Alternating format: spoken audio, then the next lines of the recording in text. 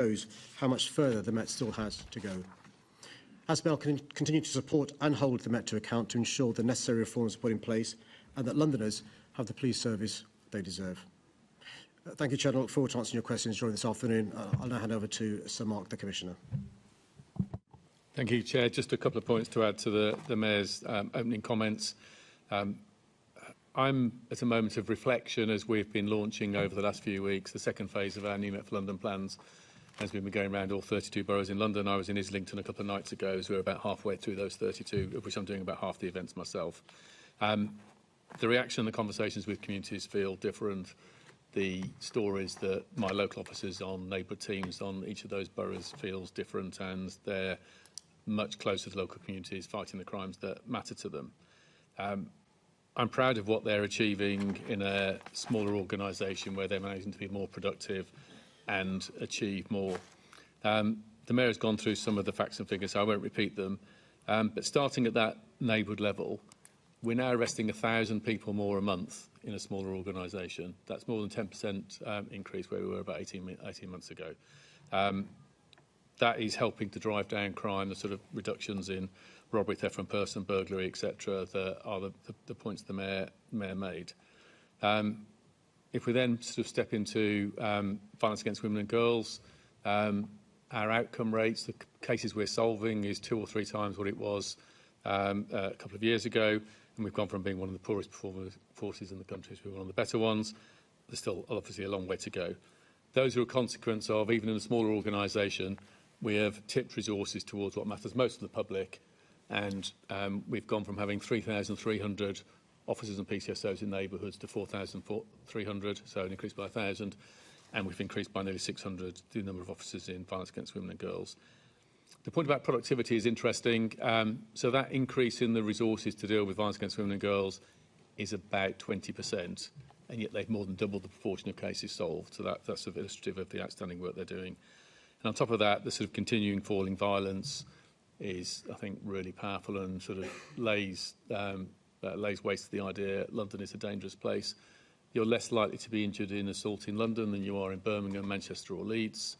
Our murder rates are at record lows. Murder in London is lower than Paris, Brussels, Berlin. It's lower than every US state. It's lower than Toronto. London is a safe place. But there is, of course, more to do, and that's what we're working on in New Met for London too.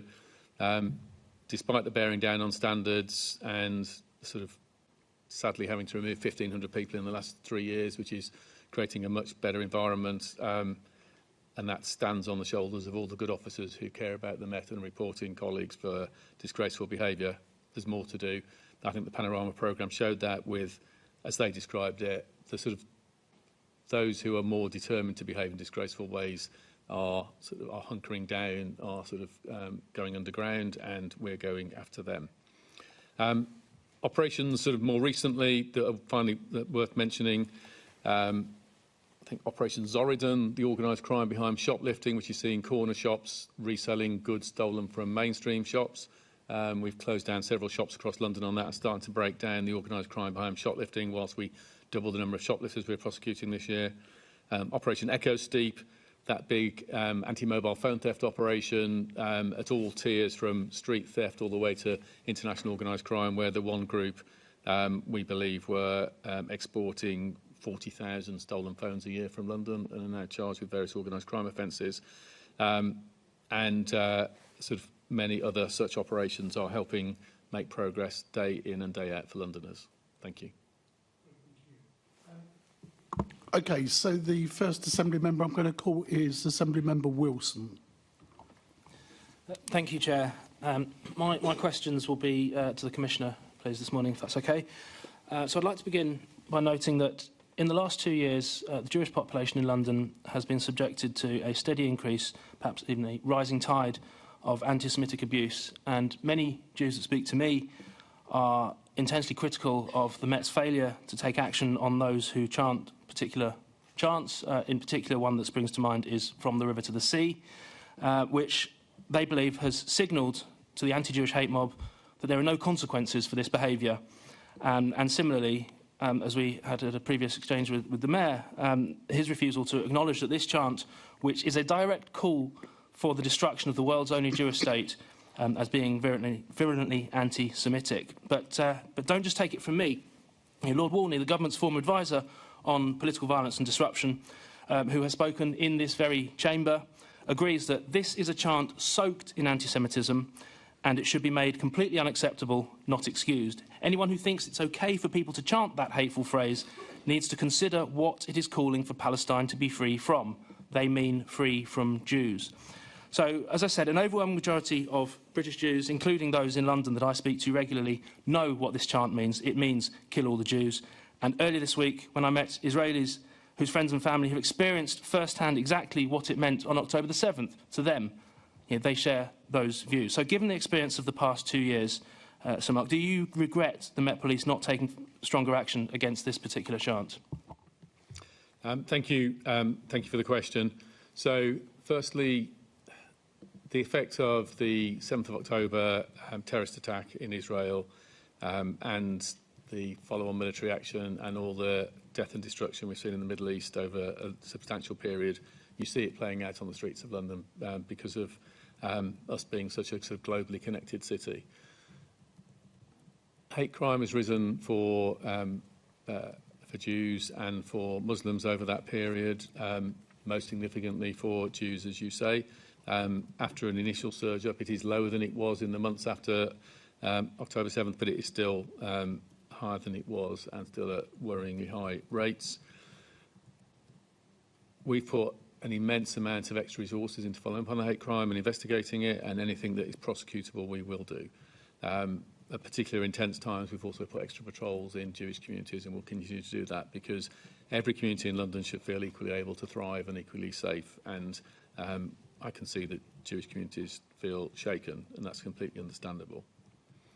When it comes to public order legislation, we've used the powers available to us under the law to greater effect with greater assertiveness than we ever have done before. We've put more conditions on protests. We've made more arrests at protests for public order offences, hate crime offences, terrorist offences than ever before. But we operate under the law. There are a range of opinions about what different phrases means. Everything that is marginal and contentious, we have tested with CPS, we've tested with lawyers, that is it something that is prosecutable? And we are prosecuting everything that CPS are prepared to prosecute. That's not said in the sense of criticising them, that's just in terms of their judgment as the law officers they are. And so we're using the law as robustly as possible. If Parliament wants to change the balance in terms of what's allowed in protest, what's allowed in language, that's a matter of Parliament. Policing polices without fear or favour, and we do that as robustly as we can do, taking full account of the impact on protest and language on communities. Thank you for that response. I would suggest that perhaps not enforcing the law as robustly as you can and you do have the powers for. This is a genocidal chant, it is an insightful chant, and under the Public Order Act, the legislation that we have, we don't need additional powers. You can, and in my view, and in the view of many of the people that I speak to, should be more robust, should be stepping in to a greater degree when that particular chant is given. And one of your predecessors, Sir John Stevens, commented last year that I don't know why there is a feeling there's not enough powers. There are enough powers. He believes that, I believe that, and I say lots of other people that I speak to do believe that. But perhaps maybe to help with what I regard as the mental gymnastics that have been involved in some of this discussion, it's worth looking at who in the past the Met has taken advice from on this matter. The likes of Sadiq Malik, who, according to Lord Rowley's report, was present in the operations room during some of those early protests in October 2023, despite having personally led this very chant at previous events. Mohammed Kosbar, on the record praising the founder of Hamas as the master of the martyrs of resistance, and having been photographed with the then leadership of Hamas a few years earlier. So I note that you have cut ties with those two individuals subsequently, but do you not agree that it was a terrible oversight in the first place to effectively be taking advice on those chants from people who themselves have had a track record of taking part and leading in those chants? Your inference that we've taken advice on chants from those people is not accurate. We assess chants ourselves. We do engage with all communities in respect of our activities, but our independent operational decisions made under the law when anything is marginal and contentious, and all the examples you've given are those, and there are many others, in some cases we've arrested and put files to the CPS. In other cases we've asked for advice from CPS before making arrests. So we are using the law to the full force that it's available. And we are regularly... I'm conscious of the time. Let me finish. We're regularly criticised on both sides. So we're in the middle, refereeing tension in communities, and there are some on one side of the argument would say we overuse our powers, we're too assertive, we're unreasonable, and there are some on the other side of the argument who would say we're not assertive enough, we underuse our powers, and that's unreasonable. That's the reality. We are, without fear or favour, under the law, in the middle doing that. And if Parliament wants to change the law in terms of how protests are organised and police, that's fine. If Parliament wants to change the law in terms of making explicit phrases illegal, but at the moment, all the legal advice we have from King's Counsel and from CPS says that these offences aren't prosecutable. That doesn't mean I'm saying that many in communities don't find them offensive. All I'm saying is they're not prosecutable. OK, I'm conscious of the time. As a quick kind of yes or no, do you feel regret that those members of the Jewish community that I speak to and others speak to do feel they have been let down by the way these protests have been policed, by the way these chants and these calls, which are calls for death to Jews, the way they've been dealt with? If somebody calls explicitly for death to Jews, they will get arrested for that. So please do not infer that we've allowed... Does that include Bob Dylan? Let me finish. Please do not infer that we've allowed people to say that, because we haven't. So I do not Commissioner, I'm out of time. I need to leave time for my colleague. I do not like the fact that any community in London feels less safe than we would all want them to. That is deeply troubling. It's troubling that there are people on different sides of the argument trying to whip up sentiment in all sorts of in both directions. We will keep bearing down on things that are against the law, that are hate crime, and we'll do it with all the force we can do. And we will be assertive in managing protest to balance the rights of the protesters with the disruption to the life of the community within the powers given to us by Parliament. OK, I hope you do, because there is no other community in London that has been subject to such a level of relentless and persistent hate as the London Jewish community in the last 2 years. I have to finish there because I need to leave time for my colleague. OK. Any other contributions on this particular question? It's Marina's turn next. Yeah. So if not, I'm going to bring in Assembly Member Ahmed. Thank you, Chair. Good afternoon, Commissioner. Good afternoon, Mr Mayor. Commissioner, while some of the front counter closures have been mitigated, there is still deep concern. Given that the police stations will still be open, how much will you realistically save, and how much are you ensuring that in the upcoming budget we will not face more cuts to front counters and other core policing commitments? So we said at the start of our budget process last autumn that we had a £260 million budget gap. Some of that was closed by additional funding from the Mayor and from the Home Office, but some of it remained, and we had a long list of tough choices which we assembled to balance that budget. As part of that, 7 million of those savings have come from front counters, and the plan that we're executing upon achieves that 7 million. On top of that, several thousand officer hours a year will be saved as well, where officers were backfilling within front counters. That's officer time taken out of policing communities, but the actual cash saving in terms of front counter time, largely staffed by police staff, is 7 million. We don't have plans to go further than the current changes. Clearly, all plans and all resources are subject to future budgets, but that's not something we're currently planning on. So those changes are rolling out. People will have seen that whilst we had to save that amount of money, we had some initial thoughts on how we'd organise it. We did a lot of community engagement, speaking to groups across London, to reflect on our initial thoughts on how to organise the resources with 7 million less. Those conversations with communities caused us to reflect on those plans and change them. So we, rather than having fewer counters that are 24 hours opening, we have more counters that are staying open, but for sort of 10, 12-hour days, etc. So we reflected on what communities valued most of all, but we've still saved the 7 million that we had to balance it. And the reason we're doing that is people use front counters less and less for all the obvious reasons about phones, etc. And it's very obvious what matters to most people is the police officers on the streets in their area. We've gone from, as I say, from 3,300 officers and PCSOs to 4,300 in neighbourhoods. I don't want to reduce that. I want to sustain that because that's where they make a difference. And rather than chopping those resources, we decided the savings needed to come from front counters, which people use less. Thank you. You're looking at the budget now for the coming year.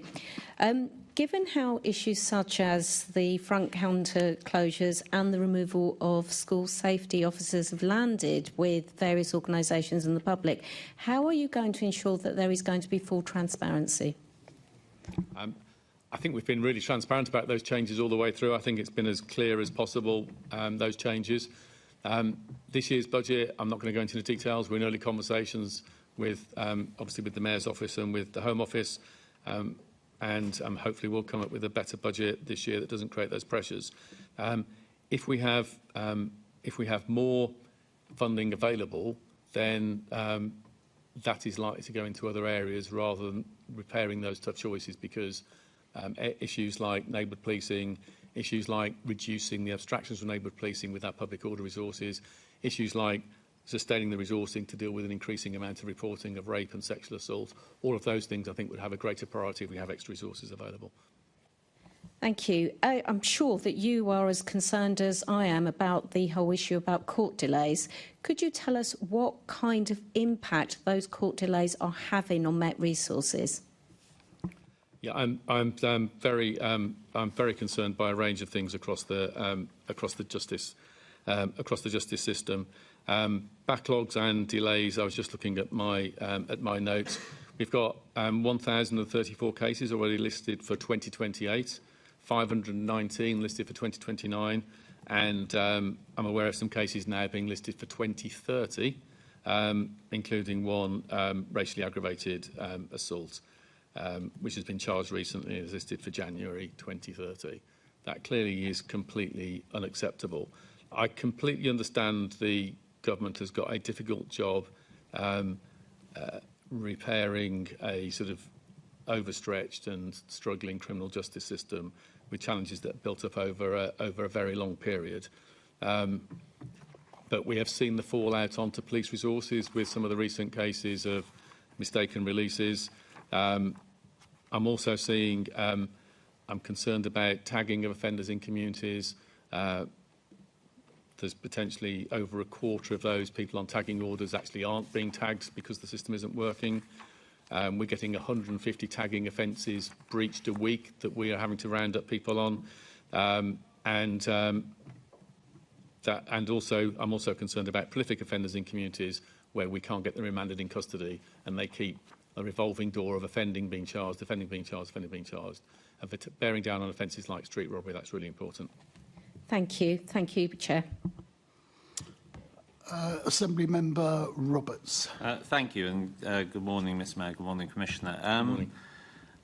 Commissioner, you mentioned earlier that you had... Sorry. Good afternoon. Good afternoon. Sorry.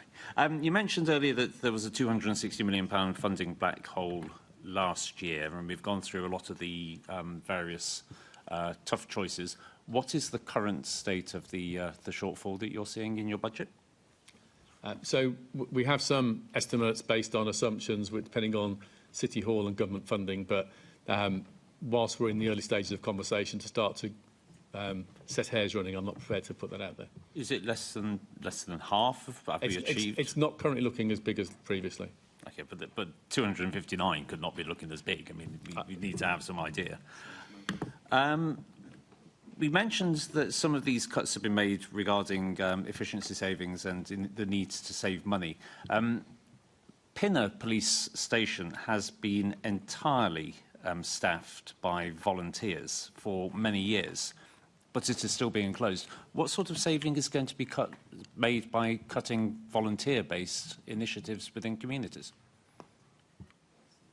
The savings in those cases are clearly less, but there is still training and the the physical maintenance of buildings, etc. So there's still issues there. So we've worked our way across the impact across London and come to the conclusion that the low usage of those premises, it's still better to close them in the way that we have done. Okay, thank you. Mr. Mayor, we've been told that these police cuts are inevitable because of funding constraints, but would you agree that some of these are political choices rather than operational necessity, given that you could step in on some of these things? Now, in relation to the tough choices, what the Commissioner had to do was, in 25-26, find how he's going to save £260 million. And that's on top of the £1.1 billion he and the previous 3 commissioners have saved since 2010, £1.1 billion plus £260 million. As the Commissioner, it's important that he's the person in charge of where these savings are made. As the Commissioner very generously mentioned, we stepped in with additional funding after his original plans in relation to the savings required, which ameliorated some of the savings. We didn't dictate to the Commissioner how that additional money should be spent because he's got the expertise in terms of crime fighting and crime deterring, which I don't have, and so relied upon the Commissioner's expertise.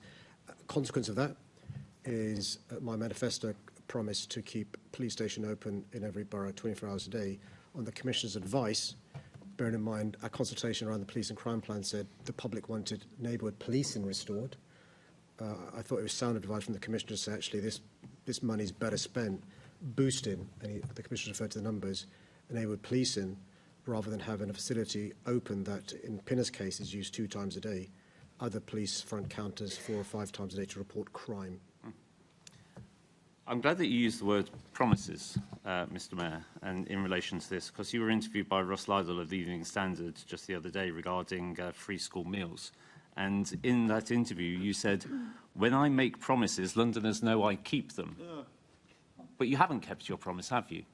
Well, according to Londoners in 2016, 2021 and 2024 in record numbers. OK, so have you kept this promise? In record numbers. Yeah. They like a mayor but this isn't a kept promise, is it? They like a mayor that keeps the city safe. Yeah, I mean, some of the promises we made in relation to times of austerity, trying to bear down on violent crime. When you look at some of the numbers, they're quite remarkable. One crime is one crime too many.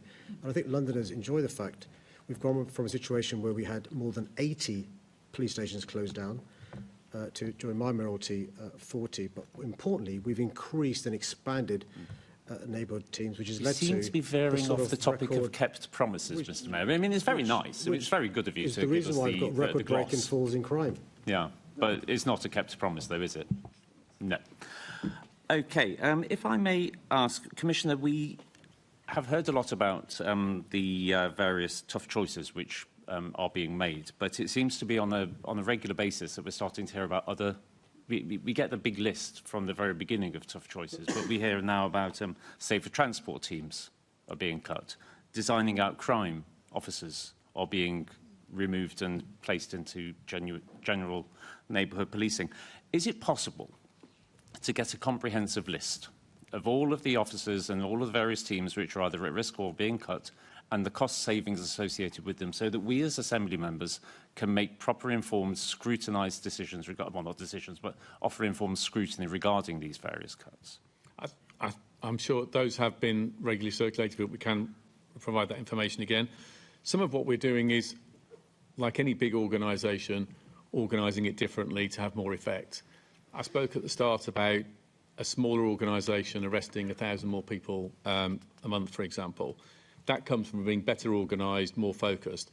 There are lots of changes behind that aren't about budget savings. They're about putting resource in different places. So, for example, one thing that we did 18 months ago was some of our central proactive resources we moved to local BCUs to be closer to the local crime patterns, and that's helped bear down on issues like shoplifting, phone theft, in support of neighbourhood teams. So we're constantly flexing based on the problems. You do that in any big organisation. I'm sure you do that in your council. Yeah. But we had a list last year where we actually had to say we had to make some tough choices around issues like mounted policing, firearms, forensics, dogs unit, front counters, parks policing, intelligence, supervisory ratios, a whole range of different things that we did that have been widely circulated. Some of the things you're picking up are being presented as tough choices. They're not. They're different ways of organising resources. Okay, thank you. On the closures of 24/7 police front counters, we're seeing that there are going to be some reduced hours at weekends. Is it a sensible move, in your view, for town centre police stations to offer shorter hours on Saturdays than they do on Mondays? So we've looked at the rates of visits and all the data, and we've come to the conclusion based on data. And again, I think we've circulated that information before. Okay. Would there be any option for local authorities or local community groups to make representations regarding the times that they think might be better served for their local communities, rather than the one-size-fits-all approach? That's why we did the engagement that we did when we were coming up with the plans to try and come up with the best model. Okay, thank you. Just touching on these, because it is quite a lot of cuts that we're seeing to services, and we know that we're hoping to get more money from the Chancellor for policing in London. Do you think it's sending the right message to the Chancellor that we can keep making these cuts, keep making these savings, keep making these efficiencies, whichever you wish to call them? And the Chancellor may very well look and say, well, I don't need to give them an uplift in funding. They will do all of the hard yards for me, and I won't need to give them any extra cash at all. I understand the logic of that question, but it's my job and all my colleagues' job, regardless of the resources we've got, to do the best we possibly can do for London. The fact that we are, say, arresting 1,000 people more a month, the fact that violent crime is coming down, we're solving more violence against women and girls offences, sort of neighbourhood crime is coming down, we are being much more productive, even though we're being forced to shrink. Now, you could say that's politically stupid. I'd be much better increasing crime in London to get more money, but I'm not going to do that. That's the wrong thing for the public. So we will keep doing the best thing we possibly can do, but also making the argument that we're policing an extraordinary capital city, and we're showing we can be more productive. We're showing we're a good place to invest money, and good policing, as our submission for the spending review said, policing, every pound you invest on policing, nationally, there's been some research done, that generates £4 for GDP. So better policing, safer communities is worth doing. Thank you. One last question, and I'm sure it's something which is of interest to the entire Assembly. We were promised the estate strategy in the summer. Can we be given an assurance that we will have a finalised estate strategy by the end of this year?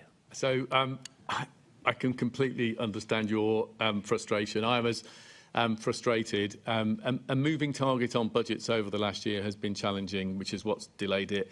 It is completed. It is sort of being worked through ourselves and City Hall in terms of publication date. Our hope is it's going to get published in the next few weeks. It should be this year. This year? Yeah, that's my intention. Mr. Mayor, can you? But I would say though, it will illustrate a massive funding gap because the capital required when the buildings we have at the moment, half of them are subpar, and we have a extant budget to refurbish every police station in London every 125 years, which is clearly woefully inadequate. Our electrification of vehicle fleets, lots of other factors means it's going to be it's a big bill, and we're going to fall short of our ambition. Thank you. Thank you. Thank you for that. You're out of time now. Moving to Assembly Member Hall. Thank you, gentlemen. Very unusually, I am disappointed in one of you, but I am completely appalled by the other. So, Mayor Khan, in January, I asked if we had grooming gangs in London. You dismissed my question by saying you didn't know what I meant. What does she mean, Chair? What is she talking about? I have to tell you, the rape victims knew exactly what I was talking about, and actually so did most other people. So would you like to apologise to all those victims of the rape gangs that actually saw you dismiss this? Chair, I'd like to begin these topics by always thinking about the victims and survivors who've been treated appallingly over many, many years, particularly in the northern towns. And what they want is two things. One is support, and it's very important we give them support, and I'll set out shortly some of the support we've given to victims of violence and sexual exploitation.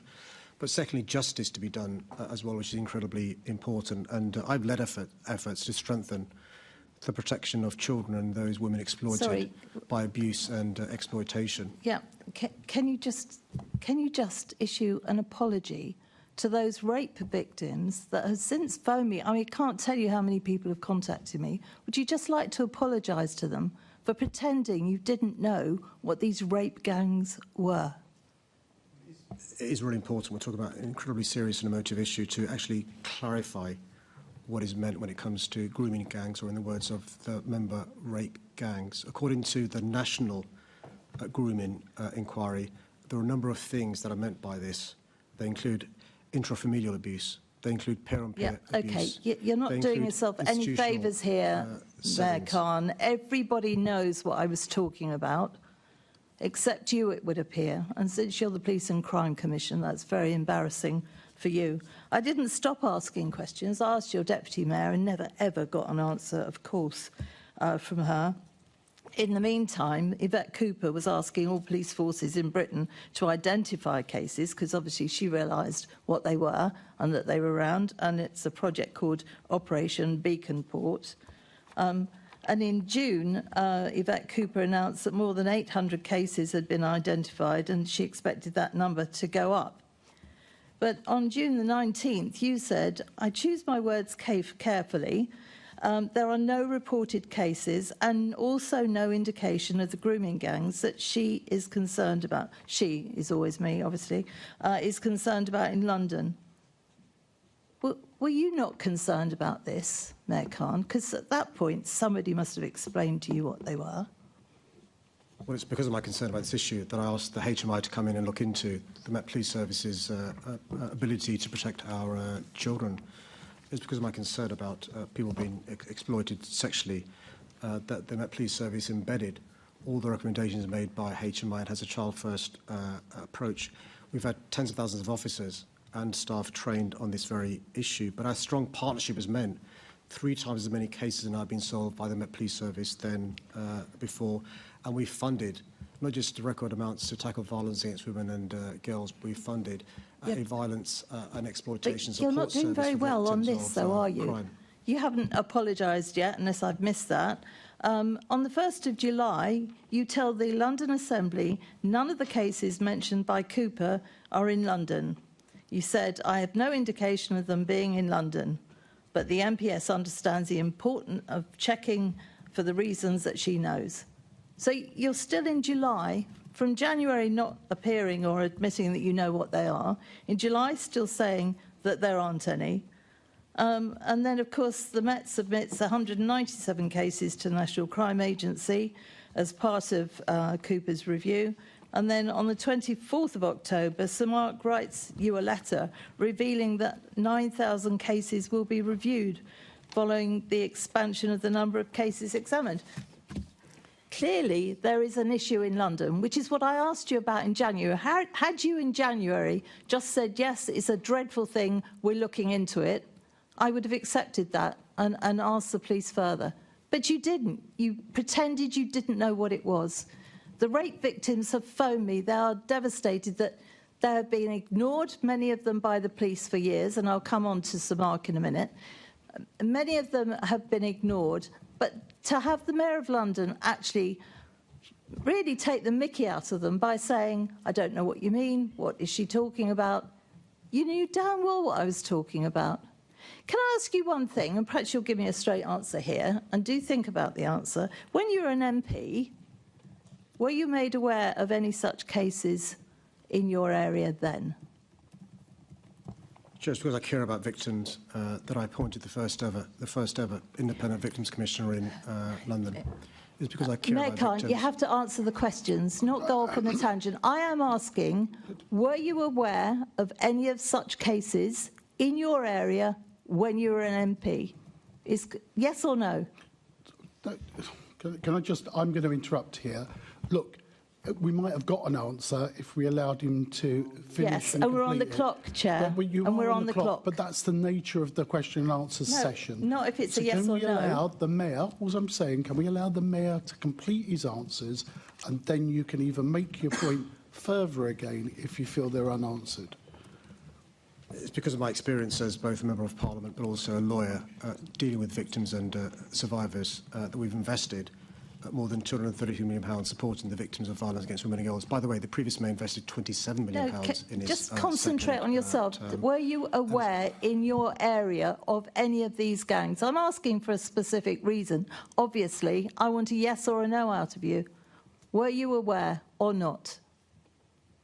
It's because of my experience as a Member of Parliament and as a lawyer that I've invested so much in supporting victims. It's the victims and survivors where my priority has been, which is why I asked the HMI to look into whether the Met Police was doing what they OK, possibly I'm going to could. ask the Commissioner because he answers properly. He answers questions.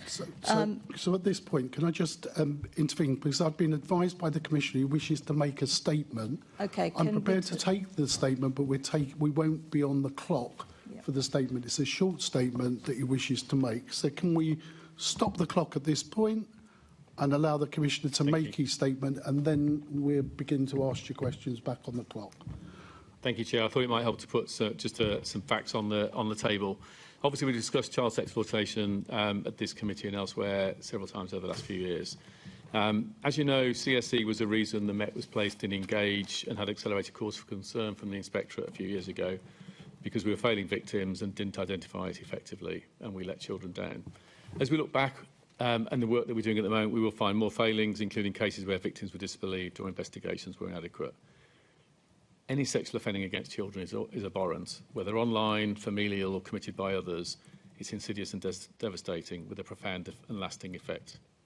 Group-based offending, including that characterised publicly as grooming gangs, is one awful example of the many horrific abuse methods. The look back is part of a national audit being coordinated by the National Crime Agency and Police Chiefs Council. The first phase took place over the summer, but phase 2 now is the formal start of national audits and builds on phase 1, and it will run for several years. The first stage will complete by April next year. This requires each force to identify and undertake an initial assessment of any group-based cases where there's been a sexual offence involving 2 or more suspects and at least 1 victim. That's the ICSA definition. And in these cases, where they've resulted in no further action by the police or Crown Prosecution Service. These assessments are simply a triage designed to ensure any subsequent investigation activities focused on the right cases. This definition of group-based offending, I should stress, is beyond that characterised as grooming gangs and includes intrafamilial cases, institutional-based abuse, peer-on-peer abuse cases and others. This definition and a first-cut research across our database suggested there might be 9,000 cases potentially in scope over 15 years. And that's the update I provided to the Mayor a few weeks ago, which has led to some unbalanced reporting and commentary inferring this means 9,000 cases of grooming gangs, which clearly and explicitly the letter said it did not. The letter was clear on these points. It is important for us to use precise language and consider its impact on victims and public understanding. So, for example, that data-led search of 9,000, as we start to work through them, we find that some of those don't actually fit, when you look in detail, don't actually fit the specification. So already having looked through 2,200, only 1,200 are in scope. So that 9,000 number will come down as we work our way through that. And then we'll be looking for the ones where there's been nobody prosecuted and where there's potential opportunities for further investigations. We've got 26 officers dedicated to these assessments, which is about 20%, about a fifth of our specialist child exploitation teams. And that's sort of indicative of just this assessment phase creating stretch in the organisation. So to be absolutely clear, this assessment will rule out some of the initial 9,000, but I would expect the final work with the National Crime Agency to possibly identify maybe 2,000 or 3,000 cases where no one was charged and there are missed or new investigative opportunities, or suspects may still pose a risk. And I stress again, that number, though, will include, and it will straddle, online, intrafamilial, institutional, and peer-on-peer cases, as well as those characterised as grooming gangs. The resourcing of this, without damaging today's work, will require the extra funding that Casey recommended. As well as looking back, it's worth mentioning current cases. Each month, the Met records around 2,000 sexual offences. Around half of those are child sexual abuse cases across all types. Around a third of those are flagged initially as potentially exploitative, i.e. CSE, potentially familiar or online. Our current caseload includes tens of complex group-based cases closest to what the public may understand by the term grooming gangs. The most serious of these cases have been investigated by specialist crime teams, and they include a mix of recent and non-recent offending. The ethnicities of suspects and victims are varied, including suspects from white British, black British, British Asian, white Irish, Albanian, Afghan, British Indian backgrounds and others. This is reflective of the diversity we see in the city. In these cases, we do not see the typology reported elsewhere where there have been cases of offending committed by groups of Pakistani men on white British children being the sole or majority case. It will be part of the picture, but it's not dominating in the way that's been reported elsewhere. Several of these cases are also in time with criminal exploitation of children around gangs. This is a snapshot in time. Our data isn't perfect, and I'm sure the numbers will fluctuate. The Mayor's already mentioned some of the improvements we've been making. In fact, we've been solving 3 times as many cases in recent months as previously. These are across lone and multi-handed offending. We've trained 11,000 officers to identify exploitation. We've got 72 more people in our exploitation teams. We've given specialist training to 1,200 detectives identifying exploitation and trauma-informed practice. We've got new terms of reference focusing on perpetrator disruption and 23,000 officers trained to avoid victim blaming. This work was recognised by the HMIC and led to us being removed from the Engage programme alongside other improvement work. Our early identification is improving our understanding of exploitation in London, and CSE reporting will continue to rise as these improvements take place, as you would expect. It has a knock-on effect on our resourcing, and we need to very, very carefully balance our work on today's live cases with our work looking back on historic cases. And we expect the reinvestigations to take several years and to potentially take at least 60 or 80 specialist officers over that extended period. And as I say, as Baroness Casey recommended, they need to be fully funded so as not to be stripped out from elsewhere. Funding is not the only challenge. The skills required in these officers are not in great supply, and building that capacity and skill will take time. We're determined that with others, the Met will safeguard the victims of all child sexual abuse wherever possible and bring those responsible to justice. But most of all, I want to stress, I wanted to lay that out because of the complex mix of offending we're talking about and the complex mix of demographics of offenders, of victims, offending types, which there's too much ready reach to simplistic analysis, which risks misleading the communities. Thank you, Chair. Thank you for that statement. Just before I call on Assembly Member Hall, I want to, as we go immediately to her to continue her questioning, can we start the clock? Assembly Member Hall. Thank you. Sir Mark, there is no way I don't understand that this is a very complex matter. I would like to point out that I never at any point said to the Mayor Pakistani groups. I am more than aware that the groups in London are from very different demographics, which is why I was very specific. My biggest disappointment, which is what I referred to in the first place, is that on the 11th of February, I think there were 4 or 5 of us from the Assembly that had a private briefing with a commander, I won't name him, and we were told absolutely there were no sorts of grooming gangs of this type in London. Now, I pursued it because I had had so many people calling me about it. But whether that was to put us off questioning or what, I don't know. But it was such a disappointment to me because clearly we've got 9 million people here. It cannot be that London was ever going to be the only place we don't have this specific issue. Now, I know when you flag different crimes, I know you do that. Have you always flagged grooming gangs as a specific? No. No. So 2 points. Firstly, I'm sure that commander, if that was the impression you left, that wasn't his or her intention.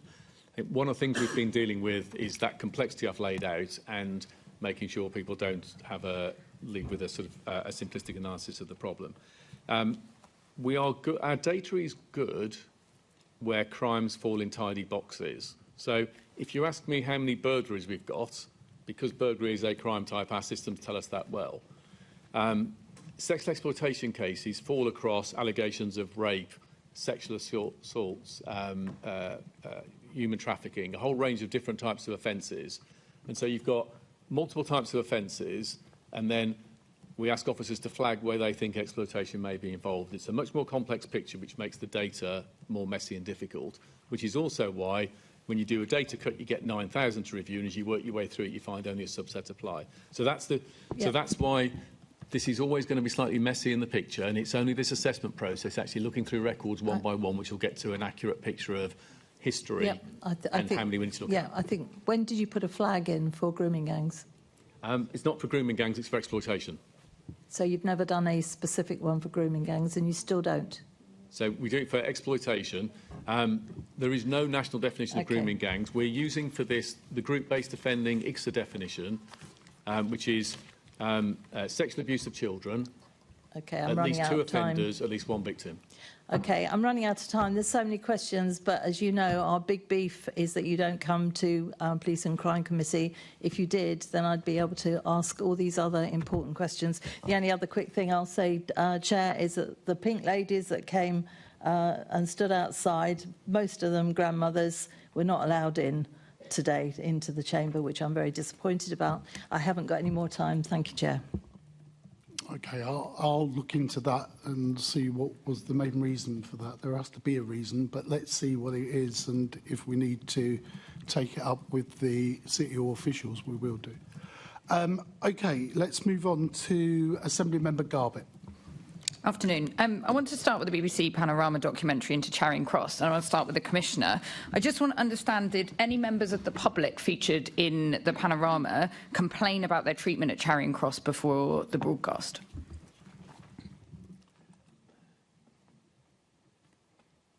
I'm trying to make sure my memory is correct on this. I'm pretty sure they didn't, but I'd have to double-check 100% on that.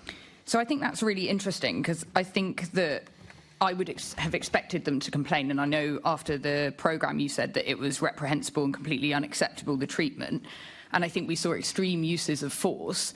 So would you have expected people to have complained given the treatment that they experienced? If people receive unacceptable treatment at the hands of police officers, of course I'd expect them to complain, and I would encourage, I'd do more than that, I'd encourage them to do so. And hopefully they can see, as I said earlier, we've been bearing down on integrity. Removing 1,500 officers and staff in 3 years is completely unprecedented, and there's more to do. The fact that most of those people have already left the organisation is indicative of our commitment to this, and hopefully encourages the public to step forward when they've got information.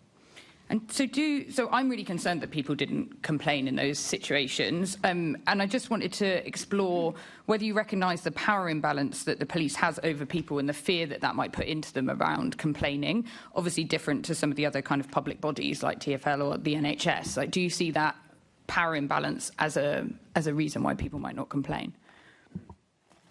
I guess there are lots of reasons that somebody might not complain about public authority. But that's why we have an independent body, the Independent Office of Police Complaints. So if they don't trust the police, they can go directly to them. Likewise, we've got independent reporting lines via Crime Stoppers, through our own systems. We've given multiple routes in for people to complain. Also, they can do it through third parties. If someone wants to complain, we sometimes get complaints via, probably via your office, via local MPs, via local councillors. And we'll take complaints through all routes and assess them individually, because the small number of officers, minority of officers who we need to remove, we want the information to be able to deal with that. So I've been reading some of the 30 patterns of harm, the Dr. Daniels report that came out last week. I know that it was finalised in July, but has only just surfaced. And in that report, she states that the Met's complaints pathways are not neutral mechanisms of accountability. And I wondered if you had any reflections on that. Shireen Daniels' report looks across reports over many, many decades and brings her own sort of insight and expertise to the subject. She's encouraged us not to leap into action straight away, which we're not. we're talking about, we're reflecting on it with our staff associations and with community groups.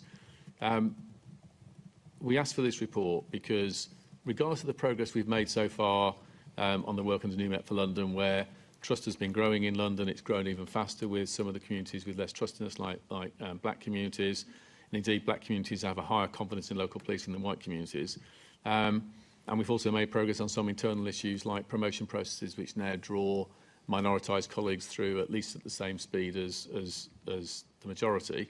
But we can see areas we need to improve, and her report will help us identify and bear down on those. So it brings some different insights and some challenging insights, which I'm also pleased that it's resonated with black colleagues in the organisation. That's another reason for us to pause and reflect and make sure we pull out the right issues to work on.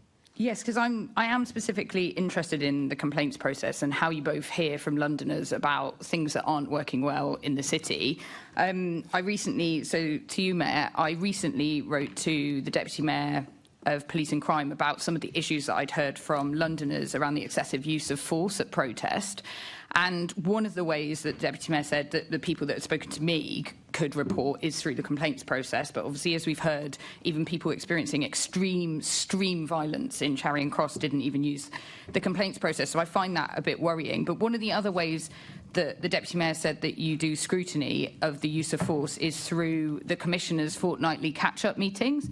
So I just wondered what information you review around the use of force and how you get assurance around the proportionate use of force at protest at those meetings. Well, you've asked a big question, so I'd appreciate a chance to respond to your big question, which is how the police are held to account. Which is not just a London challenge, it's a challenge across the country and across the globe, how the police are policed. Of course there's a power imbalance. Of course there is, across the globe, when it comes to holding the police to account. And that's why Parliament, in its wisdom, has decided that there should be not just the Professional Standards Directorate in the police service, the police holding the police to account, but an independent office dealing with police conduct. And as the Commissioner said, unusually a third-party route in, because the reasons you've articulated, often if you're the victim of police misconduct, you're slightly anxious about coming forward and reporting that to the police. You asked for some examples of how my bilaterals with the Commissioner lead to some of the issues you've raised being addressed. I'll give you the obvious example, because it's relevant to some of the progress the Commissioner has made, the use of handcuff before arrest. The Commissioner has taken huge steps. Let's not forget a police officer lost his life because of an improper search on the streets, and so the context matters. But he and his team have made a conscious effort to try and reduce concerns around excessive use of handcuffs pre-arrest. At the same time, being cognizant, there's often very good reasons, and forgive me, Commissioner, for talking about these things, but there are often a very good reason why the police need to search and put handcuffs on before somebody's been properly arrested / charged. Another example is the intimate searches of children are raised with the Commissioner. Again, it's worth saying because it's an example of progress made under the Commissioner's team. Some of that was brought to light, obviously, because of Child Q, and Child Q's case only went to the IOPC after a solicitor intervened. So I do accept that there is an independent body, but a lot of the complaints that go to the IOPC end up back with the police, or, as in I just said, in Child Q's case, it took a solicitor almost 3 months to get the police to refer that to the IOPC. So I think in my questioning, I'm really interested if we could explore maybe removing the police disciplinary system from the Metropolitan Police to look at having that as kind of civilian oversight, or just kind of putting trust back in our communities that they have a properly independent place to report their complaints. Well, as you know, I've got a huge amount of respect for solicitors who deal in this area for obvious reasons that you're well aware of. I mean, to give, again, this Commissioner, I'm in danger of making him blush, but this is the Commissioner who said to the Home Sec there should be proper vetting of cops. It should be easy to kick them out. I'm fed up with police officers who have acted improperly, not having action taken against them. You know, I'm all in favour of lobbying Parliament for changes in legislation. Actually, one of the things this Commissioner has done is do just that in terms of regulations. But if there are any other areas of police misconduct the member wants Parliament to change, you know, I'm more than happy to work with her in terms of that. But I think it would be an unfair characterisation to suggest this Commissioner, and I don't take this issue seriously. I just think it's about how we're hearing from Londoners who are experiencing extreme uses of force, and if they're not complaining in Charing Cross circumstances, if they're raising their concerns of me and not going to the police, and then I'm being told they need to go back to complaints, I just feel like it's an area that might need a bit of a review. So we have seen increased complaints with our clear focus on standards. We have seen increased numbers of complaints, and that's been part of help drive the improvement in standards, as has the reporting from within the organisation. We also have independent scrutiny, working with community scrutiny groups on issues like on body-worn video, reviewing use of force and stop and searches and those issues. The IFPC, as we've said, are an independent body that looks at some investigations and oversees us. And of course, our approach to investigations gets overseen by the independent inspectorate. So I think you've got a sensible balance of an organisation managing its own misconduct, and we've shown we're more robust than anyone's ever been before, as well as independent bodies outside challenging us, HMIC, IFPC, and the Mayor and MOPAC. So I wanted to pick up on the community monitoring groups, because I've heard from people who are taking part in these groups that are really concerned that it doesn't have a proper respected route of escalation. So they have reviewed body-worn camera and sometimes reported racial bias and stop and search, which gets referred to the Metropolitan Police, and then it just comes back saying everything's fine and nothing changes. And a lot of them have reported that it feels a bit like a tick box exercise. So I wondered if you're hearing that, because you've just cited it as a route of hearing from Londoners, but it obviously needs a complete review around that escalation process to make sure that it's actually, enacting change. You've heard a story there. If you've got a concrete example where somebody... Should they go to the complaints process? If you've got a concrete example where somebody feels that we haven't responded to challenge well enough, please raise it with me directly if you would. OK, I will do, because I think that's really important, because I understand the review's happening, but it sounds like the review's not going to resolve these issues, and it will reduce the number of community meetings. And I know this has been talked about as a new part of community scrutiny, so I'm really concerned that that's not being given the chance and the powers that it needs to have an impact. I don't think that's the right characterisation, sorry, that we've got so many different community scrutiny bodies that have been set up over many, many years with good intent. Ourselves and MOPAC are working together to bring that together in one more powerful group that has access to all the right sorts of material to oversee and monitor and to have proper influence on our decision making. So that's a joint piece of work. We're not designing it ourselves, but of course it will generate some bumpiness because some of these groups have existed for some time, but it's about creating something that is as penetrating and as scrutinising as possible. And I think, just a number of issues that we've highlighted here, and again about the report that came out last week. I just want to take this moment to follow up on the 2-year-on Casey review, which obviously was meant to have started in March. We had a vague promise in July that we might hear who's been appointed, but it's obviously middle of November and we haven't heard anything yet. So is that going to take place? Yeah, I'll be announcing in due course the next review in relation to post Casey. But I can share with the Assembly that Baroness Dame Louise Casey's personal diary means she herself will be able to undertake the next review, but I'll be announcing in due course what that'll entail. Does that mean I think we had a commitment before that it might be by the end of December, being this quarter, but will it be by the end of the year that we hear who's and get that started? Because I think this shows that there's a number of issues that we need to revisit. I'll try and do so. Thank you. Thanks, Chair. Assembly Member Russell, on this topic. Thank you very much. Good afternoon, everyone. I recently attended a TfL listening session with road traffic victims and bereaved families. Some reported helpful engagement with their family liaison officer, but others described being re-traumatised by the collision investigation process. Now, in the context of budget setting and Vision Zero Action Plan 2, how will you, Commissioner, ensure that borough police teams who investigate the majority of serious crashes deliver effective collision investigations, helping victims to get justice? So the core of the serious collision investigations are done by our specialists working within... I know, but I'm talking about the majority of the serious collisions, 3,500 roughly, are investigated by borough teams. It's the borough teams that I'm particularly concerned about. I know the Serious Collision Investigation Unit does an amazing job. They do about 100 investigations a year, and they're awesome. But I'm talking about the majority of the cases, the other ones. Do all the serious injury and fatal ones. So they are less serious, the ones being done. So that's why I'm sort of they are less serious, but they can still mean that someone has lost a leg or kind of had a, there are some people with life-changing injuries who are investigated by the borough teams who do need proper justice. Yeah, thank you. So clearly we're prioritising our specialists and expert resources to the most serious cases, and we'll continue to do that. The Vision Zero is not going to be achieved through the investigative route.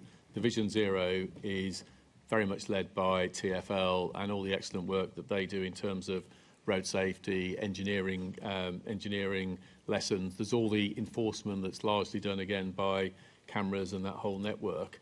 There's a whole load of different ways that we are generating safer roads in partnership, which the investigation of the tragic cases where people are being seriously injured is not the biggest effect on Vision Zero. The victims and the bereaved families, while Vision Zero has not yet been met, deserve to get justice. So this is about your priorities and how you prioritise making sure that those investigations happen. And it is, the Mayor heard these families. It is absolutely devastating if you lose someone on the road and not getting an accurate investigation. We heard about lost evidence. We heard about clothes being returned in a plastic bag still wet with blood. We heard terrible, terrible examples. And I'm just asking that the Met Police really focuses on those victims and making sure that they get the justice they deserve. So clearly, if those things have happened, those cases that's not a great handling for a victim in that such a difficult circumstance. If you read our new Met for London plan, it doesn't feature in that to a great extent. It hasn't featured in any of the community engagement events we've had. In terms of us prioritising our use of resources, the biggest focus is on things like knife crime, it's on child exploitation and these other matters. We are doing these investigations, we'll keep doing them, but it's not something that's featuring as the biggest priority. The focus of Vision Zero, I think, is really important for London, and TfL's leadership, which we support, is very powerful on that.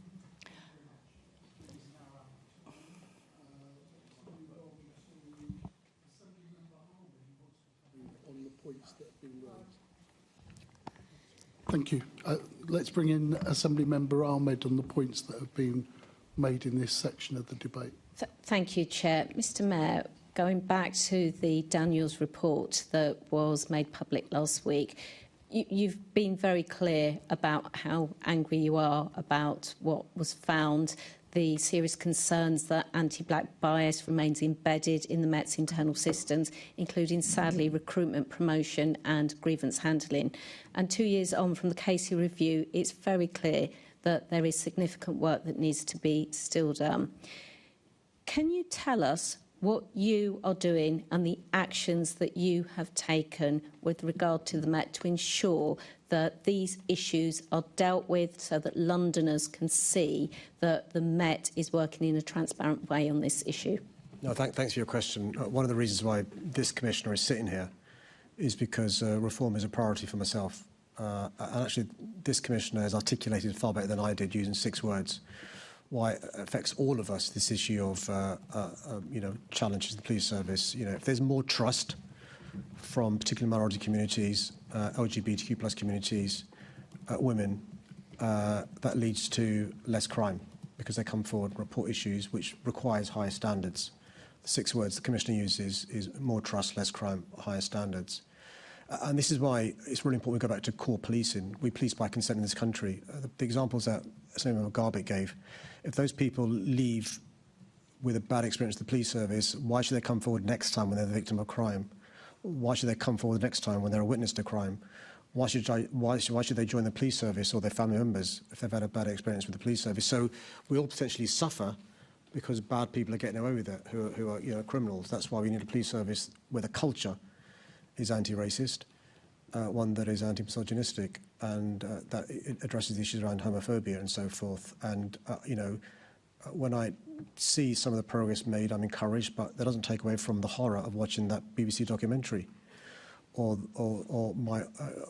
me being appalled reading Dr. Daniel's reports. I think it's 120 pages. She goes back a number of years, but there are clearly systemic issues that require addressing. I've been involved in policing in one way or the other since I've been an adult. And I say this again, trying to spare the Commissioner's blushes, but, he has removed 1,500 police officers and staff over 3 years. That's 3 times. That's 3 times what would normally happen. I've been with him when he's been quite assertive in trying to persuade successive Home Secretaries for there to be more powers to change the culture and get rid of some of the challenges there are. This isn't a case of a few rotten apples. These are systemic, embedded cultural issues that I'm afraid won't be solved overnight. And so what am I doing? Well, we're working on the next phase of Dame Lewis Casey's recommendation. One of her main recommendations was the London Policing Board, which is there to support me in relation to some of these issues. Some of the leadership changes that the Commissioners persuaded me to invest in is leading to better supervision, better leadership of these officers. Our attrition is still pretty good, around 6-7% below the national average, which means people are being more selective about whether they want to join an anti-racist organisation. If you're a racist, the Met Police Service ain't a place for you, or if you're a sexist, ain't a place for you. We've not got the same powers as undercover BBC journalists have. I mean, I wish Sir Mark could have officers wearing secret, covert kits inside police stations and so forth. He's not allowed to do so by law. So we're thinking about what more we can do so everyone understands this is a changed police service. But can I reassure you, I'm not going to arrest till Londoners get a police service they deserve. Final point I want to say is this, because sometimes police officers watch this. This does not take away from the excellent police officers we have. I'm not criticising those officers and staff, but there is a cultural issue that demands change, which is what I'm trying to get to. Thank you very much, Mr Mayor. Thank you, Chair. Okay, we're now opening up the floor. I'm going to take Assembly Member Rowley as the first question. Thank you, Chair. And Mr Mayor, your predecessor, as well as the previous government, consistently underfunded the Metropolitan Police, so you've had to address some of that balance by providing increases in funding to the police. With the forthcoming budget coming up from government, are you seeking for the government to readdress some of that balance? Yes, just to remind colleagues where we are and how we got here. In addition to the £1.1 billion worth of cuts since 2010, the Met Police has suffered a third of core funding. The previous mayor failed to use the levers at his disposal, council tax, to try and fill some of this delta. So a combination of central government cuts, lack of support from which is one of the reasons why you've got police stations closing down, front accountants closing down, staff being lost. Now, I'm not criticising previous commissioners. One of the things the previous mayor said to them, not unreasonably, was make sure you keep police officer numbers, warranted officer numbers, up. And that's why when this commissioner joined, he used a phrase which I quite like, saying the Met Police Service is bent out of shape. You've got warranted officers doing back office stuff. They're overpaid to do that stuff, and frankly speaking, it's not their skill set. So I'm lobbying the government for additional funds to make up for 16 years worth of austerity. At the same time, recognising we've got real challenges today. Good news, in just the first year of this government, we had an increase by more than 30% of national and international capital cities grant. Good news, we've got in 1 year £280 million additional investment, which is more than every year put together during the Conservative Lib Dem years and the Conservative years. Slightly good news, in the CSR, the Treasury announced a 2.3% uplift for the entire country in policing. We need more than that, frankly speaking, in London for the reasons that the Commissioner articulated in his opening. I'll give you one example before I end, which is in the first 9 months of this year, and the Commissioner will correct me, in the first 9 months of this year, we had more public events that the police have got to deal with, ceremonials, sporting events, festivals, protests, than 12 months in a normal busy year. So there's more pressure on the police service. That's why we need more investment. So, Commissioner, we've heard from the Mayor about the increased level of funding from the Mayor's precept and the Mayor's office, but also from government that we've received in the last year. So that has led to some leading to the view that the Met isn't handling its finances properly if it's getting increased money from government and increased from the Mayor. What would you say to that? And in terms of the tough choices that you are having to make, are you on track in terms of the budget savings for this in-year of delivering of that? So take this sort of simple tactical question in terms of this year's budget and delivering those savings, both the people-based savings and non-people. We are on track at those. Obviously, we're tracking them regularly at my executive committee meeting. Clearly, the baseline that matters to me is the sort of inflationary pressures meets funding, and that's where the delta can sometimes arise, regardless of the extra funding that has been provided, and with significant pay rises, which are largely agreed nationally, significant pay rises because of inflation, then that's where those tensions come.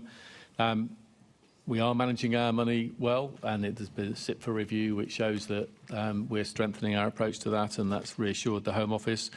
And I think the fact that we're showing that in a smaller organisation we're being more productive shows that we are, if you like, a good investment because of what we're achieving, best value with the money that we are being provided with. The fundamental issue with this long-term picture has led to completely reasonably successive commissioners and mayors using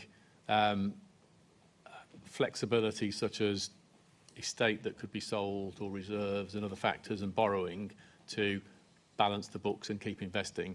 All of those things run out eventually, don't they? Because they're not things you can do infinitely. So we've got to over the last couple of years, we've got to a difficult moment where the runway on those issues has run out and our sort of sustainability of our funding is challenging, and that is playing into those conversations.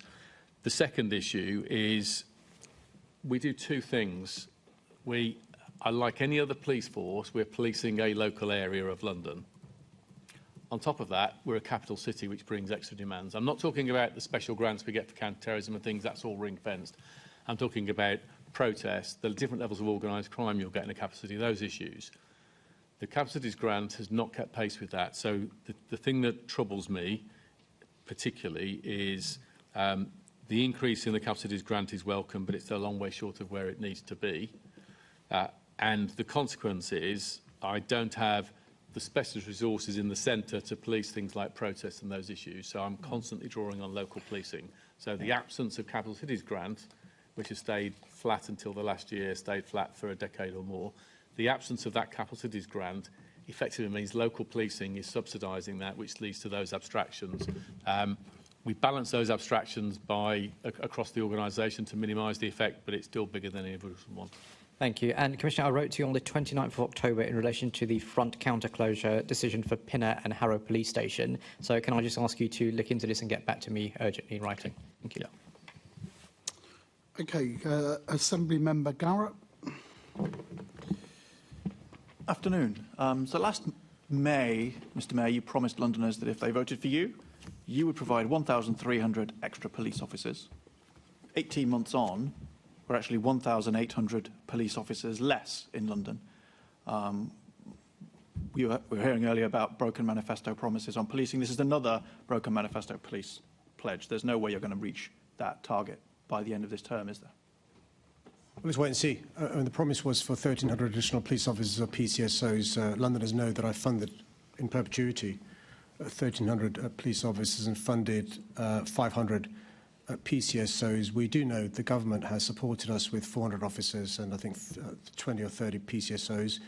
Also, because of the additional funding that the Commissioner referred to, we managed to protect 930 officers that otherwise we would have lost from neighbourhood policing. So we're going to carry on from City Hall, invested in the police service, trying to build up the number of police officers and PCSOs we have. Sure, but you're down 1,800. Nobody thinks that you're going to get to plus 1,300, which is now, you know, we're 3,107 short now.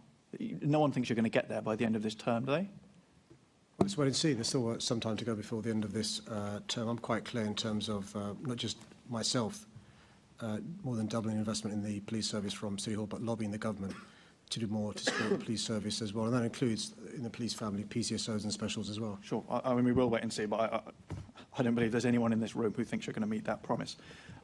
Commissioner, we've heard a lot about tough choices, and you've made no secret of the fact you think people should be giving you more money, governments, and probably anyone else who's got any. Are you offering? I would love to have the kind of money that would make a material difference to the Met budget. I'm afraid that the humble salary of an Assembly member doesn't provide. £90 million was spent on the Command and Control IT project, which was effectively then binned and started again. That's £90 million of tough choices that are not caused by politicians not giving you enough money, but by the Met Police failing to spend the money that you've got. Is that fair? So, a couple of points. Firstly, you're not exactly comparing life with life. The savings we're making now are recurring savings every year. You're talking about a one-off capital spend. Forgive me, Commissioner. Let me do I was going to say something more, though. Well, I was just going to say that, but the Met doesn't have a capital funding. All of your capital is funded from revenue. So I appreciate it's a one-off, but 90 million quid is a lot of years of front counters, isn't it? And as I said earlier, a lot of it's funding from borrowing, which then has a long-term tail on revenue. Exactly fair point. The capital grants to policing were killed off in the late noughties, early teens, which has added extra stretch to policing budgets. Our technology is one of the things that we're trying to fix. It's one of those foundational issues that we talk about in our plan, which is way inadequate. Our command and control system is an adaptation of a 1970s baggage handling system. The number of people who can still program in that computer language in the world is ever decreasing. Replacing it, when you've got an old piece of machinery that's been infinitely tailored to... Forgive me, Commissioner, you appreciate time is short. I'm not arguing you shouldn't replace it. I'm arguing you shouldn't have wasted 90 million quid, binned it and started again. It's a complex thing to replace. That programme was run, and the supplier, there was a view the suppliers were failing, there was a dispute, the contract was ended, the legal dispute was settled, and we started again, and we're working our way through with another contract and other suppliers, and hopefully in the next over the next couple of years, we're rolling out the new solution. It is important, but these big programmes on something which it's probably our most important system, because 24/7 the safety of London stands on that, and the complexity that you're asking for from a provider is enormous. There are very few providers who have systems that are working on this scale with this reliability.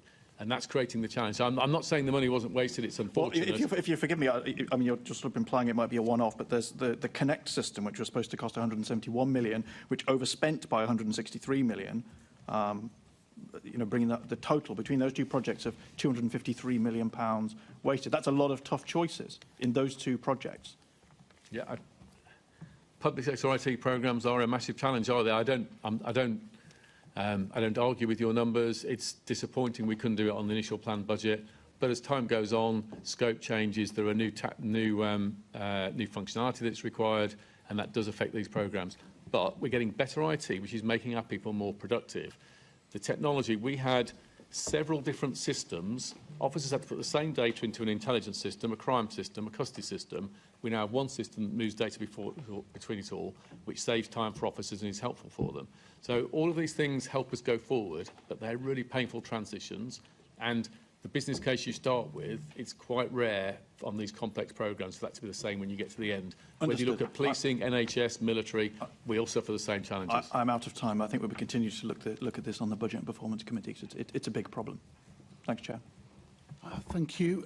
Moving on to Assembly Member Mathus. Thank you. Commissioner, firstly, thank you for listening to residents across Hillingdon and western parts of Ealing, and representations from myself and local members of Parliament, and keeping the front counter open at Hayes Police Station, a very welcome decision. On a recent school visit that I had in that area, I listened firsthand to a 10-year-old girl tell me about how she felt afraid and unsafe on the streets of West Drayton after protesters had started protesting in the neighbourhood and flags were erected everywhere on her local streets. Commissioner, you said yourself that protest policing is now the single biggest strain on day-to-day resources. You've talked about the capital city investment that you've received in 1 year versus the 14 years previously. How are you dealing with this unprecedented demand on resources, and are you seeking to use live facial recognition at protests? So the multiple dimensions of protest that have grown since COVID really has completely transformed the stretch on London. In COVID, we had all sorts of issues around anti-vax protests and various other matters. Then we start to get increasing amounts of environmental protests. More recently, obviously, we've already talked about the tensions around the violence in the Middle East, and on top of that, we've now got the protests around what you might in shorthand call asylum hotels and related issues. In West London and in East London, we've had quite intense protests around some of those hotels believed by local communities to be housing asylum seekers. Some of those, many of those have been sort of peaceful protests, but some of them have been characterised by violence and racist behaviour, and that has stretched resources. And I was looking for a number. I think something like sort of 6,000 officer shifts, I think, from memory, that we've used on those events in recent months. At the moment, we are using facial recognition technology is largely being used on hotspots of crime across London, and it's been very successful. We just released an annual report, close to 1,000 arrests, nobody arrested because of a misidentification. It's having a positive effect on policing hotspots and getting wanted people off the streets. We've also used it on some events. We used it on Coronation. We've used it, I think, on a football match. We've used it on a couple of Trooping the Colour events. In terms of events policing, we haven't yet deployed it on a protest. I don't rule it out, but it's a different prospect. Given the rights of protesters, I'd be nervous about the chilling effect, so we've got to be careful about when we do it. But clearly, if we had a particularly violent protest where we had intelligence there might be a lot of wanted people turning up to it, I wouldn't rule out using it. But at the moment, that threshold hasn't been met. Well, thank you, Commissioner. But, Mayor, you've just recently launched your Loved and Wanted Fund, which is going through due process at the moment, which is incredibly welcome. In West Drayton, we recently had a church that was supporting new arrivals to the UK have a brick thrown through their window. How will you be able to provide assurances to schools and to local community voluntary groups that are working day in, day out to support their local communities with these difficult times that we're facing? Well, I think us ordinary Londoners who aren't police officers need to do our bit to ensure that everyone feels loved and has a sense of belonging in our great city. And I think Londoners over centuries have been really warm at receiving people, but also to ensure those who are different, don't feel their difference in this great city of ours, and they're respected and encouraged to integrate and so forth. There's a policing role as well, in terms of the confidence it brings when people see a uniformed police officer. And that's one of the reasons why, I've been persuaded to invest even more money in policing in terms of neighbourhood police teams, incredibly important in making people feel safe. The police have worked incredibly hard just to visit, for example, places of worship, synagogues, other places of worship, whether it's a church or whether it's a mosque, temple, gurdwara, to ensure people know how to contact the police if there's any issue. Also, the Community Security Trust, who were set up ostensibly to protect the Jewish community, have done some brilliant work helping others. They've got workshops where they give great advice to mosques and other places of worship, and that's a good example of London citizenship, supporting others. And we're going to carry on ensuring that everyone feels loved and wanted in our city. Thank you very much.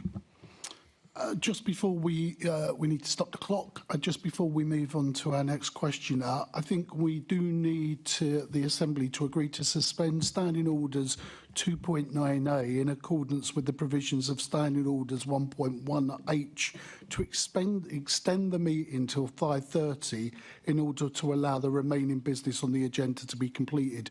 You guests do not need to be worried. You will be gone. It's us remaining aside. We're some considerable hours into this meeting, would you believe it? Can we agree that? Agreed. Thank you very much. Let's go back on the clock. Can I invite Assembly Member Best? Thank you, Chair. I would really love to introduce my bit here by thanking you as well for saving Chingford Police Station, but unfortunately we've been properly done over. So I just wanted to start with you, Mr. Mayor, and you said earlier that obviously when it comes to your promise on keeping every borough, a 24/7 station in every borough, that you said when the facts change, you change your mind. You said earlier that you listened to the Commissioner. OK, let's go down that avenue. The thing that doesn't rhyme true to me about that, the thing that I'm confused about, is in 2017, you went to the effort of in making sure we had the Met engagement plan when we were looking at stations, which meant we knew who uses stations, which meant we knew why they were using stations, which meant we knew the types of crimes that were being reported, which was really important because it highlighted things like 14% of rapes were being reported at front counters. Why on earth, if this was actually important to you, if you've repeated it year after year after year after year, fair enough, the Commissioner comes to you and says things have changed. Why did you not say, I want that data?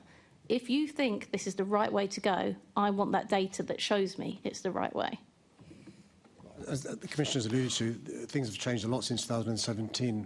One of the things that the pandemic did is it accelerated the use of technology from people who hitherto were not using technology, and we've seen that in the NHS in terms of how doctors now operate, but also in terms of the police.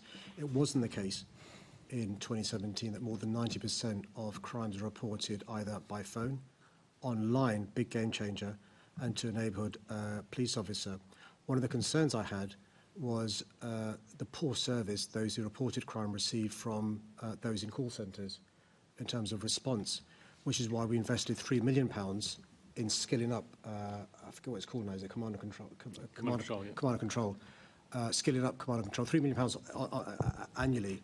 And so that service people now receive both in terms of 999 and 101 is infinitely better than it was in previous years because of the volume of calls being made there. This isn't answering at all, sorry, Mr Mayor, how you go from in 2024 believing there should be a 24/7 operation of a front counter in every borough to later in that year not believing that. And I'm going down that avenue with you. If someone said that, if someone contradicted your belief, why did you not ask for the engagement survey? Why did you not ask for the engagement survey? I was finishing the point. The second part of the way people report crimes is online. And we've hugely improved the online experience people receive as well in relation to this. And the third part of that is increasing the amount of neighbourhood teams in terms of so people's ability to cooperate.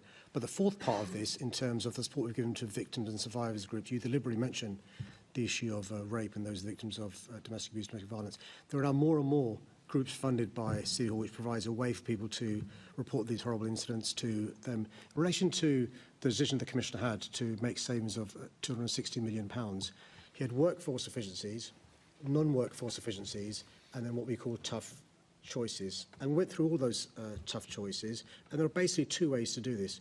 You either can have an equitable decrease of funding in all those tough choices, or you can prioritise those where there's operational advice. So, for example, if the Commissioner says, on this particular strand, rather than only cutting it by 2%, I think actually we can afford to cut it by 40% because it means less cuts here.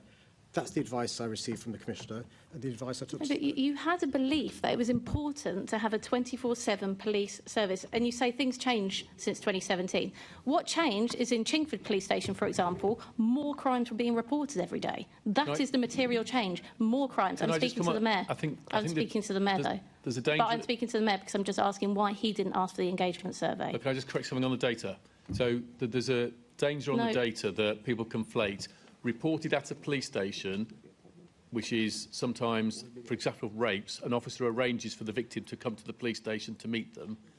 That is not the same as reported as a front counter, and I think there's a danger you conflate the two of those. These are your statistics that you've given us. If they're not right, then maybe you should do with something about that. Maybe you could have had a Met engagement survey and you could have told us how many crimes were reported, but you didn't. And actually, Commissioner, you believe this, but what my question is, why, Mr Mayor, did you not ask for that? But now the Commissioner has saved the day for you because you don't have time to answer that. Commissioner, Ian Duncan-Smith has written to you in August. He's written to you in October. Well, Sorry, you did have 3 attempts to answer it and you couldn't. Sorry, I missed that. Who's written to me, sorry? Ian Duncan-Smith has written to you in August. He's written to you in October. He hasn't received an answer in relation to Chingford Police Station.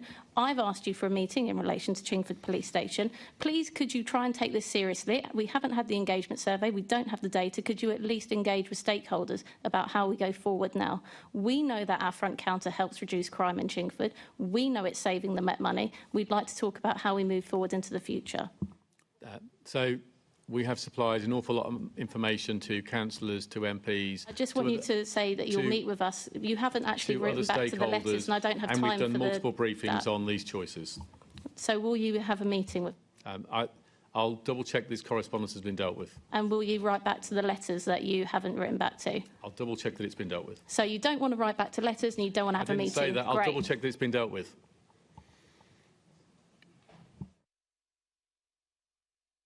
Sorry, let's move on to Assembly Member Ahmed.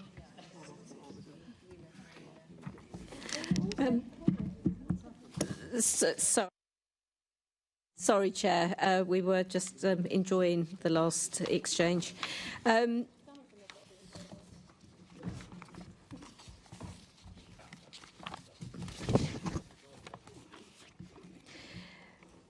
Commissioner, what impact will the discussion to stop investigating non-crime hate incidents have on how hate crime is policed in London? None. So I presume you want a longer answer than that. So, not necessarily, but if you want to. So, non-crime hate incidents aren't crimes. Hate crimes are crimes. I think the non-crime hate incident policy, which has been around for 20 years, was probably never perfect, but has been exposed by the online world, and drawing policing into refereeing things that aren't crimes is dangerous and has drawn policing into all sorts of Twitter spats and other things that we shouldn't be involved in. The value of recording something, which is what we will continue to do, is if you see a pattern of behaviour building that may overflow into physical violence, then of course you might want to intervene in a preventative way. But treating them as crimes has not been good for policing or communities. If it is a crime, so if it crosses the threshold laid down by Parliament, that is a crime, we'll record it and investigate it, of course we will. So this doesn't change our approach to hate crime. Frankly, it probably makes it easy for officers to see the wood for the trees and focus on the things that are illegal and that we should bear down on. But to establish whether it is a hate crime or not, you have to have a level of investigation at the beginning, don't you? Not necessarily. So someone phones up and says, my neighbour said the following to me. Based on that phone call, you can make a judgment. Well, that's irritating, but it's not illegal, or it's illegal. You can make that judgment fairly early on in most cases. But what about the actual recording of this? Because as we know, often there may be not hate crime does eventually lead to hate crime. So this kind of recording, and if you could explain to us how a non-hate crime is recorded, that actually then in future could be used as part of an investigation once there is actual hate crime, or once you've decided that there is. So recording a sort of building dispute, so not a dispute about buildings, but a growing dispute, recording a growing dispute. So you're recording these incidents. They're not crimes, but being aware of it's important. And if there is a credible case that this behaviour is going to escalate to these two people coming to physical blows, then policing may intervene on a preventative way at some stage to try and wrestle with that, in line with our long-term common law duties in terms of preventing a breach of the peace. But investigating something which Parliament hasn't said is illegal, as if it was, has drawn policing into clumsy acts, which has caused confusion, and that's not a place for us to be. And sometimes it's drawn us into dealing with cases where we end up refereeing on what sort of vibrant free speech, and that's not our role. Thank you, Commissioner. Thank you, Mr. Chair. Assembly Member Lord Bailey. Thank you, Chair. Good afternoon to you both. Commissioner, I'm going to come to you. Be quick because the time is short, okay? I'm currently submitting an amendment to the Police and Crime Bill regarding recording of police officer and staff suicide. Three things to say. Do you have sufficient resources to record this? Do you record this? And if you don't, why not? The numbers are so small. We don't have a particular category, but we would have the data available in our sort of human resources system. So I don't see that as an onerous burden. I think officer and staff welfare, with the trauma that they carry, what they're involved with, the PTSD can build, is important. We put a lot of resources into how we support officers who are assaulted, officers who are dealing with trauma on a regular basis. We talked about sexual exploitation earlier. People wading through these traumatic cases day after day can really affect people. We have a more mature culture than the police service I joined 37 years ago, but you'll see a reference in our second phase of New Met London 2 in terms of looking again at what more we can do in terms of officer wellbeing and support. With all what you've just said, firstly, how would you know the numbers are so small if you don't record them? And with what you've just said, don't you believe you should record them? So we record that when we've got our employment, they're recording the organisation. The reason I know they're small is a matter like that, a member of staff or a police officer committing suicide, I get told about. It's the sort of thing that is sufficiently notable that the senior people in the organisation get told about it. We don't have somebody commit suicide and nobody notices. It happens. And so they are small. They are very, very small numbers. I don't have a number I can cross out. I'm not asking you for a number. That wouldn't be fair. But what I am going to ask you to do is speak to the police fed, because they're very firmly under the impression that you do not record these things. So I'll just leave that with you, something that you can deal with. I want to quickly flip to something else. I understand that officer confidence in using their powers has been declining recently. Are you receiving sufficient political backing from the Mayor to properly support your officers? I've spoken to a lot of officers off the record, and some have given me pretty horrific stories where they're having to make a decision about their career or using the powers they have, you know, the preservation of the career. Are you receiving some of these things? Your surveys would suggest that it's true. And what are you and the Mayor doing about that? I think officers' confidence to use their powers and feel supported for split-second decisions made with good intent is really absolutely vital. There's a lot of public debate on those things. It's not for me to comment on politicians, but I and the leadership team do everything possible to make sure officers can see they're supported for those difficult decisions. It's perfectly possible for us to watch something and think, in hindsight, that could have been done differently, but an officer was doing their best on that day, and that should be dealt with by a sort of management conversation, learning, reflection. It's important officers don't feel constrained as they turn up. This morning, I was visiting an officer who was stabbed a couple of days ago, arresting a dangerous person in the house. He's got fairly serious stab injuries to his hand and arm. He's turning up at a dangerous place. Him and his colleague are using force. They're using a taser to contain somebody. I want officers to be confident in using their powers, otherwise they end up with even worse injuries, and they deserve all of that support. And they get it from me, and it's important they get it from all politicians. But your officers, your surveys, again, I point out the fact your survey suggests, this is not anecdotal, say that officers don't have that support. They don't feel like they have that support. They do not feel like they're supported by senior officers in particular. They definitely don't feel like they have political cover. And what are you specifically doing to arrest that feeling in your officers, excuse the term, because that is a real danger to the public if an officer will not exercise the powers that we have given them. You know, what are you doing? If you speak to officers, they say some pretty harsh things about senior management. You've got to turn that around. Yeah, so they see the frank comments we're making on the back of. We've had some recent high-profile cases involving officers prosecuted for driving and the use of force cases, shooting cases, and they have seen how robust I've been in my support of them. As an example, you've seen that we asked and pressed the successive Home Secretaries for what became known as the Accountability Review to rebalance some of the issues that means that the legal system meant that officers using force in split seconds were unfairly scrutinised for extended periods.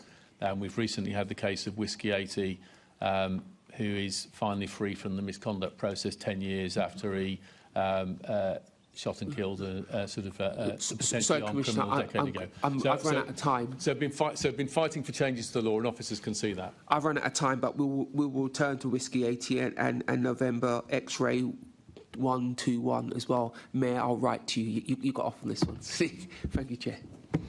Let's go to Assembly Member Turrell. Thank you, Chair. These questions will be mainly directed to the Commissioner. And I appreciate the Mayor's heard this before, but the RAC published a list of vehicle crime hotspots across the country. And of the top 10, 7 are in London. 8 are in London, actually. 7 are in outer London. Last night, I was in Bexley at a Met Engage event and talking to some of the hard-working officers we have in Rowley. I was talking to them about tackling car theft, and they let me know that some of the car manufacturers aren't always so cooperative with the police with requests for car tracking data once the car's been stolen. Is this an issue you're aware of? I hadn't picked up that particular data. I know we have a very good relationship with some companies, which has led to rapid recoveries of vehicles. I know I've come across cases with stolen vehicles sort of immediately being driven to places where they are then maybe put in a metal shipping container so that the signal no longer works. Also, some of the tracking devices are more easily removable and removed within sort of minutes of the theft, which makes it difficult. So the work with the manufacturers is really important. Some of them are very good at keeping their security systems, the electronic security systems, up to date and improving and ahead of the criminals. Others have been less successful in that. Overall, vehicle crime in London has been falling year on year and continues to do so. Thank you for your answers, Commissioner. So we know that organised gangs are stealing cars to order and they're stealing them for parts, and we know that this funds criminal activity across London. So by tackling this, we can make London safer in its entirety. So are you confident that you have all the tools you require to tackle this issue, or are gangs currently outpacing the system? We have... There's nothing leaping out in my mind at the moment in terms of tools and tactics that we're looking for. I'm going to take away your question about whether all manufacturers are as cooperative as they need to be, and I'll double check on that and I'll follow up on that if I need to. But in terms of criminal powers and legislation, we have what we need. Thank you for that, Matt. The vehicle crime's down 14% since April this year. Thank you. So I'm just going to quickly change topic and move on to facial recognition on this, because I've been talking to campaign groups. I think, obviously, we're policed by consent, and that and that's important as technology evolves. So can I just check that you are committed to working with civil liberty groups to ensure that as this is rolled out, it is rolled out in a transparent manner and bringing people along with us? We've worked extremely hard to be transparent. We've worked with all groups. We saw, for example, we sought involvement of the Equality and Human Rights Commission. I was very disappointed that as a government-funded body, they refused to help us with our policies. So we've reached out to all sorts of organisations to assist us. Policing by consent is important. 85% of the public support this in surveys. So the fact there may be a few lobbying groups who are hostile to it, I'm more attuned to the fact that 85% of the people are supportive. It went down extraordinarily well at Notting Hill Carnival, the safest carnival we've had for some time. The communities were really pleased with it. We've arrested nearly 1,000 people over the last year, serious offenders, sex offenders, including a registered sex offender who had befriended a mother and child. It's generating big results for London, and officers are really enjoying the operations because they're so successful, and it leads to them almost exclusively stopping guilty criminals and not making any mistakes on the streets, because it's more accurate than any human being can be. Assembly Member McCartney. Thank you. My first question is for the Commissioner. It's about something you talked about in your opening, and that's about the scale of phone theft in London. You talked about how quite a lot of the crimes are organised by organised crime. And I'm just wondering, you've had some successful operations recently, but when will Londoners see the impact of that and feel safer? So they're already seeing the impact. So theft from person and robbery are each down by 13 or 14% this year. So we've started to turn the corner. I recognise we've got some way to go. I think by the time we get to the end of this year, we'll see the effect of these groups. But taking out organised crime gangs that are behind potentially 40% of the export of stolen phones to China and other countries is massively powerful. So there's gang members, children, organised pickpocketing gangs doing the stealing. There are sort of middlemen as handlers. Some of them are some of the sort of slightly dodgy phone shops, but elsewhere. And then there's major export and organised crime. We've been intervening at every part of the criminal business because that's the way you dismantle the process. So we're trying to break the criminal business model that drives this. There's potentially 50 million. If there's 100,000 phones stolen in London, that's an estimate because that's more than's reported to us. But if there's 100,000 phones, even if they only go for half their value, that's probably 50 million of stolen property. That's not just about kids on the streets. There's organised crime behind that, and that's why we're breaking it. That's why we're working international with the National Crime Agency. And Londoners will see the effect already, and we're going to keep bearing down on that. And we're working with the telecoms companies and the phone builders to encourage them to do things to help improve their security, which reduce the resaleability of the phones to have the positive effect. Thank you. We often hear stories in the press about people who have had their phone snatched and they've actually gone on to like Find My Phone and they've discovered where it is, but they can't get the police to come with them to recover it. Are you doing some more work on that area? So we've improved our ability to respond to that. It's not always as accurate as people think it is, so it's not always straightforward. And in sort of multi-storey blocks, etc., it can be quite difficult to identify. But there were some cases where we slipped up. We've got much tighter on that, and we're seeing some good results from that. And I think the tracking technology in phones, in people who've got high-value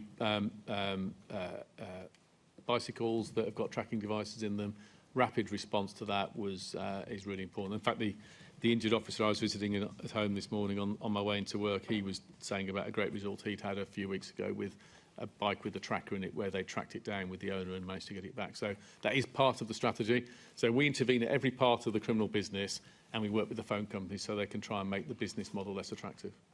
Thank you. And then just to the Mayor, you were asked earlier about your manifesto promise. Your manifesto promise was actually 1,300 extra officers in local neighbourhoods. And I believe from what was said earlier, you're already 1,000 officers into that manifesto, so you've got about 300 left to go. Do you think you'll get there? I don't want to spoil my press release moment, so let me respond in due course. Thank you.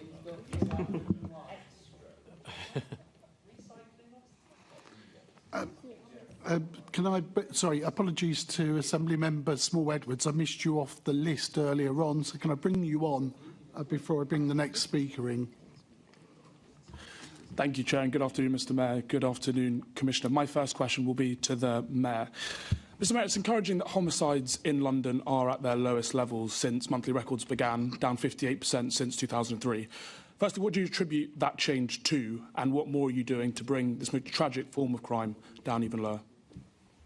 Look, I mean, in my opening, firstly, thank you for that question. It's probably one of the most important questions you can raise when it comes to safety, which is reducing the number of people killed through homicide.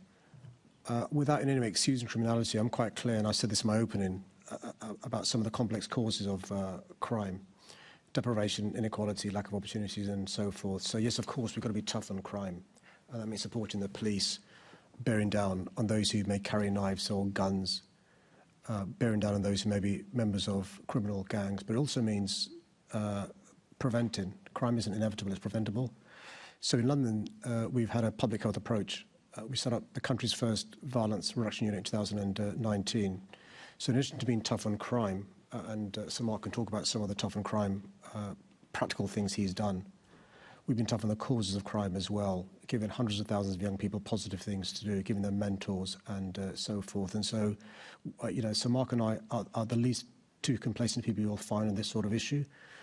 But we should, for a moment, pause and celebrate the progress we've made over the last few years. This summer, for the first time since records began, no teenager, nobody under the age of 25 lost their lives. Just think about that in a city where there's 10 million people on an average day. So look, we're not complacent, and being tough on crime, tough on the causes of crime, relies upon a public health approach, working with the VA. But I applauded our brave police officers and the police staff. Can also use the opportunity to applaud our youth workers and youth clubs for the great work they do. And so, it's a partnership approach, and we've got to build on that progress. Thank you. And Commissioner, what interventions or operational changes do you attribute the reduction in knife offences that we've seen this year compared to last year? So we've been bearing down on knife crime. Some of that has been behind the supply offences behind it. Just before Carnival, there was a wholesaler of like zombie knife type weapons in the Ealing area, which was taken out, and there've been lots of examples of offences like that. Just being relentless on day-to-day knife crime. And this links to the murder question. So part of the success on murder is the relentless approach to the drugs gangs behind county lines and city lines. The vast majority of the young men running those lines are men of violence who've got a very sordid track record. Putting them in prison keeps down violence amongst drug gangs and also helps us identify the children who have been exploited and try and help local authorities and others rescue them. We're solving sort of best part of 100% of murders as well, and we've been targeting the most dangerous predators against women and girls. We're keeping firearms discharges down, we're seizing more and more firearms, and that's at sort of record low levels. So there's multiple intervention points in this. We haven't this year had any case of inter-gang violence which has generated multiple offences. We've managed to, after the first offence, leap on it so quickly that we've stopped that tension creating 3 or 4 offences after one offence. Thank you. Commissioner, do you think the shift from safer schools officers to dedicated ward officers now having those responsibilities could potentially hamper the progress that we've made on serious youth violence? I think the opposite. I think children are most at, the reason we've done it, children are most at risk between home and school. We found examples with our schools officers where we had schools officers teaching lessons and teachers patrolling outside school to keep kids safe at opening time and closing time. That's the wrong way round. So schools officers having the skills to go into schools when necessary, but being fundamentally about working in wards and protecting children between school and home is part of what's going to help us keep crime down and keep children protected. And as the Mayor said, keep teen homicides down, which is such a horrific waste of life. It is indeed. Thank you very much, Commissioner. Thank you, Mr. Mayor. Back to you, Chair. Mr. Mayor, how can you sit there with a straight face and say crime is down? Since you became mayor in 2016, knife crime has gone up by 27%. Violence against the person has increased by 26%. Robbery has increased by 57%. Theft has increased by 37%. Shoplifting has increased by 109%. Sexual offences have increased by 64%. All crime since you, Sadiq Khan, became Mayor of London have increased by 26%. Don't Londoners deserve the truth about the state of crime in the capital from you? Well, Chair, before I respond to the supplementary question, can I ask you to use your good offices to make sure that Assemblymember Tyrrell doesn't have the whip removed for raising concerns of civil liberties groups. We were taken aback by the concern for human rights coming from the Tories, but we welcome. He's wasting time, Mr. Chairman. Doing so. Look, let me respond to the question that was written for the member on his behalf for him to read out. In my opening, just mentioned just some of the examples of the progress we've made since 2016, reducing crime in the face of a rising population and in the face of government austerity.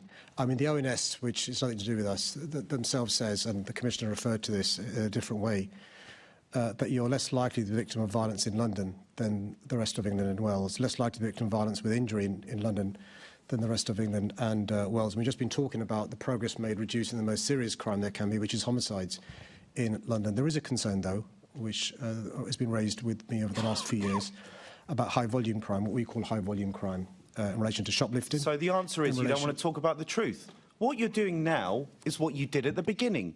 You spoke about random date ranges that fit your narrative. That's not how crime statistics work. And if you don't like what I've read out, then speak to the Commissioner next to you and ask him if his officers are reporting the truth. Either you think he's a liar, or I'm a liar, or the crimes didn't happen at all. I know you don't like the truth, but apologise to Londoners over your tenure that you have allowed crime to skyrocket. Just apologise, and I'll end the exchange. Well, Chair, let me deal with the list that was read out. Theft from motor vehicle down by 18%. Over what date range? Over what date range? Burglary. Over what date range? Over what date range? Since you became Mayor of London, over what date range? Over the last 9 years. Not the last month. The last 9 years. Over the last 9 years, burglary down by 29%. So the Commissioner's stats are wrong? Over the last... So the Commissioner's stats are wrong? I mean, this was once the party of law and order and polite manners. Well, not law and order in London under you, mate. I suppose... I'll leave it there, Mr. Chairman. Thank you. Sadly, we're not going to hear Chair, the answer. I mean, Chair, you've got to. It must have looked so great in front of the mirror this morning. You can imagine being in the bathroom, practicing the question, and I'm really sorry, it's a damn squib. It's a shame you don't practice answering questions properly. But what we want, I think what the rest of the Assembly members would like is a written answer in terms of that, because there is confusion around stats, who's right, who is wrong. I think in terms of, I don't think you're misleading us or not, but equally there are some stats. Can we have some written response, maybe from you, Commissioner, about explaining the stats that would be useful, that can go to every Assembly member and be a public record? I think we can do that, Chair. And the point I would make, I would also want to draw out in that response where reported crime numbers are most accurate or survey numbers. So, for example, violence against women and girls reporting has been growing for a decade, which is a positive thing because it is so massively underreported. So some crimes like murder, the recorded crime is highly accurate. Some like violence against women and girls, we're encouraging more reporting because it's underreported. So a reply to yourself which colours in that detail will be really important. Thank you. OK, Assembly Member Clark. Yeah, thank you, Chair, and good afternoon to the both of you. In the past year, we've seen a spate of high-profile cyber attacks, including on TfL. What is being done to crack down on this type of crime? That was to me, I presume. So, nationally, the most important thing about cybercrime is preventative work, because it's always going to be challenging to investigate and prosecute people when so much of it is committed across international borders. The preventative work is with big companies is led by the National Cyber Security Centre, which is a specialist centre funded by government, which is underpinned by GCHQ expertise. And the National Crime Agency coordinates cyber work nationally. We pick up some of the high-profile cases. We've picked up one or two of those recently in terms of our investigative work, and we've got some to prosecution stages. I think for all big organisations going forward, the investment in cyber security is ever more important. You've got a combination of criminal actors and hostile states who are undermining cyber security in ever more digitally underpinned world. And frankly, too many big organisations don't spend enough money on that.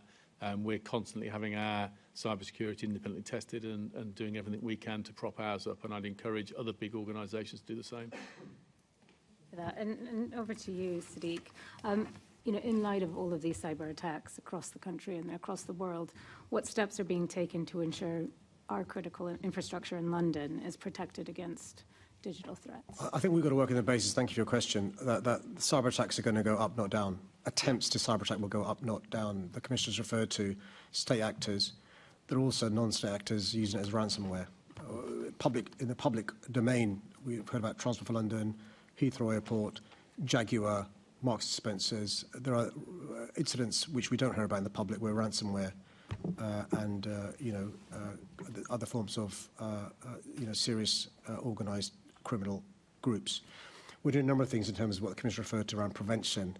So the London Office of Technology and Innovation is, for example, working with councils to make sure they have the resilience and they have the right systems in place, making sure people know what to do if they're the victim of cyber attack, but also prevent it in the first place is incredibly important. It's really important to also recognise a lot of this is the primary actors are not in the UK, which limits the ability of the National Cybersecurity Centre, the National Criminal Agency and the police service to respond. That's why it's incredibly important to build in systems to avoid it happening, which is frustrating for those of us, for example, who've had to change authentication, how we get into the system because of the TfL connection and stuff. And that's, I think, a price worth paying, that additional ID recognition to avoid bad actors getting into our system. did you want to come in? I was just going to come. This in some ways cyber spreads across all crime. So, for example, we've invested in a cryptocurrency team. So we're increasingly finding criminals using cryptocurrency as part of money laundering. So having our own expertise in that has been important. People have seen the recent conviction in the Chinese-related fraud that where we've seized several billion of cryptocurrency, which are the sort of accumulated profits on the back of maybe £1 billion worth of fraud in China. These are indicative of the sort of cases which have a cyber element but are fraud beyond the cyber attacks which you may have been referring to. Yeah, that's great. Thank you. Thank you, Chair. Assembly Member Cooper. Thank you very much, Chair. Good afternoon, Commissioner. Good afternoon, Mayor. I wanted to ask you about how the tough choices for the Met interact with the progress that you've been making in terms of decarbonising the police estate. Assemblymember Roberts earlier on mentioned the estate strategy, and I know from conversation in the Police and Crime Committee, and you have mentioned several times, Commissioner, that the amount of budget that you've had would allow you to do up the buildings over sort of a 120-year cycle, which is clearly not fast enough. But I just wondered if you could say a bit more about how the Met is approaching that in terms of the buildings and also in terms of the electrification of the fleet, which obviously has the very good impacts because the electric vehicles are pretty quick, so rather good for getting the officers out there. But obviously then you need to charge them up. Exactly. So I'm really clear. My legal duty is the policing of London. My only green legal duty is the 2050 commitment that came in legislation with the last government. So my prime aim in terms of vehicles and estate is the best value for the policing of London. So that's my starting position. Clearly, in a tie-break situation where you've got two options and one's greener and they're the same price, of course you're going to lean towards that because that helps you get towards the 2050 commitment. All of our estates work, we look for those opportunities, and clearly often green solutions are cheaper because they save fuel, for example. So we'll always do that. My biggest concern in terms of investment going forward is, regardless of legal duties, the vehicle manufacturing sector is moving rapidly to more and more electric vehicles. So even if we wanted to buy combustion engines in 5 or 10 years' time, there's not going to be many of them available. So having the infrastructure support a green fleet in the next few years is actually a great worry to me, because the cost of putting that infrastructure in place is enormous. Yeah. And at the moment we don't have the capital for that. And that sort of, you'll see in our estate strategy, longer-awaited estate strategy that was mentioned earlier on. But I've been waiting longer than Assemblymember Roberts, and I'm not holding my breath, therefore. That's one of the factors that is the non-negotiable. We're going to have to prop up our buildings that are poor quality. We're going to have to do the electrification of fleet, and that immediately takes you way, way beyond our existing budgets, and that's part of the challenge. So I'm going to turn to the Mayor, because he has set up a Green Finance Fund. And as far as I understand it, the Metropolitan Police is eligible to apply to the Green Finance Fund. I know that there's been some money through the Public Sector Decarbonisation Fund that has come to the Met, and I think you've had about 100 million, and that's gone into various different places. And obviously, the more we insulate the buildings, the less they, you reduce the running costs, which I know you're quite keen to do in terms of the estate. But also, presumably, the Green Finance Fund might also be available for the installation of electric vehicle charging points as well, which are critical to get officers where they need to be, whether that's on an electric bike, in an electric car, or any kind of vehicle. Can I just find out from the Mayor, if the Met was to put in a bid to the Green Finance Fund, would that be looked on positively? I'm not going to comment who's my favourite commissioner. They're all able to apply for that fund. So, Commissioner, you're not going to get an answer here and now because he hasn't seen what you're going to bid. Are you going to put in a bid to the Green Finance Fund to fund some of these critical, we need to bring these buildings up to a good spec for the people that work in them. I'm sure the Mayor will want to put all of his Green Finance Fund towards the Metropolitan Police. But in all seriousness, we have had some of our estates and other money so far has come from, I think, government green grants and from mayoral green grants. And we'll continue to look for those opportunities. Anything that creates a win-win where we can achieve more in terms of modernising estate and improving fleet and get greener and all the economics work out, then we'd be foolish not to do it. We've done some already and we'll keep looking for more. So if assuming money was no object, which is clearly not the case, how many electric vehicle charging points would you like to have across the estate, and what kind of timeline would there be in installing them? It'd be hundreds in the next few years. To give you an exact number off the top of my head, I can't do. But the challenge for our response vehicles are on the road pretty much 24/7. Officers are back in the station for half an hour here, an hour there. So you need rapid charging points to be able to keep those vehicles on the road. And having the majority of those in police stations is important. Just having random ones on the streets is not going to be desperately helpful. That's going to be the big challenge. And of course, there isn't always a big enough electricity cable in the street outside to be able to supply those as well. So it goes to wider infrastructure beyond policing. Yeah, I'm not going to ask you to answer the questions about how we deal with the grid issues as we decarbonise and decentralise, because I think that might be slightly beyond your remit. Thank you very much, Commissioner. Thank you, Mayor. Thank you. At this point, we stay on the clock. It's me that's going to be speaking on behalf of the Labour group. Let's turn our attention to football. I should register a interest as a season ticket holder, a proud season ticket holder of West Ham United. Commissioner, the football anti-discrimination charity Kick It Out has recorded 1,400 reports of discrimination during the 24-25 season, which is a record high.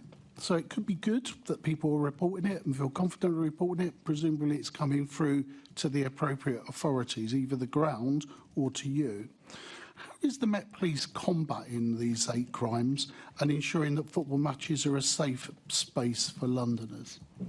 I should mirror your interest and commiserate you supporting the wrong Claret and Blue team. I'm an Aston Villa season ticket holder, so... Exactly. So, so commiserations for your team. The approach nationally, there's a national football policing unit based in the Home Office where these reports are coordinated and these solvable cases are sort of allocated out to appropriate police forces where they're online abuse type cases. Obviously, ground-based offences. If, for example, stewards have observed racist behaviour in the ground and ejecting people, they will often liaise with us and then we'll do follow-up in criminal investigations. And, of course, if there's racist behaviour on the streets outside, then our patrolling officers there will pick it up. So it is something we will always pay attention to, and there have been some intense bursts of racist behaviour, haven't there, that we've seen in the last few years based around different issues. And so, yeah, that's of course, that's important. Okay. If I can just now turn to policing tactics at football, and clearly there are some things that you might not wish to say in a public forum, but there's been a change in policing tactics. We talked earlier about policing by consent. I don't think those tactics were discussed with any of the supporter groups or any of the clubs.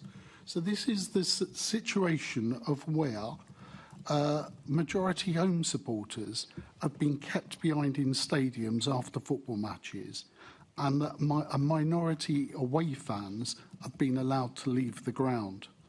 So this was a situation in Cholton Athletic, where 17,000 home supporters were kept behind some considerable time, whilst the opposing team, Millwall, was allowed to leave earlier. Usually it's been the other way round. No one was aware that this change was going to take place. It's occurred at other grounds, Crystal Palace, another Claret and Blue, well, sort of, Queen's Park Rangers. All of these matches and these tactics, should we have done better consultation on those occasions to alert people that this was going to take place? Can you give us an insight of why we think that works better than keeping the smaller numbers in place? So you've caught me out on that one. I don't know why that happened. Let me write to you on that separately. I'm sure the commander's had reasons on the day, but if we are going to use it regularly, then there needs to be more communication about why that might be a tactic. My own personal experience is like yours, that where there's separation, it's normally the other way around. Yeah, I mean, it's come out of the blue. A number of supporters groups have been raising it as an issue. There were loads of other issues. I'm happy to write to you further about that. Mr. Mayor, you're a football fan. What do you think about it? My congratulations to both of you for the team's use. Not about the performance. My experience has always been that there's not just because of the numbers, but home fans get preferential treatment. So I wasn't aware about that issue. Can I just make one point, which is, you know, my experience going to football games from the 80s to now, it's transformative if you're somebody who looks like me. I think English clubs are the best in Europe in terms of dealing with discrimination. I think we're very lucky to have 7 really responsible Premier League clubs who take this issue incredibly seriously. We've seen well-publicised reports of stewards employed by clubs turfing out, banning for life, racists and other thugs. Also, the vast majority of football fans who go to games are now incredibly responsible and law-abiding. There is an issue, though, which the Commissioner has raised publicly, so I'm not breaching confidences, about football clubs paying their fair share. I've got a huge amount of time for football clubs in the good they do in their community. We launched recently an initiative during the summer holidays that they'll be doing. We had a Assembly Member Hirani present during that, and Assembly Member Mahfouz as well at Wembley. 17 clubs doing a great job. But when you bear in mind they pay for policing inside stadiums, when we know the police officers spend a lot of time, a lot of resources outside stadium, at transport hubs, I think there is a conversation about rebalancing who pays for the policing of these football games. Commissioner, do you wish to say anything about the fair funding? The fair funding is critical. We think it's about £30 million in London that we're spending on policing football matches. That's policing that isn't taking place on the streets of Richmond or Newham or anywhere else in London. Likewise, we have many other profit-making events which are drawing policing in, and I think if the polluter paid, that would have a big effect on making the organisers think harder about the events they run and how they organise their security, and would have a knock-on effect that it would deal with the abstraction issue from local communities. Thank you very much. Assembly Member Prince, Chair. Assembly Member Prince. Thank you. I'll try and speak quickly. Commissioner, this is following from Assembly Member Small-Edwards' question on school officers. We had a guest at Police and Crime in September. She was the head teacher for London's Arc Walworth Academy. She said that the Met's decision to scrap Safe for Schools officers was the single most catastrophic decision she'd seen in 10 years. She said she was crushed personally by this decision, and most shockingly of all, she told the committee how she sent 2 welfare officers to a teenage truant's home unaware he'd been charged and released on bail over attempted murder. She described Scotland Yard's information sharing with schools as compromised. Would you like to comment on that?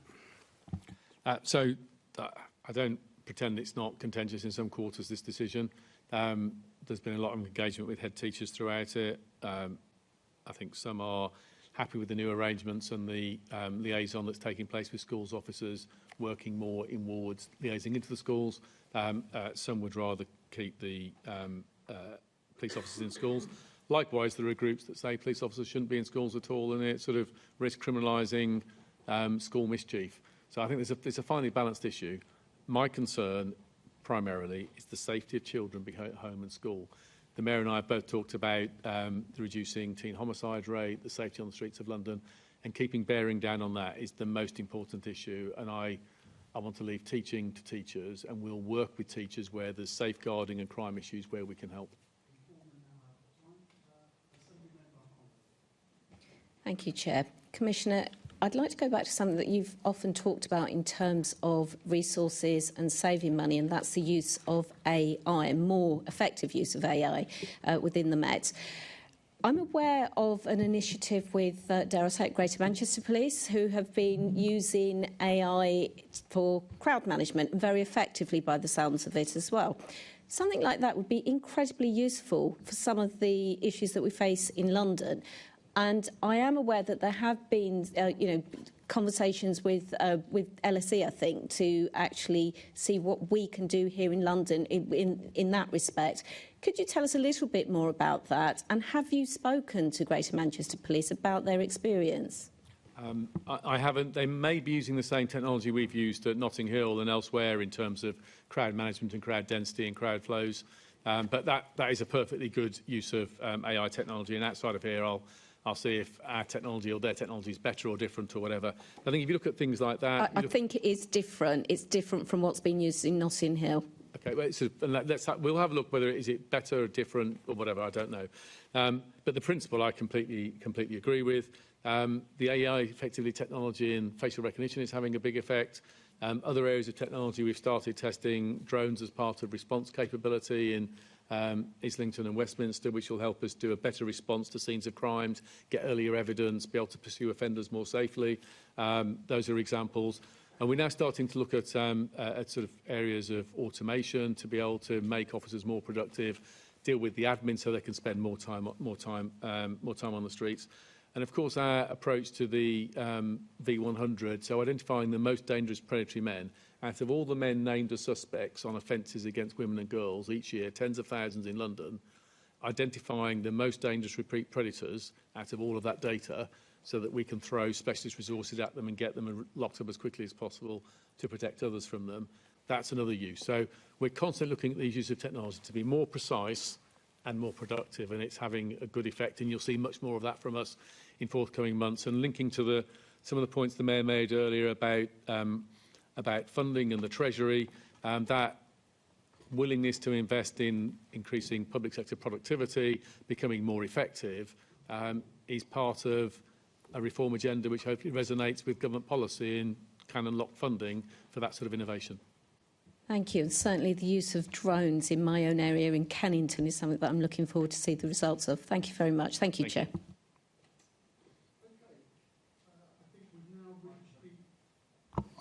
Okay, I think we've now reached the end of our question and answer session. Thank you to our guests for answering our questions, and you are welcome to leave the chamber. But before you go, I just want to acknowledge the Commissioner, because something was said earlier on about the non-attendance. You've shown by personal leadership and attended a number of meetings, which we are extremely grateful for, because legally you don't have to. We also understand there's been an improvement around the attendance of some of your senior officers, which we're extremely grateful, because listening direct from you about what's going on is quite important for us in terms of how we evaluate in terms of taking our positions. So we're grateful and look forward to it continuing. But thank you to you both for this afternoon. We're just sorry we couldn't stay to 5:30. You disinvited us. But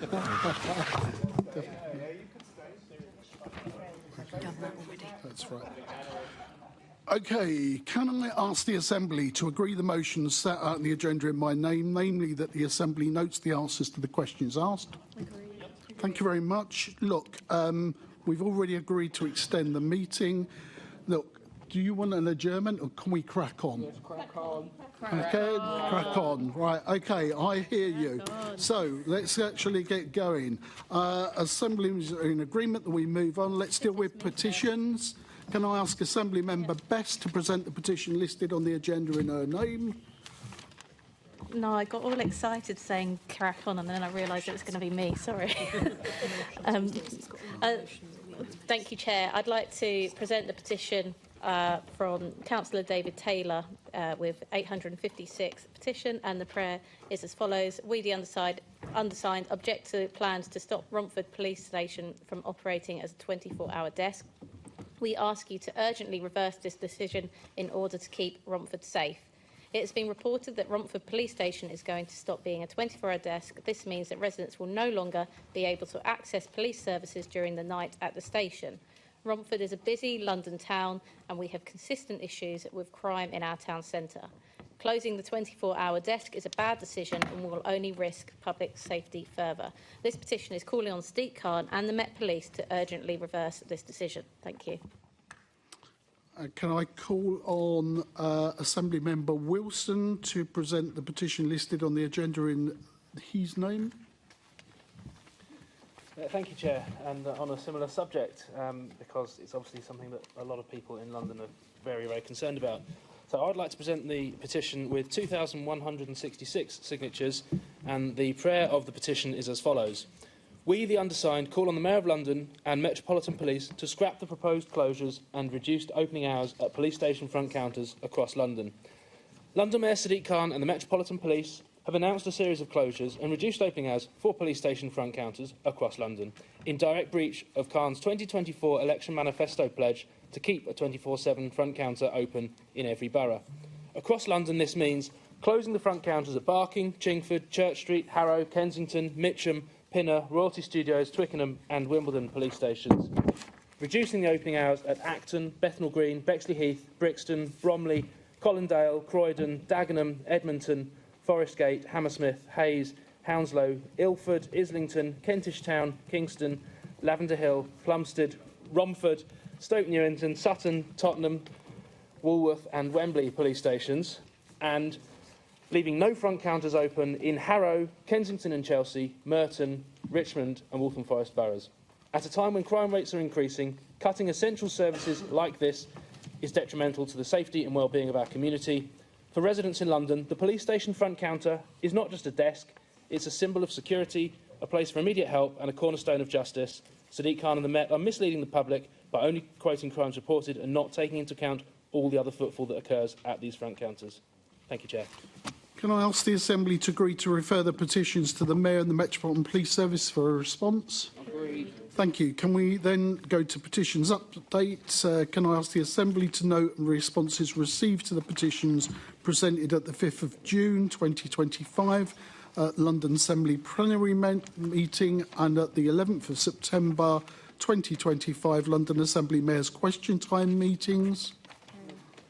Thank you. I'm now moving into motion. In accordance with Standing Orders 4.2a and following discussion with the Assembly Party groups, I've agreed to vary the time limits for speeches for the remainder of this meeting so that the mover of the motion or the amendment may speak up to 3 minutes, the seconder of the motion or amendment may speak up to 2 minutes. Any other speeches may last up to 2 minutes. I'm now moving to motion 3.1 in the name of Assembly Member Cooper to move. Thank you very much, Chair. And I'd like to start by thanking Battersea Cats and Dogs Home, who were here earlier on today to talk about this matter, and also including the Animal Welfare Officer from Wandsworth Council. They helped to organise the event along with Rosa so that we could have some discussion and hear from them about the issues that they're facing. And I'd like to thank all of those Assembly members from all political parties, and we did have somebody from all of the parties who came along to listen to what Battersea and Animal Welfare Officers had to say. And I'm proposing this motion because of the huge increase in the numbers of stray dogs on London streets. And this is clearly an animal welfare issue, but it is also potentially also a public safety concern as well. The data is very clear. Battersea's intake of stray dogs has almost doubled since 2021, and the majority of these dogs are not actually strays, but in fact they have been purposefully abandoned by somebody, sometimes tied to a fence, lots of them tied outside on the railings outside Battersea, sometimes pregnant cats with their kittens, sometimes just the kittens. I visited yesterday and saw kittens without mothers 2 or 3 weeks old that they're hand rearing because they've just been abandoned on the street, and met a 2 to 3 month old puppy who was leaping around and has started to be socialised. But, you know, these are really difficult situations, and some of them are really tiny dogs, some of them are enormous dogs. There's absolutely the whole range of dogs, from retired greyhounds through to a Maltese. And the increase in stray dogs is as a direct consequence, really, of what happened during lockdown, when lots of people bought puppies particularly, and also now the cost of living crisis and dog ownership having risen during the COVID period, during the pandemic, when people decided that having a dog was what they wanted, and are now really struggling. Perhaps the animals weren't properly socialised and were kept at home too long and weren't properly trained. So there's a lot of dogs coming in, and there's also been an increase in breeding of dogs, so there's more and more dogs around. So the motion outlines 2 practical steps that it's asking should be taken to address this issue. First, public space protection orders, or PSPOs as they're sometimes called, can be used by local authorities. And local authorities have a massive role now to play in the sphere of picking up stray dogs. They are virtually alone in their responsibility now in that. And secondly, the motion talks about promoting microchipping. Almost all of the dogs turning up in Battersea and other shelters are not microchipped. It doesn't talk about neutering, but obviously another way to address this issue is to ensure that the public understand that if you get a pet, it is part of responsible pet ownership to get your animal chipped. Thank you very much. Microchipping is a legal requirement, but PSPOs must be used safely by local authorities, and some are over-enforcing. I urge you to support this motion. Thank you. Seconder, are you formally seconding, or are you going to speak? Could I speak? Okay. Thank you. The rapid rise in the number of stray dogs in London is both sad and worrying. And the examples that Assembly Member Cooper gave actually are just very, very heartbreaking. As somebody who's owned by 3 cats, I found the issue of 2 to 3 week old kittens just being abandoned very difficult. It's a concern for animal welfare and a public safety risk that there are so many stray dogs. As Assembly Member Cooper has just outlined, it's shocking that so many stray dogs are purposefully abandoned. This motion sets out steps that we can take to address this growing problem. We do need to do more to raise awareness that microchipping is a legal requirement, and it's an affordable way to prevent strays, as it helps to identify dogs and to trace owners. And PSPOs are one of a number of tools that can be used to tackle strays and promote animal welfare, but need to be used with discretion. I was pleased to join Assemblymember Cooper at her event today with Battersea Cats and Dogs Home, where these issues were discussed, and thank you to Battersea for being there today. This motion calls on the Mayor to work with partners, for example, London boroughs, the third sector, the Met Police, to do more to address the rise in stray dogs. I urge the Assembly to support this motion. Thank you. Assemblymember Hall. I'm going to be very quick. Thank you so much for bringing this motion to us. It's such an important thing. I apologise I couldn't come. To be honest, I'd have been in floods of tears. All too often, us humans do not deserve these animals. Thank you, ladies, for bringing this. We will certainly be supporting. Okay, any other contributions? Wilson? Thank you, Chair. And thank you, Assemblymember Cooper, for tabling this motion. Thank you also for hosting the event this morning.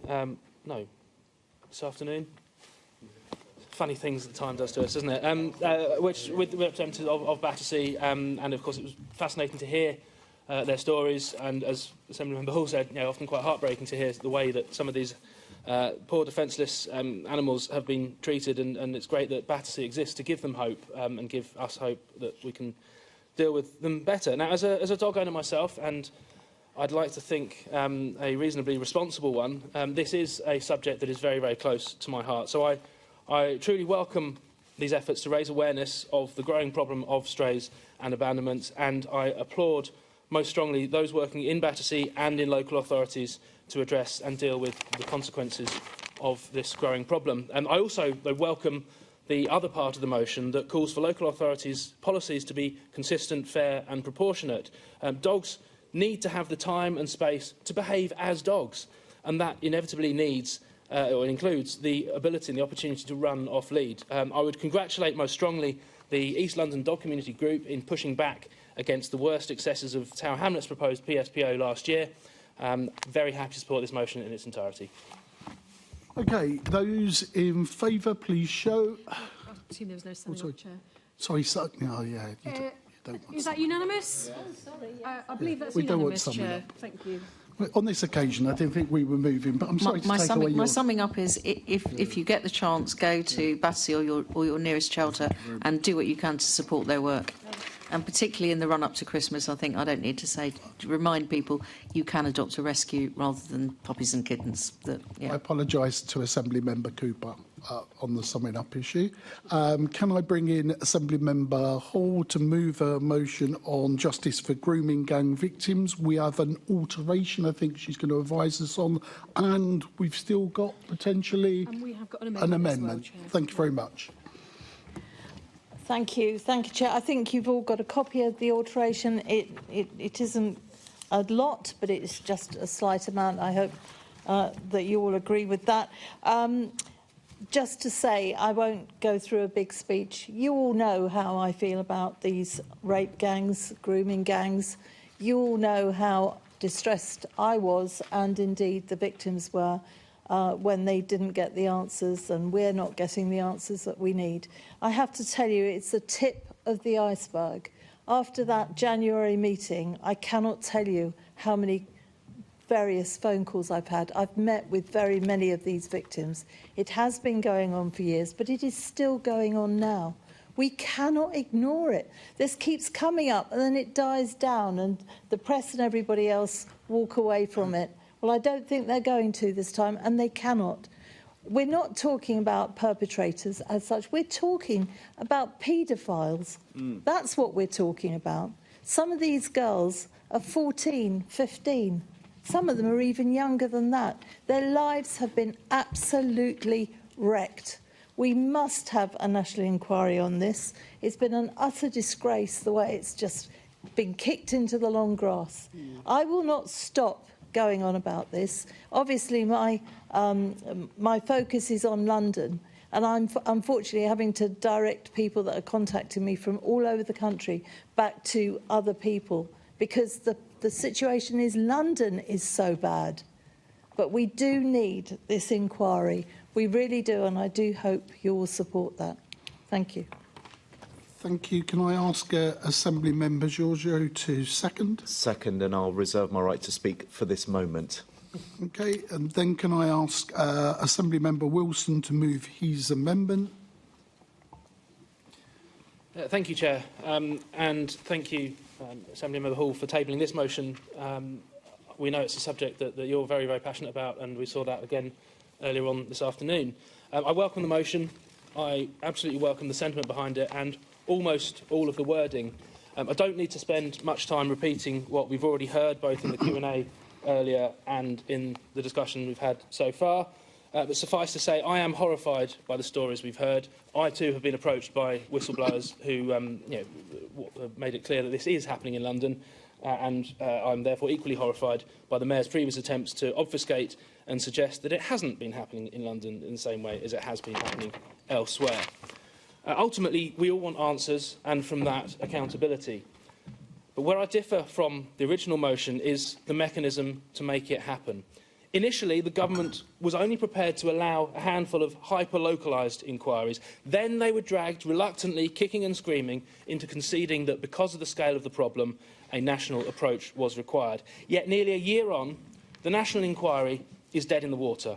Several members of the Victims and Survivors Liaison Panel have resigned. It has no chair, it has no terms of reference, and it therefore has no future. The preamble text of the original motion actually makes my argument for me in that case, because it shows the failings of the existing approach. So that's why we'd like to suggest an alternative approach to get this up and running, a parliamentary commission to take over the investigation so it can be done more quickly and in the full glare of both Parliament and the media, instead of an opportunity for the government to kick the can down the road. It would have the power to compel witnesses to give evidence under oath. So let's get on with this, get the answers we, but most importantly, the victims need and deserve. Thank you. Okay, Assembly Member Prince to second.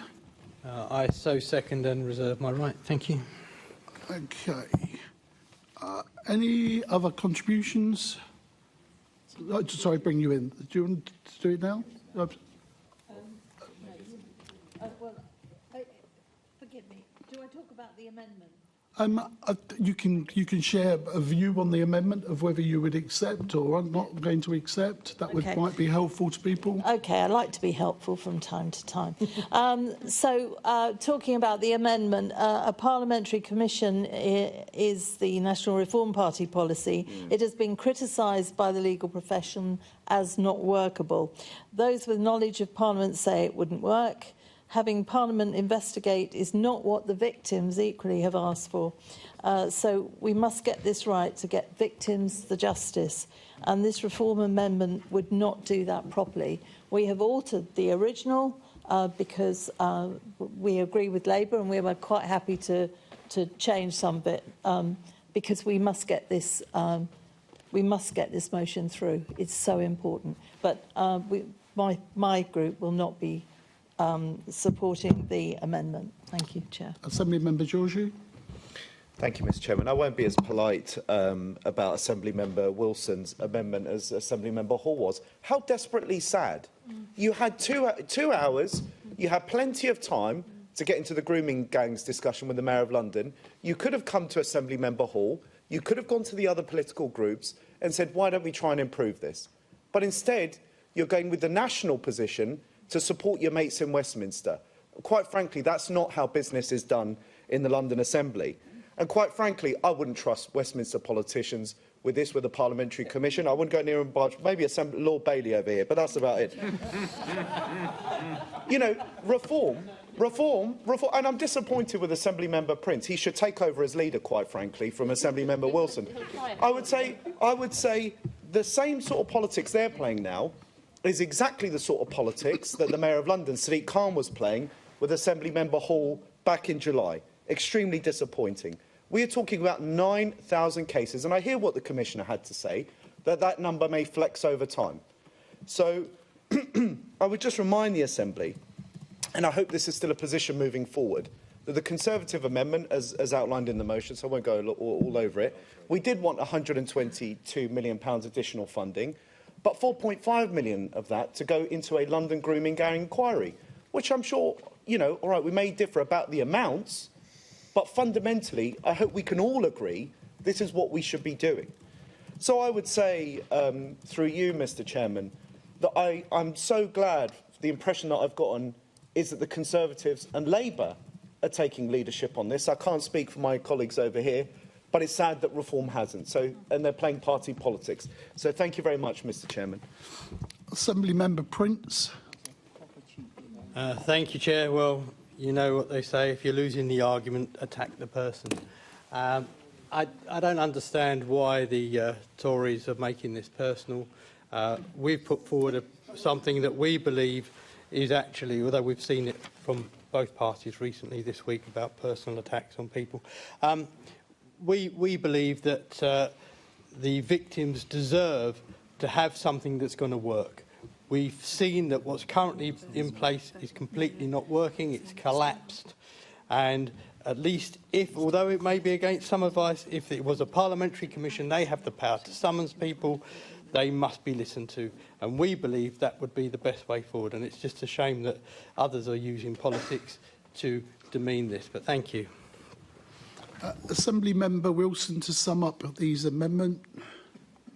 Thank you, Chair, and thank you, Assembly Member Hall, for being polite and constructive, and I hope that going forwards on a whole range of issues we can work constructively together. It's such a shame that your colleague doesn't extend the same courtesy. The reason we put forward the amendment is precisely because the existing inquiry is failing. We want to get things moving, we want to get things happen more quickly so we can get those answers. That's what it's about. It's not about party politics. It's about all of us coming together and getting the victims the answers and the accountability, and ultimately this will hopefully lead to prosecution, so those that have caused these outrageous offences will get held to account through the judicial system as well. But fundamentally, it's about getting something moving. That's what we need, that's what we want, that's why we tabled the amendment. If other members don't support it, that's of course up to them. Let's see where this leads. Assembly Hall to sum up, if she chooses to. I'll be very quick. I would urge people to support this. I don't care about the politics of this, it's these victims. I had a woman on the phone crying to me last night. This is frequent now. If you knew some of the stories, you would be, as me, in tears over them. So thank you. I hope you support this. We really must get this going. Thank you. Okay, so let's move. Vote on the amendment, please, Chair. Can we see votes in favour of the amendment? That is 2 votes in favour. Can I ask for votes against the amendment, please? That is 1, 2, 3, 4, 5, 6.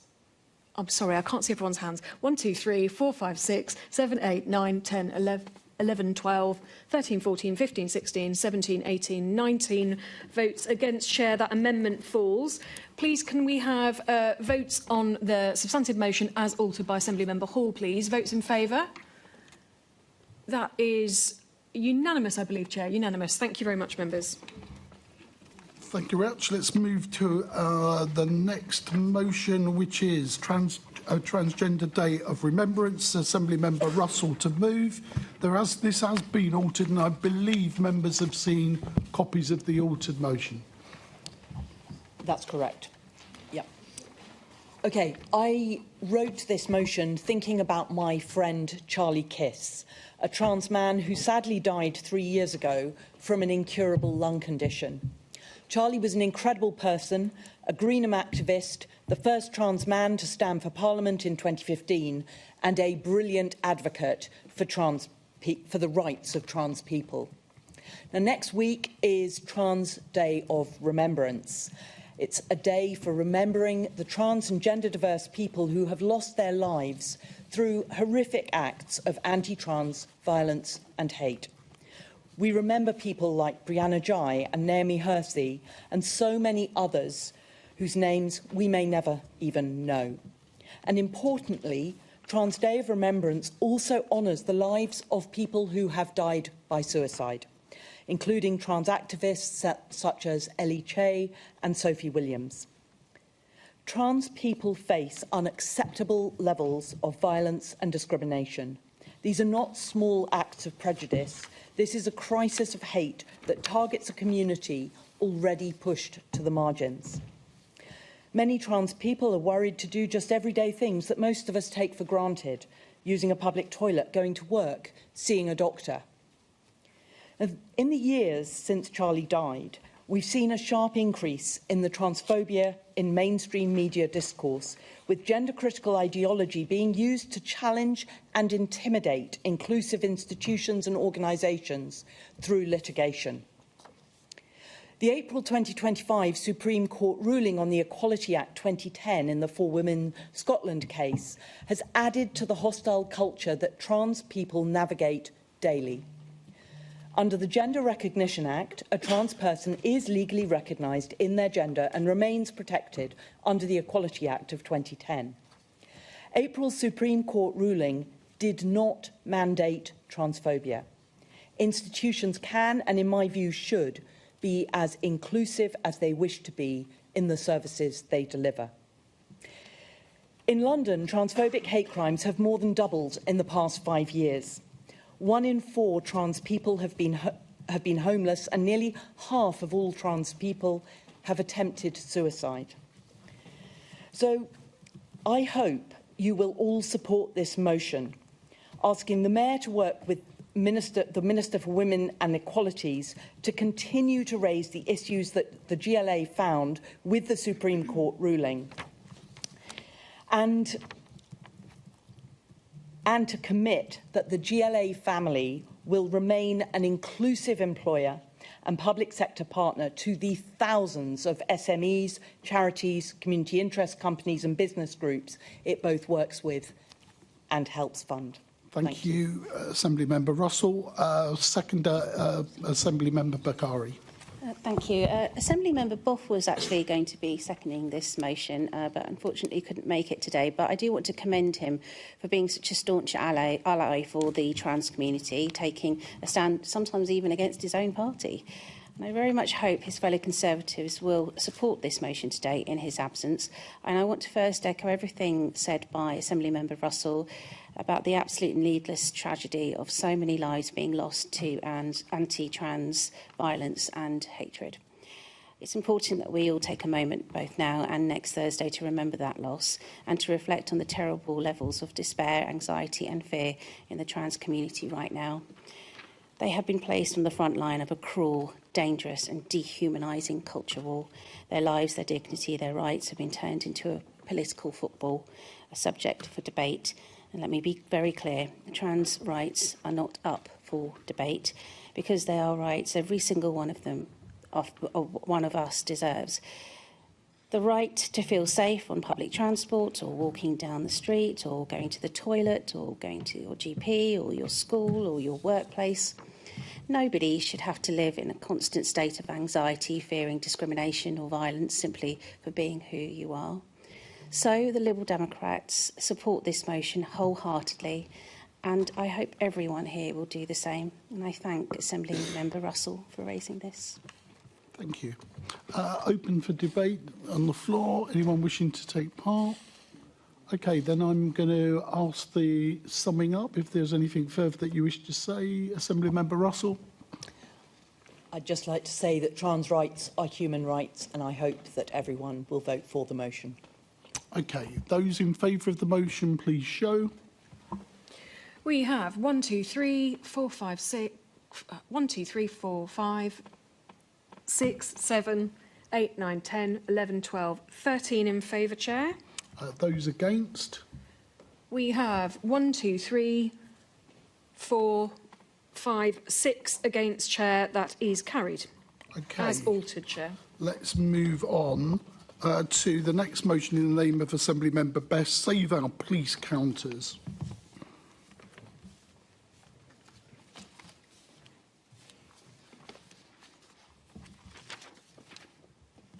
Thank you, Chair.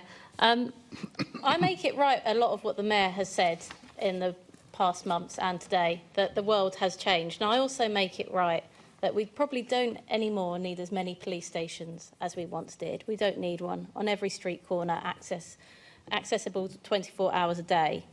But I also do make him right in his manifesto last year, that the ballpark of where we need to be is a police station in every borough operating 24/7.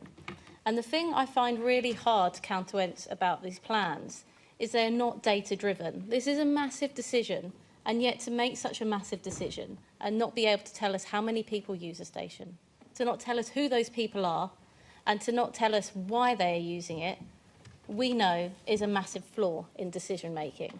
This is such a big decision to leave 5 boroughs with no police station at all, and to close 24-hour police stations in some of the busiest nighttime economies that we have in London.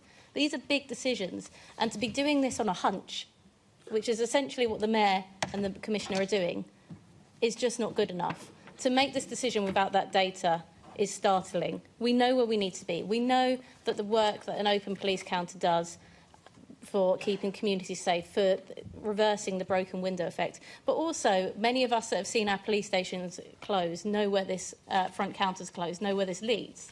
And we know ultimately it leads to a closed police station, a place that I would hope nobody here wants us to be. And when I hear the budget for what the Met believe they're going to save in this, I can't believe that that isn't driven by a future plan of thinking that these stations are going to close.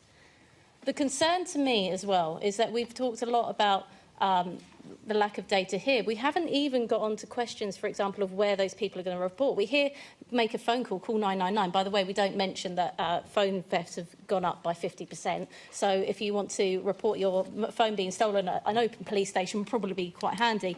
But I think if we do manage to make that call, we haven't even talked about the amount of stress that 99 operators are under at the moment, the intense load that they have to deal with. And the fact that we know that the police have already said that they can't even keep up with the amount of calls, the people calling for the wrong reasons. Imagine those people that go into the police stations. Imagine those people with those detailed cases. I'm sure you've all had those constituents that come with a file this big that they've taken to the police station. Imagine those people now instead trying to call a 999 operator. Imagine the jam on the lines there when we're trying to get people to go to emergencies. And let's not even begin to talk about what Labour want to do to London. They want to take substantial funding out of London. We're going to lose ASB teams. We're going to lose noise nuisance teams. These are people that now are not even going to have a police station to go through. where we are going on this journey, it's scary to me. And the fact we're doing it without any data is even scarier. So I hope everybody here can support the motion as in front of them. Thank you. Assembly Member Turrell to second. I so second and reserve my right to speak. Okay, open for debate. Assembly Member Irani. Thank you, Chair. We would like to echo that Londoners do deserve accessible, visible policing in every borough and acknowledge that reducing the front counter hours or closing them altogether does undermine that principle. But we cannot support this motion because it leaves out some important context for the sake of intentionally scoring political points against the Mayor in particular, and its asks are also incorrect. To ask the Mayor to publish the estate strategy, for example, is not something that's in its gift, and we've already heard from the Commissioner that that will come forward from the Commissioner and the Met Police itself in a few weeks. The motion also ignores the fact that the Met has been under enormous financial pressure since the onset of austerity in 2010, and in which they've had to make enormous savings. But during that same period, the then Mayor, Boris Johnson, refused to raise the policing precept, which means it's got less funding than it should do if we look at police funding today. The Met was forced to sell police buildings simply to fund frontline policing over those 14 years, including closing police stations during that time as well. But the choices to reduce or close front counters are as a direct consequence or build-up of those decisions as well by Conservative administration, both at City Hall and also Westminster as well. We share the concern that Londoners have in terms of accessing police services, and that should not be compromised, but real accountability means recognising that the root cause of these issues lies in those years of austerity. Thank you. Okay, I've got Assembly Member Lord Bailey. Thank you, Chair. If you are at home and you're new to this, you could be forgiven for thinking, if you listen to Assemblymember Harani, that the Mayor hadn't been the Mayor for 8 years. Mm-hmm. You could be forgiven for thinking that the government, the previous government, never gave the Mayor any money at all. Let's be very, very, very clear about it. We've had the same Mayor for 8 years. It's no longer plausible to say these cuts belong to somebody else. When you make a cut, you have to take the responsibility for it. And anybody listening to this would have heard the words tough decisions. They're cuts. They're cuts and they're political decisions. If you listen to my colleague speak earlier on, Assemblymember Emma Best, she made the point that is salient here. They're being done on a hunch, which lets you know they are political choices. There's no data to back these up. Let's be very clear about that. And when the Mayor talks about his extra investment in policing, that's money that the government gave to him. In most cases, a Conservative government.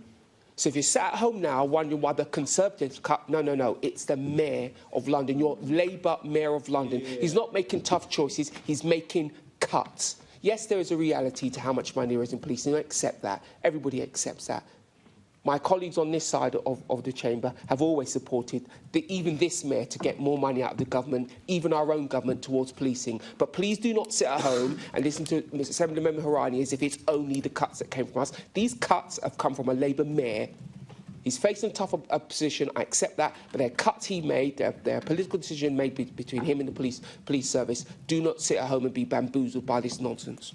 Assemblymember Roberts.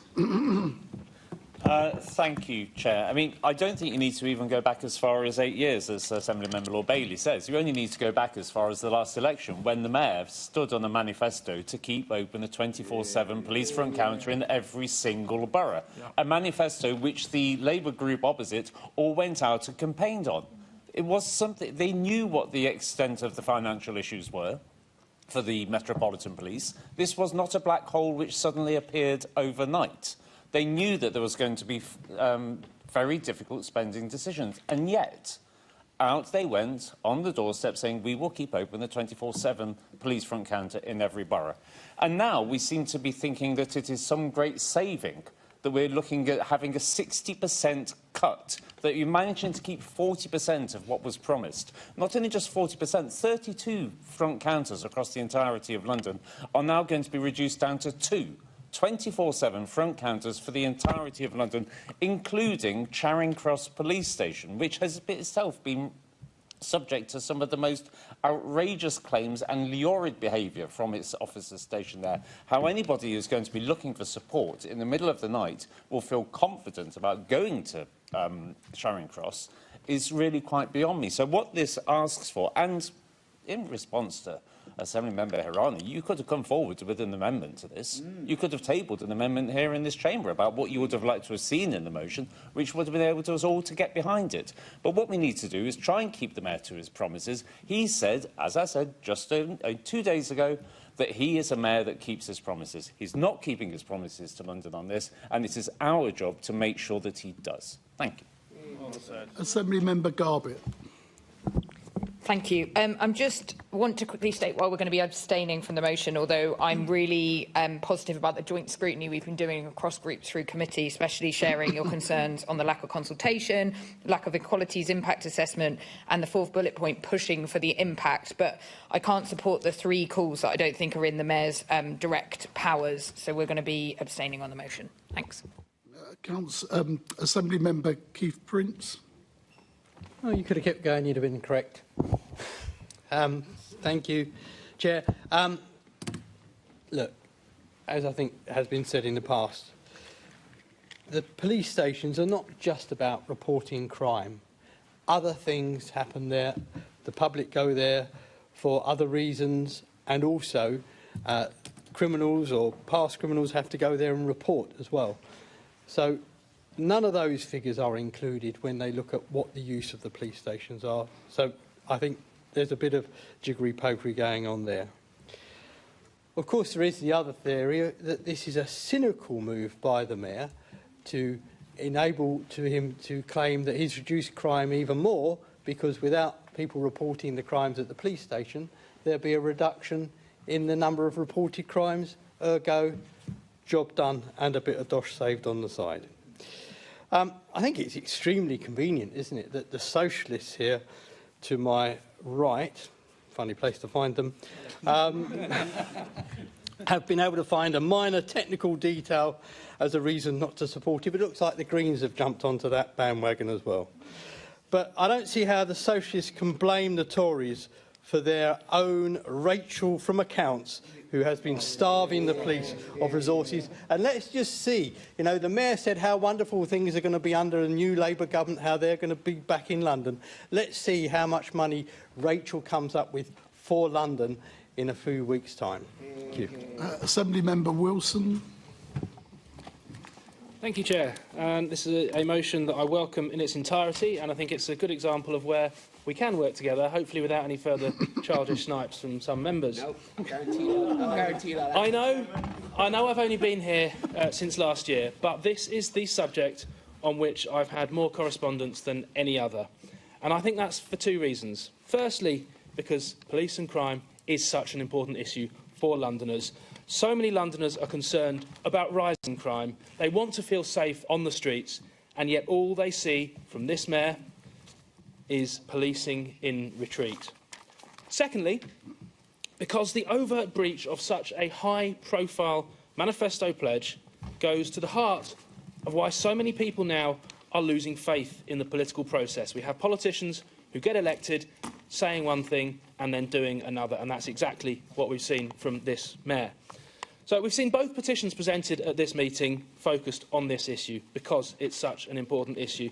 We know what the Mayor's response will be, because he never listens to us anyway, but that's no reason to stop asking the question. So I would have hoped that on this crucial issue, the whole Assembly could speak as one and ask the Mayor and the Met to think again. Thank you. Assembly Member Turrell.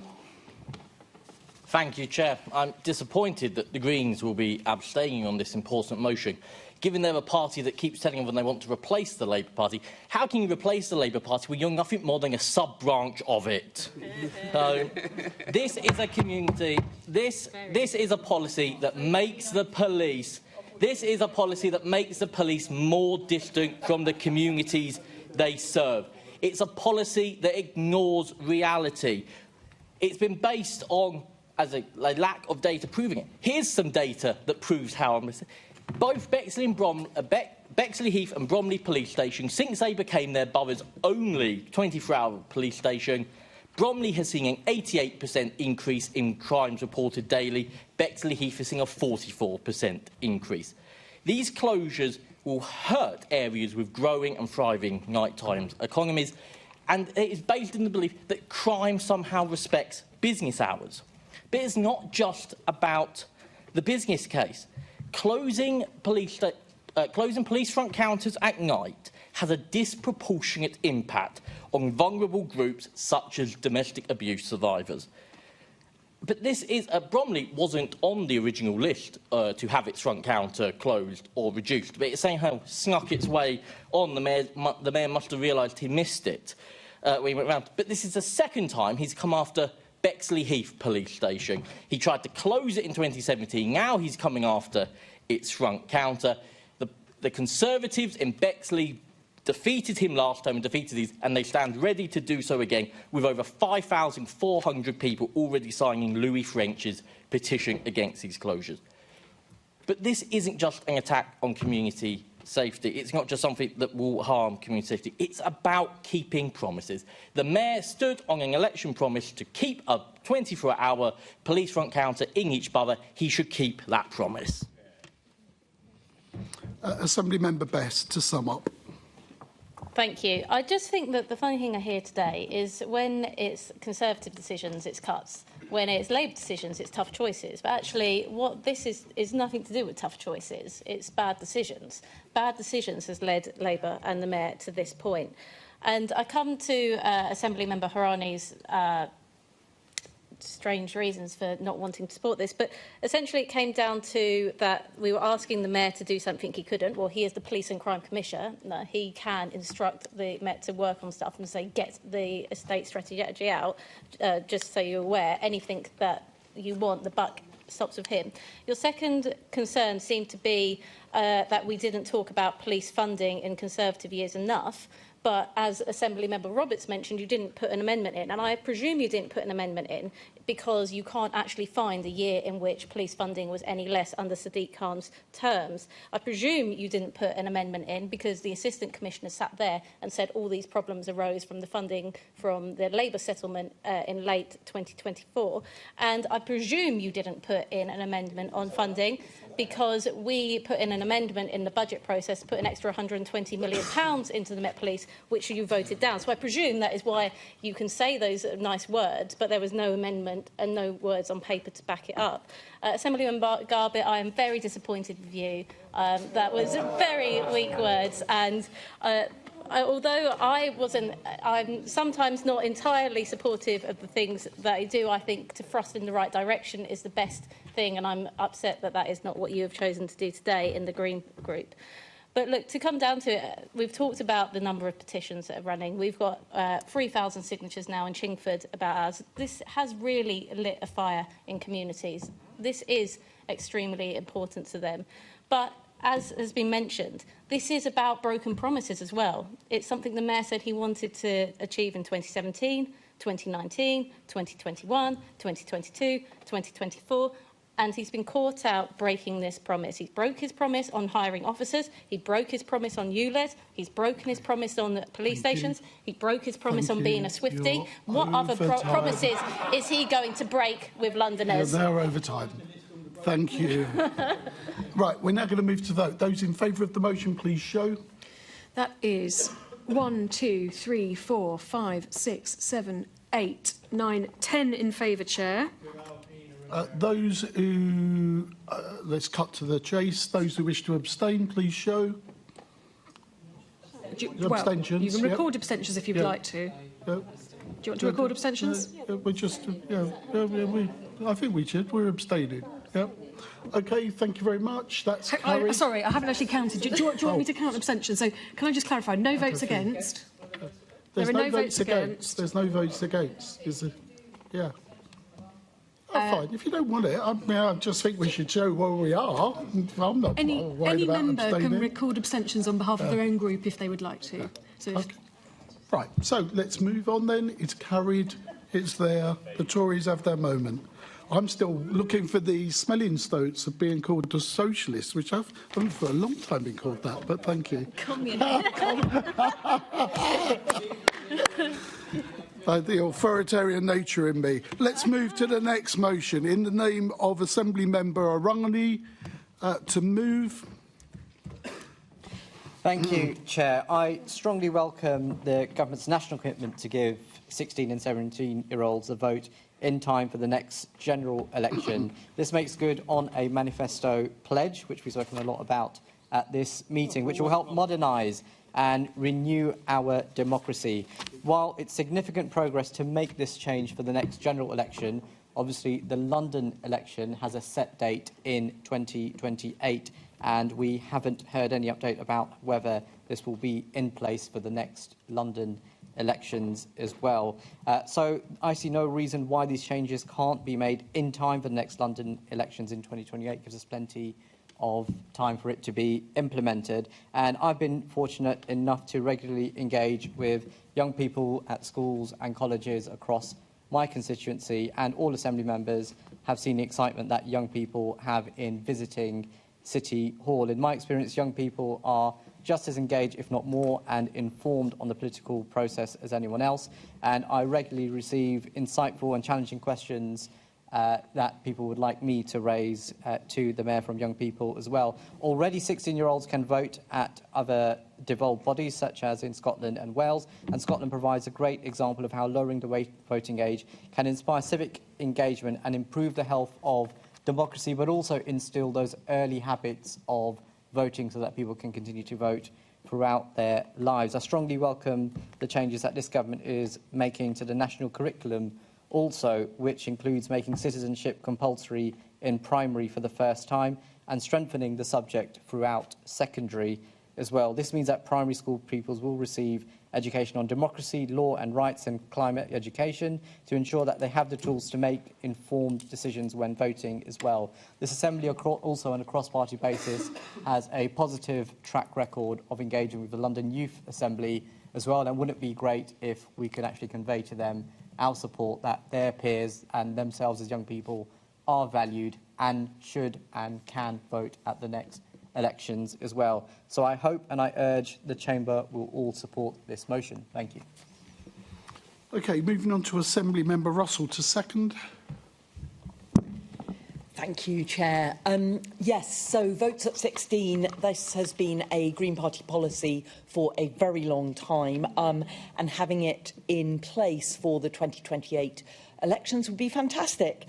Young people engage with us, with our group, regularly on topics that matter to them: climate, trans rights, the bus they take to school, and lots of other things. So I think it's only right that we include them in the system, and if the government is planning to have votes at 16 by the next general election, we really should try and get it in place for the next London election so they can have their say on the way our city is run. So the Greens will be voting in favour.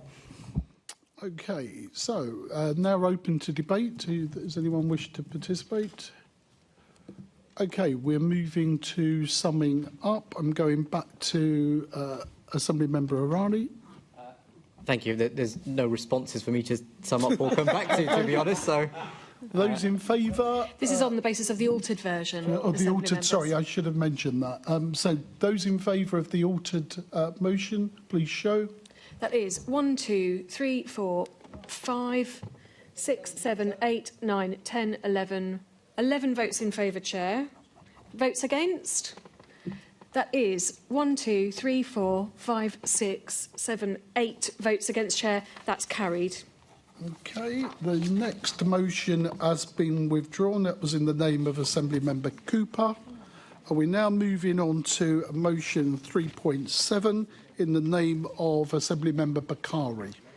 Thank you, Chair and colleagues. Every week, my inbox fills with messages from firefighters about racism, misogyny and homophobia that they have been subjected to, and quite frankly it's really hard to hear it, the pain that they're going through. 3 years ago this month, Nasir Afzal's independent review laid bare the truth. Institutional misogyny, racism and homophobia in the London Fire Brigade exists, and these are not minor issues, not isolated incidents, it's institutional. We know there's a problem, and since that review, our own fire committee has also heard the testimony of firefighters directly who had painted a deeply troubling picture of inexcusable behaviour continuing and going unpunished. In fact, the London Fire Brigade still cannot confirm a single dismissal for racism, misogyny or homophobia since the AFSEL review was conducted. And as for the Professional Standards Unit, the very body meant to address these issues, firefighters simply don't trust it. They told the committee directly they fearful that the confidentiality, they doubt fairness, and we found it under-resourced, suffering significant delays and critically lacking independence. Now, many firefighters also told us they didn't trust the union to support them. The threshold for the union to take up the cases is too high and essentially absent when they need it most. So they're alone, reporting into a system they don't believe in, without the backing they deserve. So forgive me if I'm not reassured that change in any real sense is underway. We have to see action. We have to check back in. And we cannot simply take people's words for it when firefighters are telling us a completely different story. That's why this motion calls for what is simply standard practice, a follow-up review. That's what responsible oversight looks like. And I have personally spoken to Nazir Afzal, who is willing to return. He wants to do this, to assess progress made, or otherwise through a targeted review with interviews, focus groups and data analysis. This isn't a radical demand. It's basic common sense to check up on progress. So I ask all of you to support this motion, demand the review, turn the spotlight back on. We owe it to the firefighters with more than just warm words. We owe them action, accountability and genuine change. Thank you. Moving to the second, Assembly Member Roberts. I'll reserve my right to speak, Chair. Okay, opened for debate. Assembly Member Clark. Thank you, Chair. I'm just a little bit surprised by this motion. I mean, I'm sure, as the former chair of the committee will recall, at the time she was chairing, that group that was met with by the committee was described by the committee itself as small and self-selecting, which is in contrast to the comprehensive approach that an HMI takes. Now, not to say that those experiences aren't valid, because they very much are, but when the HMI reviews a fire brigade, they look at it systematically. And so this motion is quite concerning. I mean, as you know, the Independent Culture Review was published in 2022. It was Andy Rowe, the then commissioner, who commissioned the report himself because he wanted external people to come in and look at the fire brigade, and they indeed interviewed over 2,000 firefighters. It had the full support of the mayor, and the review, as we all know, found the brigade to be institutionally racist, homophobic, and Islamophobic. We absolutely stand with everybody who has experienced discrimination at work and support the fire brigade's efforts in establishing a fair process. The fire committee has continued to work hard to scrutinize the brigade as they push forward culture change. The brigade's response to the culture review included establishing an independent complaint process led by the new Professional Standards Union. I remark that this is the first of its kind in its sector, and it was very much brought forward with the views of the union and the fire brigade and firefighters themselves. So detailed was the culture review. The PSU has been operating since 2024, so it's a year old, and I think it's premature to claim that there are ongoing concerns with a brand new unit. The motion calls to explore alternative structures, but doesn't actually suggest any, rather than building trust in the PSU, which again is only a year old and the first in its sector. As worded, the motion undermines the work of the PSU, rather than continuing to drive forward the culture change that we all want to see in the fire brigade. The Labour group will be voting against this motion and will continue Chair, the time is up. Okay, but we're continuing to support institutional change. Thank you. Any other contributions? No, sorry, Assembly Member Turrell. Thank you, Chair. The Conservative Group will also be voting against this motion and share many of the concerns with the motion that Assembly Member Clark has just outlined. Both Assemblymember Hall and I, as members of the Fire Committee, sit through the same meetings, hear the same testimonies, but we also heard both from the former Commissioner and the current Commissioner, and we are reassured that he is taking this seriously, that he is making and that he wants to drive the change that this motion strives to. As a result, we'll be opposing it. We're also particularly uncomfortable with the motion linking the work going on with the London Fire Brigade to what BBC Panorama exposed in the police, and would therefore not support. And one final concern that has come up as of yesterday is the further involvement of Nazir Aflaq, who yesterday tweeted that Hitler had 6 million mainly white people killed, the most evil man that lived. Leopold of Belgium had at least 10 million black people killed, never heard of him. Wonder why. We do not think this is somebody who can lead an independent review into this and carry the confidence of everyone. And therefore, the suggestion of further involvement of him in this is why we'll be opposing this motion. Okay. Going back to, I think we're into summing up. Sorry, yes, Assemblymember Roberts. Apologies. Thank you, Chair. Well, I think we should learn the lessons of the Panorama expose, to be frank. We took the police out of special measures. We had a Metropolitan Police Commissioner who was bearing down on, cracking down on bad behaviour, outrageous behaviour from Metropolitan Police officers. And yet it took an undercover investigation to spotlight the fact that this was still going on, not just going on in the Met, but at the very same police station where these practices have been uncovered before. I think it would show a degree of complacency on the part of this Assembly if we were simply to accept the fact that the current Commissioner for the Fire Brigade is looking to crack down on these practices. To suggest nefarious motives on the parts of individuals is I would suggest, wrong, and he's not here to defend himself. I would hope that Assemblymember Torra might wish to withdraw those comments, but probably not. No. Appalling thing to say. There's a quote. This is simply asking us to make sure that we are confident, that we are seeing the correct, proportionate response to what is a major concern for many Londoners. It's what we are here to do. And I would only ask that people would support this motion. It doesn't ask for anything outrageous. It just asks to make sure that we are doing the job which we are here to do, which is to ensure that those groups, those bodies which we are here to scrutinise are scrutinised properly and scrutinised by this entire Assembly, not just one of its committees. Thank you. Okay. I'm going to ask Assemblymember Bakari to sum up. I simply say this. Look at the evidence.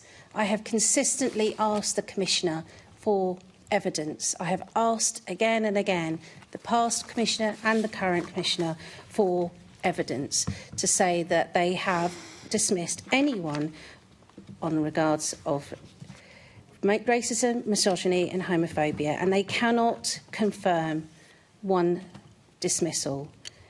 And it's disappointing that I'm having to do this motion because of that evidence, but it is clear we have got firefighters who are complaining about the process, talking about their lives in a way that is incredibly traumatic, having to listen to some of the firefighters talk to me about the mental health trauma that they go through, the suicidal thoughts that they go through. I cannot ignore that. That is why I'm doing this motion today. And Nazir Afzal has had the same experience. He went through that process during the first review, and he said that to us in that room about how disturbing it was to hear about the misogyny and the racism and the homophobia. And I have had to listen to that too. Again and again. I'm not going to ignore them. And they have every right to be heard, which is why I brought this motion forward. I'm very disappointed to hear some of the views, because it is actually quite upsetting. I want to do this because they have asked for a review, and I hope that we really do consider this carefully. And the way we work as an assembly is always cross-party. I'm very considerate of that in terms of the committee work and also how I chaired that committee, and I hope that we all work together on that with a report that was pushing for change, but that change hasn't happened. And this is why we have to move forward. And the fact that Nazir Afzal agrees with this and wants to do this just shows the reason that behind why this is so important, and also why I think the firefighters will really appreciate your support. So I'm sorry to get a little bit emotional about it, but that's how I feel. Okay, those in favour of the motion, please show. Those are 1, 2, 3, 4 votes in favour, Chair. Those against, please show. That is 1, 2, 3, 4, 5, 6, 7, 8, 9, 10, 11, 12, 13, 14 votes against, Chair. That falls. Okay, right. That's the end of the motions for this session. Can I thank the members for their cooperation during this? It was a difficult time. We've still got some business to do. Chair, so, could we, yeah. we've just gone past 5:30. Could we just perhaps extend the meeting for another 5 minutes just to get the rest of the business done? We can do. Thank you. Well, if we do it quickly, let's get on with it. Item 8. The Assembly is asked to note the commitments made by the Mayor of London, Sadiq Khan, during the London Assembly Mayor's Question Time meeting held on May 2025 and October 2025. Can we agree to recommendations? Okay, item 9. Review of allocations of Assembly Committee seats and related matters. The Assembly is asked to A. Note the requirements to review the allocation of Assembly Committee seats following the change in the Assembly's political balance and having had regard to the rules of political proportionality that apply to allocation of seats and the guidance from the Executive Director of the Assembly Secretariat as to the numbers and allocations between political party groups of seats, both on an overall basis, and for each committee and body established agreed to allocate seats in accordance to the tabled Appendix 2. Item B, agree to appoint the members set out in the tabled Appendix 2 to the committees indicated for the remainder of 2025-26 Assembly years. C. Note that all members of each establishment Assembly party groups are authorised to act as substitute members for any other members of their group at all ordinary committees. And D. Agree to the change in the terms of reference for the Economy, Culture and Skills Committee highlighted in the tabled Appendix 2, and note that the terms of reference for all other ordinary committees and the chairing and deputy chairing arrangements for 2025-26 Assembly year remain as currently agreed. Can we agree the recommendations?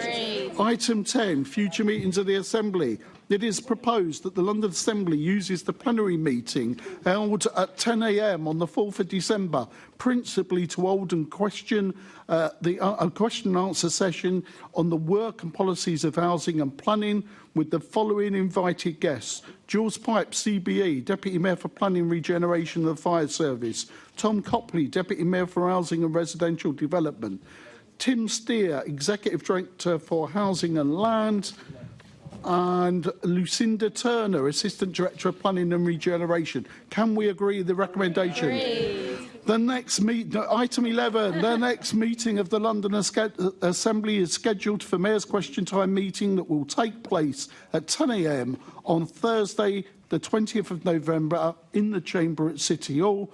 12. Any other business the Chair considers urgent? No. I now declare this meeting closed.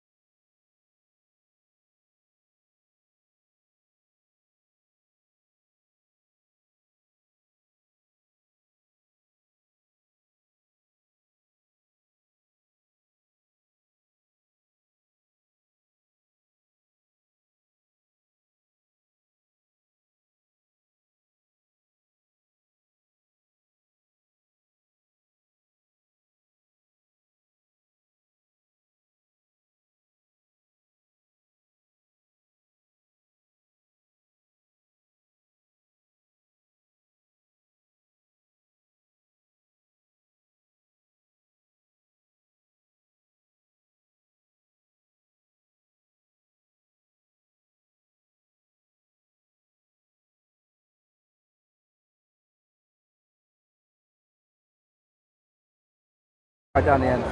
Oh. Either side. So were you both backing each other up, yeah? Yeah? In what way? What do you mean? There's two of you in a bed. One wire, one getting. It's a cock off tonight, is it? Is Who's it? going to shoot it better? What? I'll be looking first thing in the morning. That's fine, don't worry. Send me a text in the morning, say great stuff, and I know it in code, you know. Send me some code messages in the morning.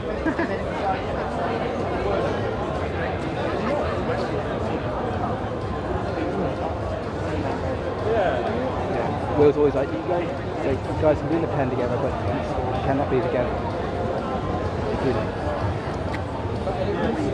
Good night. How's the last few weeks been at work? Good, yeah. Just busy, like really busy, very busy, and it doesn't seem to be like I'm finishing like mid-December for like a month, but I'm slammed right up until I go. Well, you saw my messages and emails today. I was trying to say to him, look, like, I need like. You've been on 7 days straight at the moment. Yeah. Do you want that? I've just been. Do you want that? Or do you want me to lay the break before I go to Doha? I'll come back. I think I come back and I kind of off for like a few days. But I guarantee I won't be off because it will be Red Sea prep. Those things pop up. Yeah. I know what you mean. Then Red Sea. I come back from there on the 14th. And then how's everything with the missus? At the moment, good. She's not very well. She's very suffering. Like, not more than 6 days, like 4 days. Nice over it. Okay now. But she's okay, yeah. Yeah, she'll be alright. Hopefully.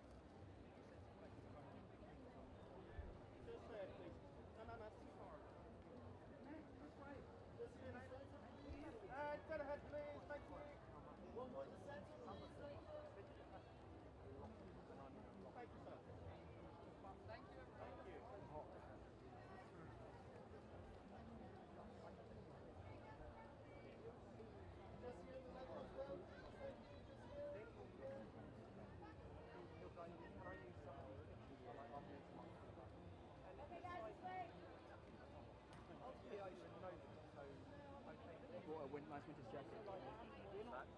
Nice new winter jacket. That's really quite. The most the coldest one is minus 25%. Wow. It won't be minus 25. Not really. But it could be a repeat of.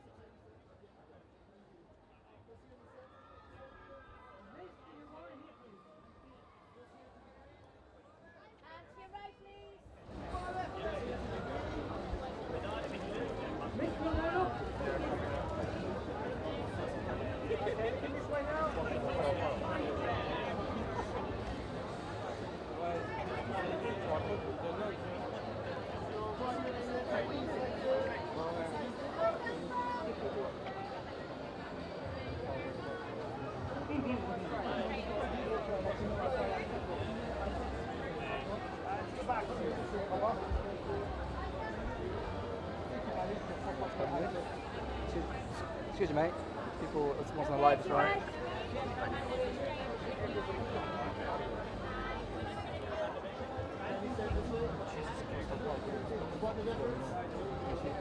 Christ.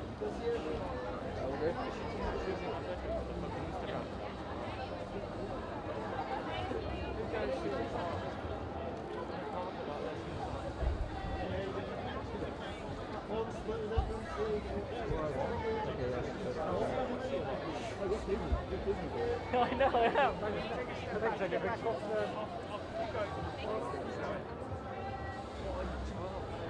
Straight up.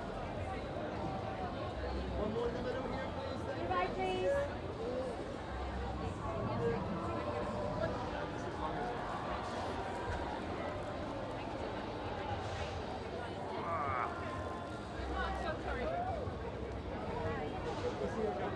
TikTok Central here. To the right, please. So many. Yeah, so many people I don't care. Yeah.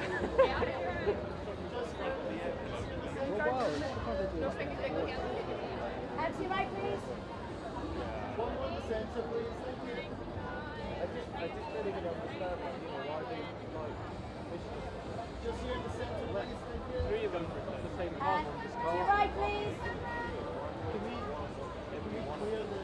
I don't know if it's possible for you. I just thought if you go low and then at least you wouldn't. Oh yeah, mate, I will do. Yeah, am I on your way here? No. Just wonder in the heat of the moment, like when the people come, I'll be low. Oh, no worries. I just want to dodge any. Calm, thanks, mate. To your right. Here to your right, please. To your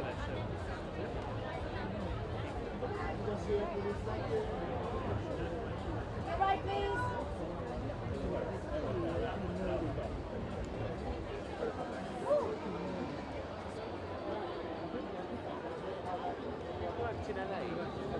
Yeah.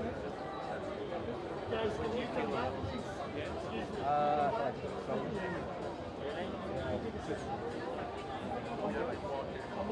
One guy,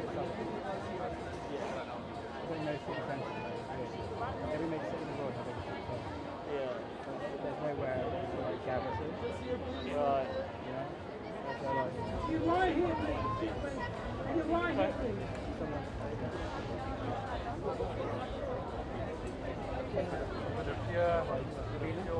Huh? I've been a couple of times. Didn't spend too much time. It was always just sort of like somewhere that you land before you go somewhere else in California rather than somewhere. I don't like that. Yeah. So, yeah, we were there last year March, and it was great fun to do a road trip. Didn't spend too much time in LA.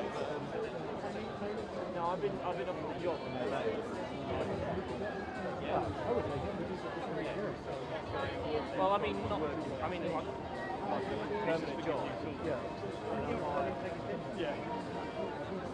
I'm trying to. I haven't given my answer yet. I'm just trying to handle the salary at home. Yeah. Well, they offered me. It was a bit under my expectations. Nice healthcare as well. Yeah, they pay for they're paying for visa and healthcare, but apparently our company's healthcare is not amazing. So if you don't go for their healthcare, then apparently they pay $3,600 a year.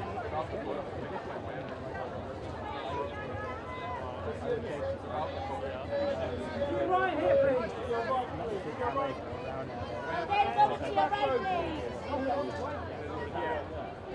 Sorry. Well, yeah, no, and they offered me. You drive? Here, please. Yeah. Oh, of course, yeah. No, I'll definitely need to buy a car as soon as I land. Yeah, and hence I'm just trying to do this. Like, I haven't asked for it yet. I'm drafting my email, but I haven't sent it yet. I'm sure they pay car allowance. To your right, please. To your right, decent car allowance. If you relocate from someone to LA, you can pay car allowance. And I'm not like some guy who already there. Every day as well. They offered me the job on West Coast regional chief. Look to your right, please. So I can basically just pick and choose my jobs. all around the West Coast. I would say, you don't live in LA, you can live outside LA. The contract says, Los Angeles. Yeah. So I'm just, I think that what we need to be doing no, do it, no matter what you do, you're still going to do a fair amount of premiers. So, you know, that's the, unfortunately, that's the bread and butter. You know, that's what I imagine.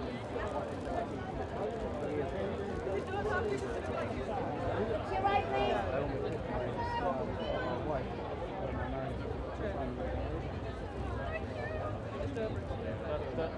I mean, I am married. Funny enough, we got married in Vegas. To your right.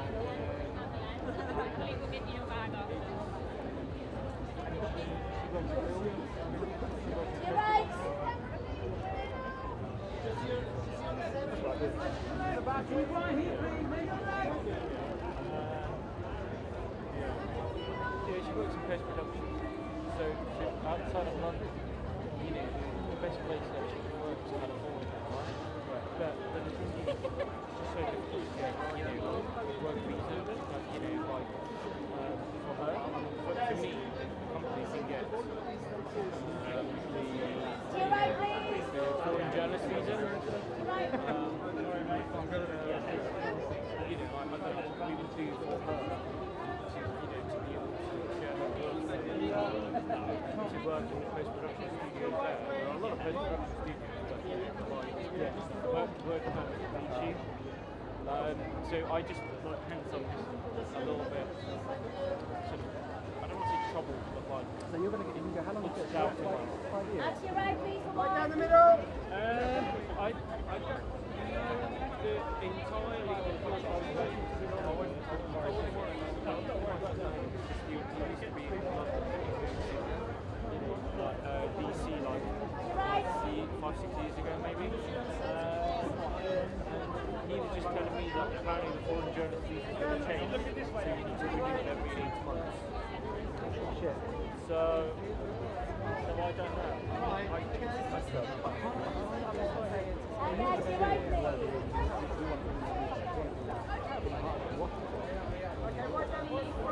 There was a New York job, but it was just, I mean, I didn't even start there's some money they would offer. You don't know how it would never go. Here?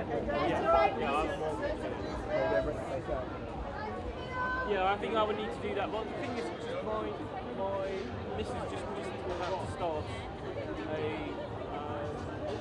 55-week contract to work one of the productions in Shepperton. So she definitely can't move for 55 weeks. So that just means that, you know, like even if I go, I would need to go by myself for like for a year, and she would, you know, she would just keep living in our flat to pay the bills. It's just expensive, isn't it? In LA, it's expensive as well.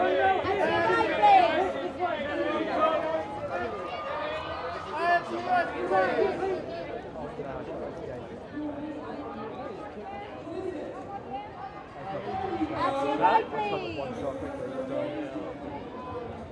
And back to your right.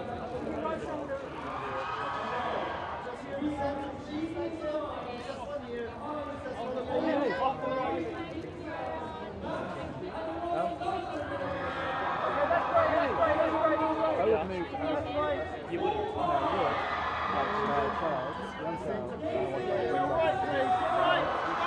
Like, not LA itself, but I'd move to California. I think California is yeah, I know, but that's I mean, that's just LA. Yeah, when I keep thinking about LA, I just can't get myself like fully psyched up. But if I think about it as California, then I'm suddenly just hyped up about it. Well, I like the snow. Yeah, I like the snow. So, yeah, that's right, okay. I know, that's very good. Right. So if I'm like, right, I can go up the snow. The weather's good. Yeah. 300 days of sunshine. Yeah. I'll be ready. I would love it. Can I just say that? I think that would be such hard work, but it just will be worth it. I would you know, that'll be my bread and butter. Yeah, that would be. I would go for that. Get one right in the middle. Go in the middle. Yeah, that's great. And yeah, I mean, I don't know. I mean, I could believe the thing of it. They offered me £71,000, and I don't think that's enough. In LA, yeah, they can know where it is. Why someone's going on and on and on about that? Three figures. Huh? I reckon you did. How much is rank? I just don't think they would pay me £100,000.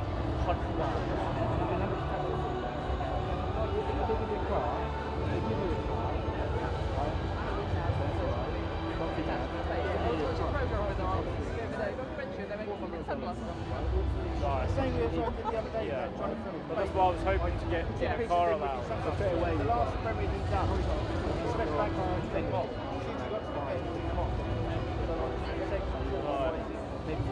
Yeah. Well, would you lease it or would you? You lease it. Yeah. Come back for like 5 hours. Yeah.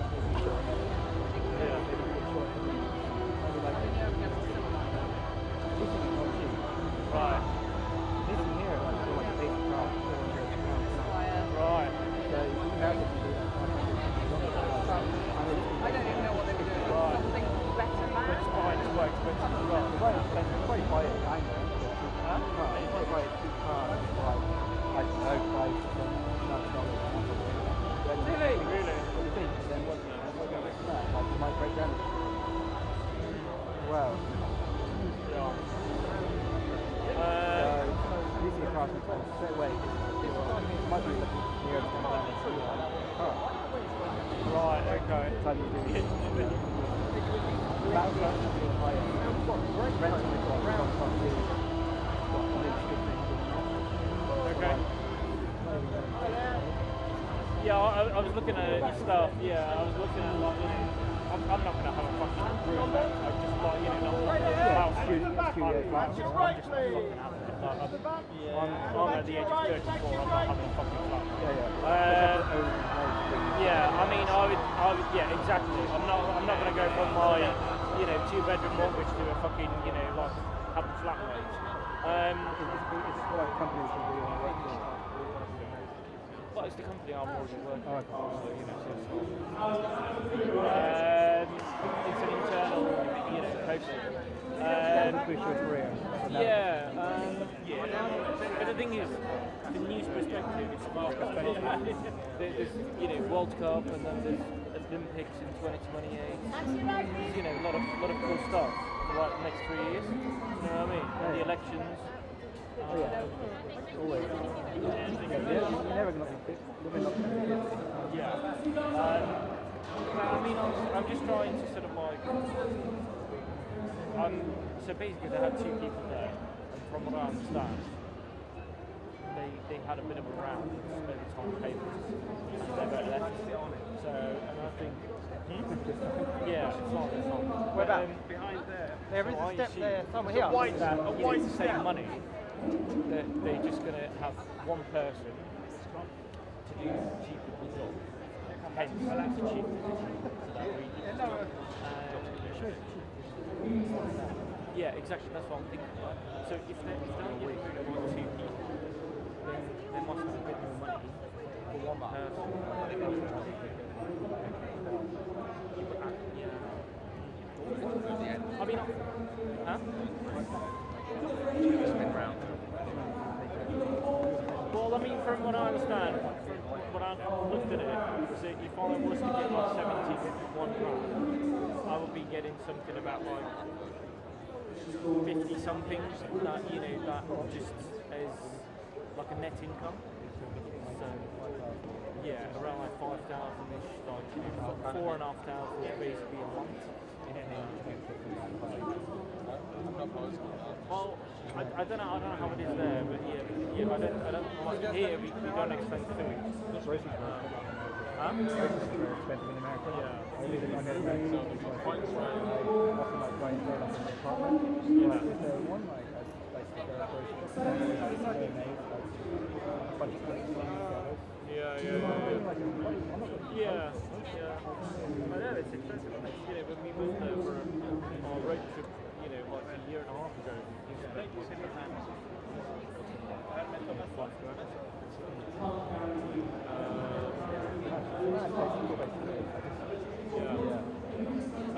Then you're wrong with yours, I guess. Yeah, that's that. Yeah, but that's the problem.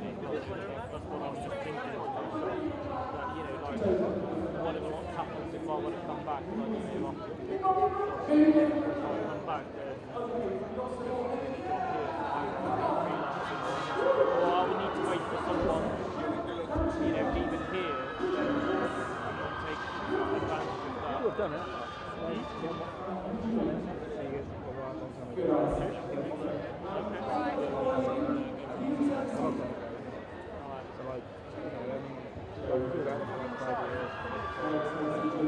Make sure you get help.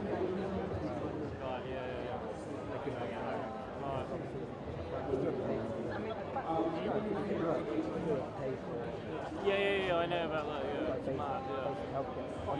Even if you've got like decent insurance, you pay something. Yeah, you apparently still pay, you know, some of it from your pocket, even though insurance pays for it.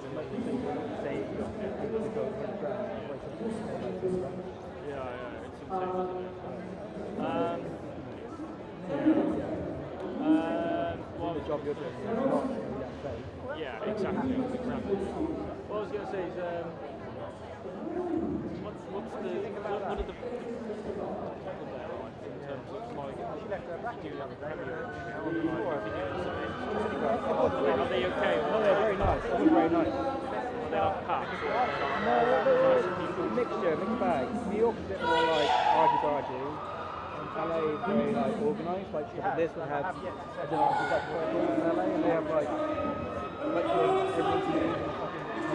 Oh really? Okay. No, that's alright. But everyone ends up fighting together anyway. Because they're doing a shot in and everything's on a short. Alright. Everything's like a 20 to the same. Okay, that's interesting. It's terrible. It's good. Alright. Everything's like, because it's like second row or something, you're up high and it's really high and awful. People are nice. Especially with British, everyone's always like, oh, that's really Yeah, I mean that's the thing. I would, you know, like I would be doing fucking Oscars, Emmys, Grammys, and all that shit. Like, you know, that you would never fucking think about it here. It's still like, so if you go to like those big events in America, it's like they're quite flat. It's not that close. Here when it's big, when it's like one big Everyone's yelling. No, people don't yell at that. Well, that's like me then, because I never open my mouth. No, but it's odd. The odd person does that. It's like the same. You see a lot of Americans out here, they go, oh, yeah. Okay. Yeah. So it's not that stressful. Is that what you say? Well, is that what you get now? It doesn't feel as stressful as what we should sometimes. Right. There's that whole like get there and hoping you get good spot, hard break, all kind of like organised.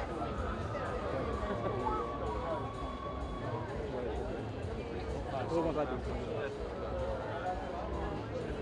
I don't know, so that's good. It's nice that you have to work on. I don't know if that's it, or so I'm there to run the everyone is like super like knocking stuff over the gate and then it opens it and runs. There's no order. There's no order to it. Where? Oh, in France. Okay. That's like, what? I was just testing me out in France. I go to France. I'm always like, for fuck's sake. And I'm like, what the fuck? I'm like, the English guy, got in the French. What are you going to say?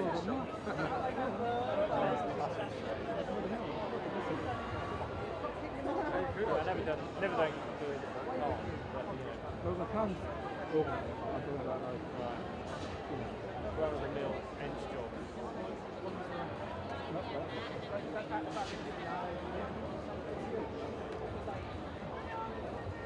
That's your right, please. Your right. Your right here, please. Here, please.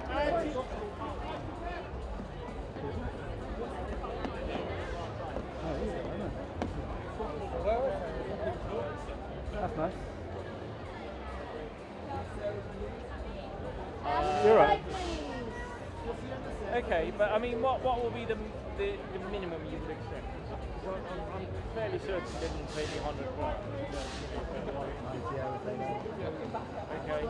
I just think your expenses are high.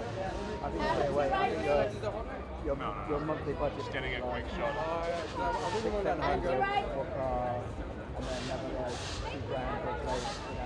Well, later, I mean. Yeah, no, I want to get a quick shot of the setting. $5,000, pay food. Yeah. You've got. What's each other? Okay. My central numbers. Anything like the studio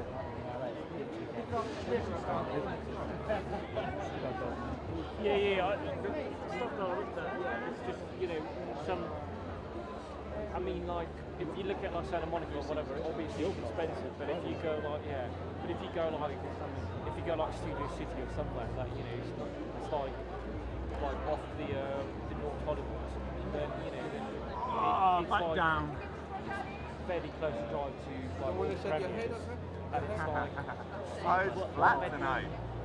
Flats on like just over 2,000. Does that make sense? I mean, if you want to go somewhere nice, it's easily. Everyone next to me, like people are like guest rates, like because like they want to live on Yeah, I mean, I don't know. Maybe I can just go like, you know, like on the borderline of LA. You know, like Phuket. You know what I mean? Like a bit more every day. They're paid for mileage anyway. So I don't know. Maybe I can get a bit more bang for the buck.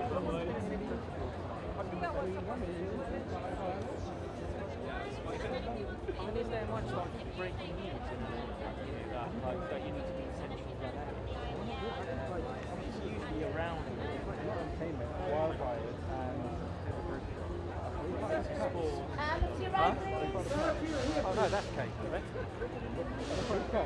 was supposed to do the influencer board tonight? Wasn't there an influencer board on tonight on the assignment? Yeah, there was, taken away. It was, we moved our #1 videographer from inside, Ming, to outside. Back Mark up. Mark's just come back from a long break. to be rusty. Yeah. Oh my God. Oh, where's your protege? What do you mean? That he's the prodigy? Where's his protege? He hasn't been born Where's yet. your Padawan learner? Goffy. Sure, yeah. Oh, Goffy, yeah. Where's Goffy? Oh, him? Yeah, where's your Padawan learner, isn't he? He's not here tonight. You're right, he's not here tonight. He's the You're #1 ready- videographer. Because Ming said you're ready to take the Jedi, become a Jedi. That's your right, please. Your right.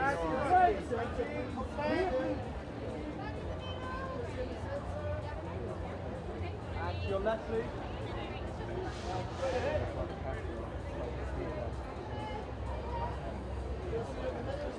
And to your right, please. To your right here, to your right. From his right, please. And to your right, please. Right to your right, you know about it.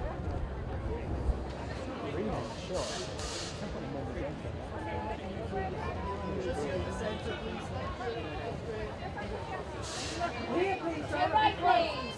Over here.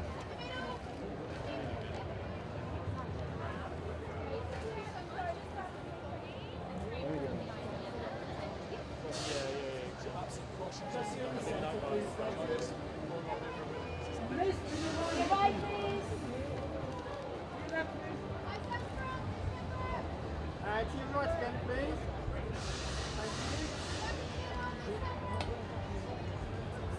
It's not raining. Yet. And to your left, please. And a couple more. And to the back, please. Right ahead here. Thank you. And to your right, please.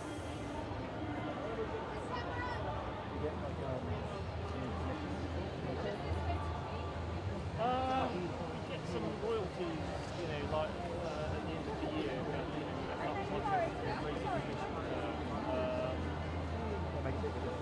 There's your statement. It's not a huge amount. The last year I had like I just smiling like this. Look to your left, please. And come forward. To the back. To the back car and rent. To your left again. It'll be over like 3,000.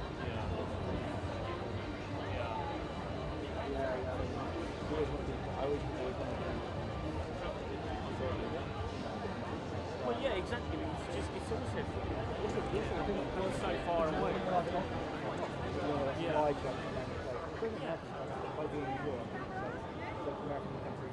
Look at your left, please. Down the middle, please. Go ahead, please. Yeah. To your right, please. And to your left again, please. Yeah. No, you're right, actually, yeah. I can do all sorts of, like, if I'm the, if I'm the, the chief of that region, I can do shitloads of features and stuff, like in California, that sort of like states nearby, like, Look to your left, right. Down the middle, please. I know, it's fucking mad, isn't it? It's the back. I drove at the one.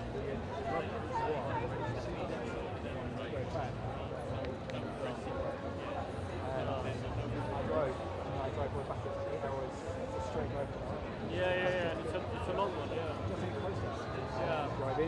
Yeah. We did it like when we were doing our road trip. We did take a break somewhere. Where was it? Monterey. Overnight. Look at your left, please. Mora Bay. That was very nice. Straight ahead. That's where I took the in Monterey.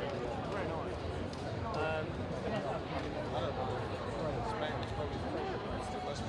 I just need better money.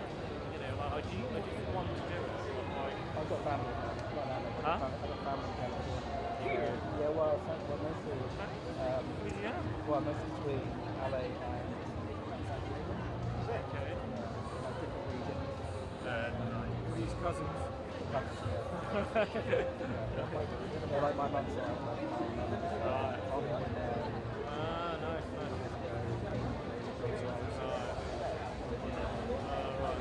Nice. I have.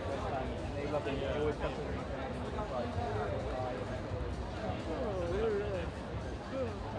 They also get angry if I hear this. Yeah. I have my aunt and my cousin lives in they live in New Jersey. Yeah. So I go to New York. I mean, you can't. I mean, when you go to New York, it's just like like if you stay for a little bit of time, it's okay. But like if they're in New Jersey, it's still like an hour and a half. It's not like very ideal to stay there. Like you should go for like a couple of days. Right. It's a fair one. Right. Yeah. Things will go on. Yeah. Look to your right, please. Yeah, like we went to New York, like this is like, it was my third time or whatever, but we went together like about 3 years ago, and honestly, like, it was only like 3 days.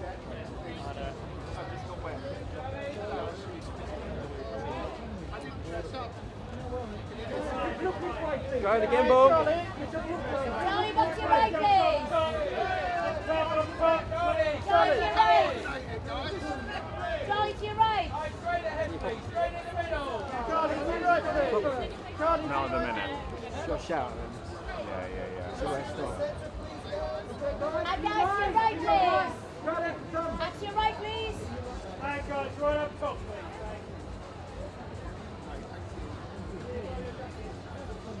I guess it's turning up to evenings. I guess it's going to do another series of Black Mirror then, I guess. If you still turn up to Nick. I've never watched it. Is it? You never watched it? No. I watched the pig episode and it put me off. Oh, it's the best episode. Oh, right. It's not the best episode, but it is mental, the first episode. My parents said the same thing. I said, watch Black Mirror. I said, but the first episode's mad. After that, it kind of calms down a little bit. Okay, yeah. Oh, here it comes again. There's so many of them.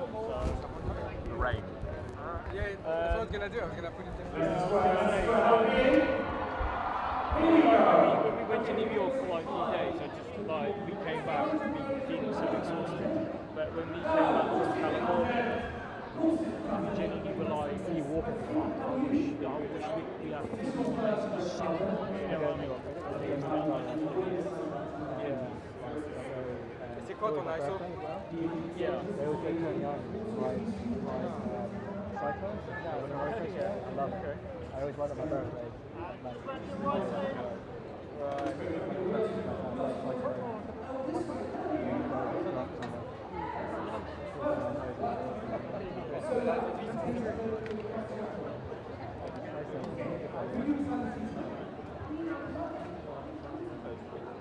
New York is getting worse. Terrible. They get me? I've been in New York.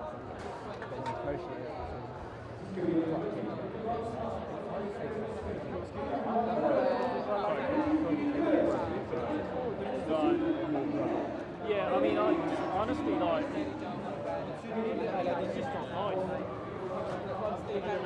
Parts of it's just nice, but, you know, like, even walking on the streets, just feels like we want to be like, nutter after nutter, you know, like... Yeah, it's mad. It's weird. It's really sad. Like, in terms of, like, everything that's yeah. And there's lots of nights. So I went to New Orleans. I just said that work as well. And there, California had one. New Orleans. Street. Yeah, I mean, I felt like that was fucking mad. Yeah. You alright, right? We're probably American.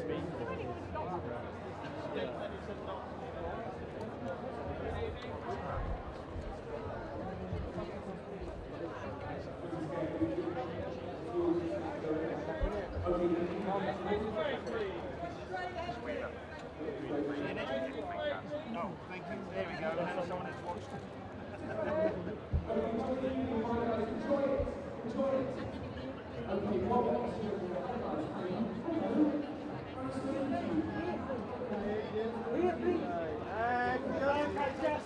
Madam, to your right, please. Hey, please. To your right, please. To your right, please. To your right, please. To your right, to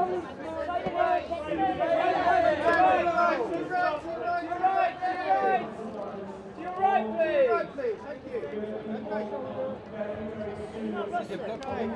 Hey, go over the gimbal! There it goes. Oh, hello, now it's annoying you, is it? Okay. Okay, just look here, right in the middle. There we go, thank you very much. Now look here, please, this way. Straight ahead, please. Straight on, please, thank you very much. Hold it there. Thank you. Welcome to our world. What do you mean? I'm not there. You bloody gimbal people.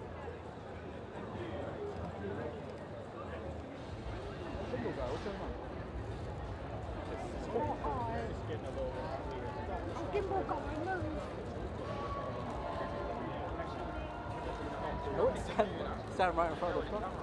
Where's the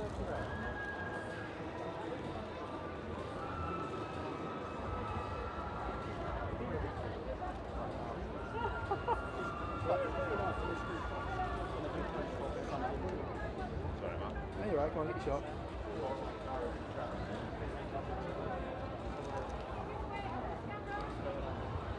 To your right, please. To your right. And to the centre at the back, please. And back to your right, please. Flicker there. Yeah, I see that. And right down the middle. Not too bad for our playback. And to the back, please. And to your right once more.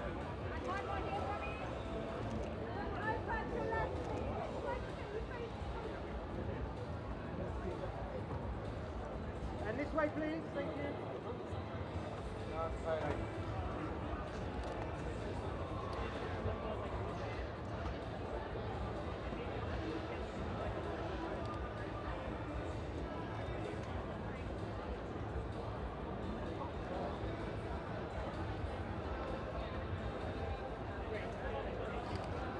The FX 6 colours, and I can't get them to match with the A7. The A7's nice and Are you shooting Cinetone or you got the S-Log? S-Log, sorry.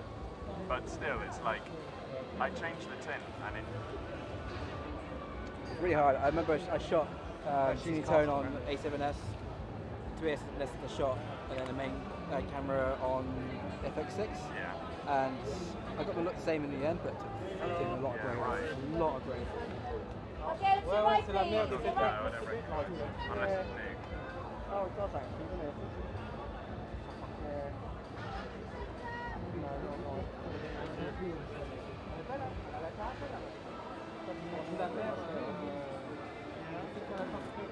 Okay, guys, you're right.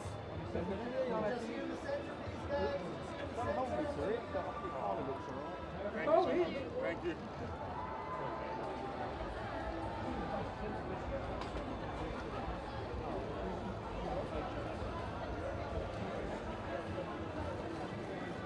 We're doing on time.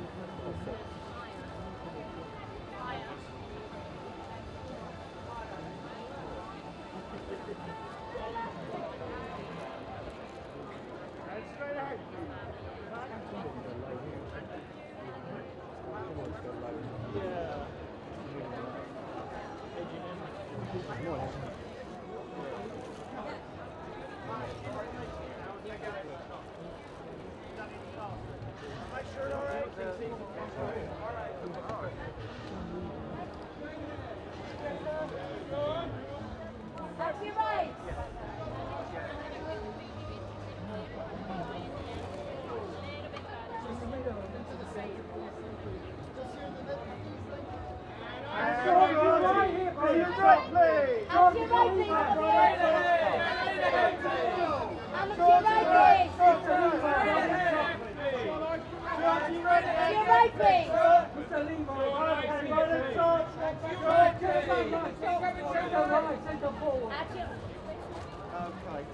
Go to Gimbal! Gimbal! Guys, Cameraman, move, stand there. Cameraman, please. Straight ahead, please, sir. And to your left, please. Just straight ahead, please. Look in the middle, to your right, please. Look up.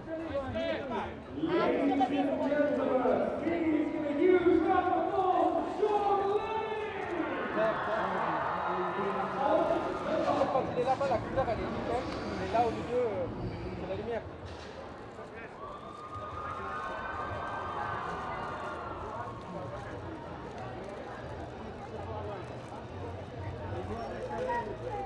And to your right, please. To your right. To your right, please. And to the back, please. And back to your right, straight ahead. And back to your right, please. Just have a very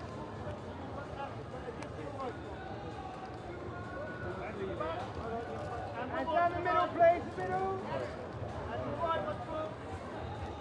Oh, this has got to be one of the most uncomfortable positions, so that's myself here. The last day of LFF, I decided to like crouch down on my knees. I did it for like over an hour, and it was agonising. Right. You didn't realise to stand up? Last year, after Preston Woods, we found my card. Good job. We found my card, but that morning I woke up in the middle of the night and the pain in my Achilles was insane because I was on a slight awkward stance the whole time. So I just stretched it out too much. And no, it's okay in the end after 24 hours, but it was very painful. I thought I fucked my leg up. I was about to go on holiday as well, so I was like, shit. Oh.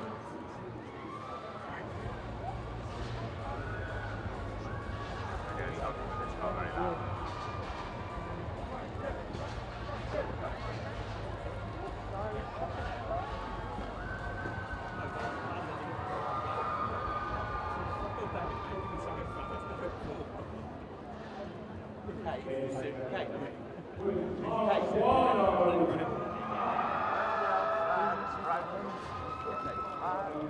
Is that right, Matt? We're just standing by saying was everyone too far in? F6, yeah, it's bang on, isn't it? Bang on the forecast. And I'm not saying just let us know But we'll stop again briefly, and then kick off. You know, if you did videography, you'd have a great job as a weather reporter. West Country weather report. What? You'll be the one who they send out. Red Sky at night, shivers to light. You're just in the absolute middle of a hoolie doing a piece of the camera. No, that's all right, you know. Atmosphere. That's what people want to see. Now, let's have a look. That's what we're getting now. I'm glad I've come dressed as a sponge. Well, no, I think it's going to stop actually. Take it back.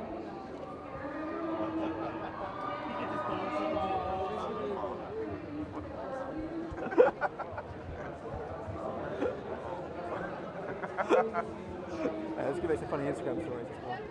I'll wait till it gets really wet. Yeah, until I literally look like a wet dog. Yeah. Oh. Lesson learned. Is it though? No, I'll do it again. I know I will. I won't learn. So I've definitely learned this lesson for years. My wife told me to learn today, so I was like, good job. I need to get a wife. That's where I come from. I would have checked anyways, but it was such a nice day. Oh, such a nice day. It was going to rain tonight. I said, what time? She went, 5 o'clock tonight. Brilliant. Tomorrow, actually hammering down. It really goes. Oh yeah, but I'm looking forward to that. What do you do tomorrow? Nothing. Just stay in and watch those things. And I'm catching up or rewatching. Well, my house is in a complete state right now. Yeah, you're still renovating, aren't you? Yeah. Where are you up to? Well, not far. I mean, this is like the house last night. I got home from Wales last night. So that's like, they're doing a whole new floor. You're going to have shelves in that alcove? Yeah, so there's on here, it's going to be box seating with all like airy seats. And then sofa goes here. It's going to be like fancy panelling on the stairs. Pretty. The secret doors where I hide all my camera. And then there'll be shelves here. And there'll just be like a kind of lime wash here and lime wash here. And then this kind of flooring is going to go. See it? Wow. This flooring here goes right on downstairs. That's nice. It's hardwood or like hardwood. Like even like they're like you can do it. I said hardwood is obviously more expensive to make too. He was like, if I get hardwood, it's costing me £4,000 to level off the floor because it's got like slight heats in it. So laminate like gives it a little bit of gives. But I still have to pay an extra £8 for my kitchen. Is really uneven. So they need to like put on Saturday they're putting down self-leveling. Stuff like fines, like level stuff off. Kind of pour on and kind of find some level. And then the lane the rest of it on Sunday. Finish decorating on Tuesday. And then the carpenter comes in next week to do stair stuff. And then I've took the cost down, I'm doing some more woodwork stuff. the directors on there. Richard Brothers. So they are directors.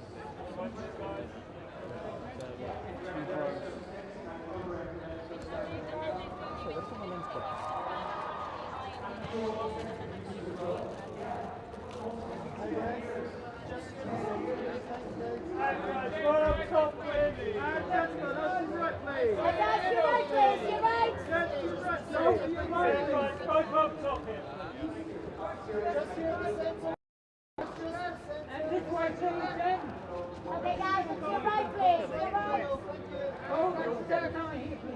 Guys, to your right, please. Okay, gents, just dead ahead, please. Thank you very much. Okay, thank you. And again. And guys, if you to your right.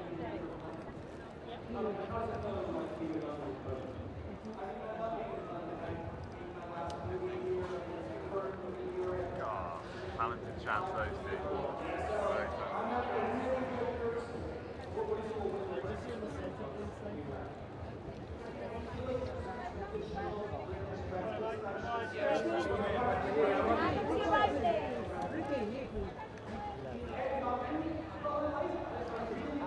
Your left, please. Your left. To your right, please. To your right. To your right, please. Keep saying.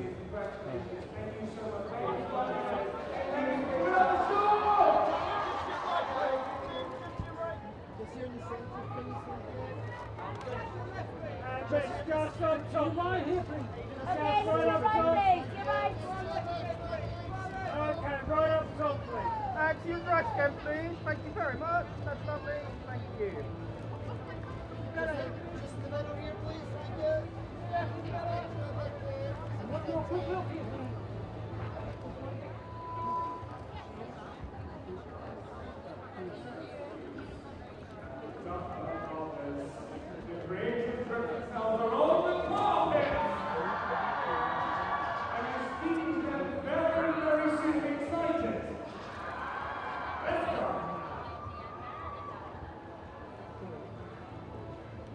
Just here in the middle for us, thank you. And ladies, you right here, please. And to your right, please. And to your right, please. And to the back, please. And to your right.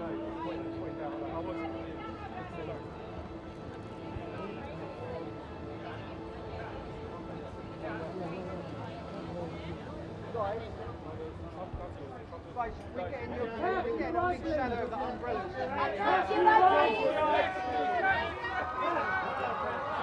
And to your right, please.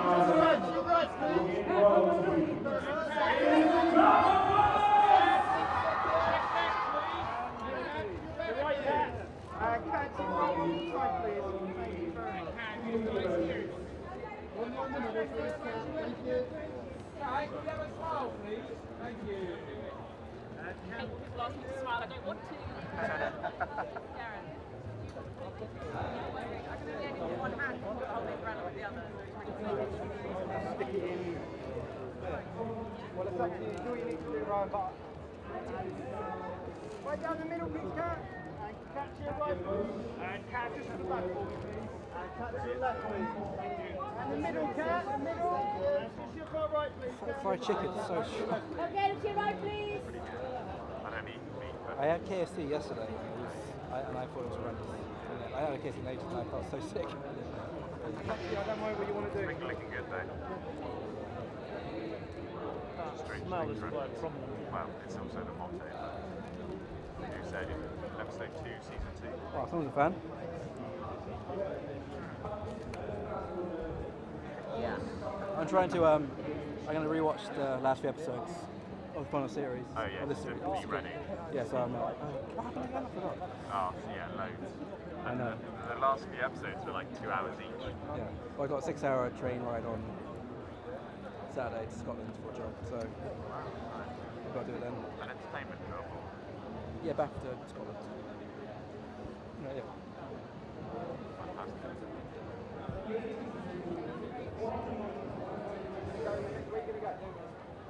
I really like Francesca just sorting me out with I it. sent that woman out, so shall I just stand here until someone else arrives?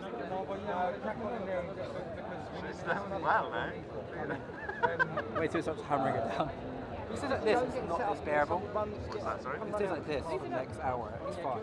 Yeah. But if it flips to like crazy rate, yeah, then it's a problem.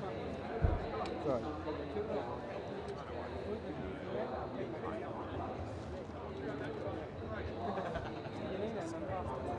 Yeah, I know, it's just unavoidable, but like for the long term, because most of the time it's fine, I'm close. Yeah.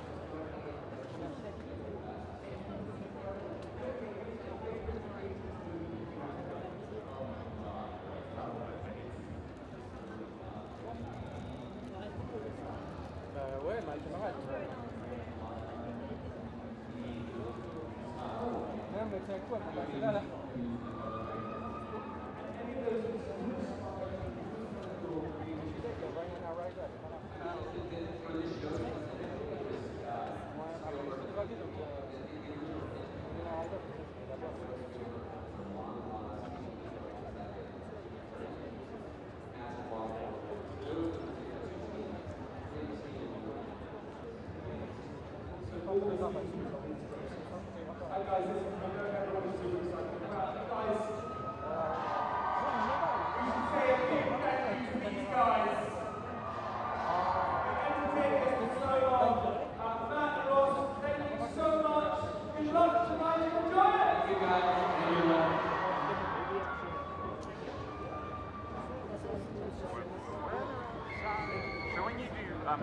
shots, do you, like, what sort of, do you include any transitions? Like, would you zoom in during a shot? Or Yeah, well, slow-mo, no, not so much in slow motion, but on the real-time stuff, yeah, I'd use like transition normally, the zoom, quite raw. and what kind of stuff would you do for slow-mo then?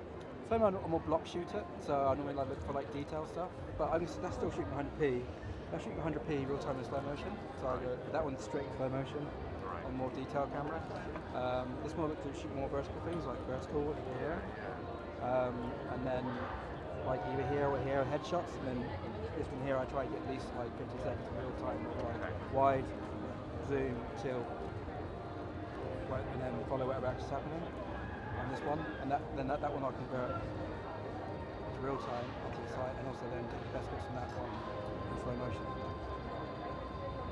Yeah, and I shoot wide open on both F2 and F2. Because I'm just shooting slow-mo on this Maybe one, if there's a big group shot of them, maybe I'll get the F5 or something just to do like a group shot. Depending. Just want to, get better. Because I'm like shooting slow-mo, but I'm like, I don't know what I want the shot to look like in it. It's the first time I've done this. It's almost weird. Sometimes you treat more like stills, especially with Getty, like full length, half length. Like it's more about like showing like especially girls. Boys don't care about the whole thing. Okay. You know? That's good. Maybe I will a little bit for like framing this.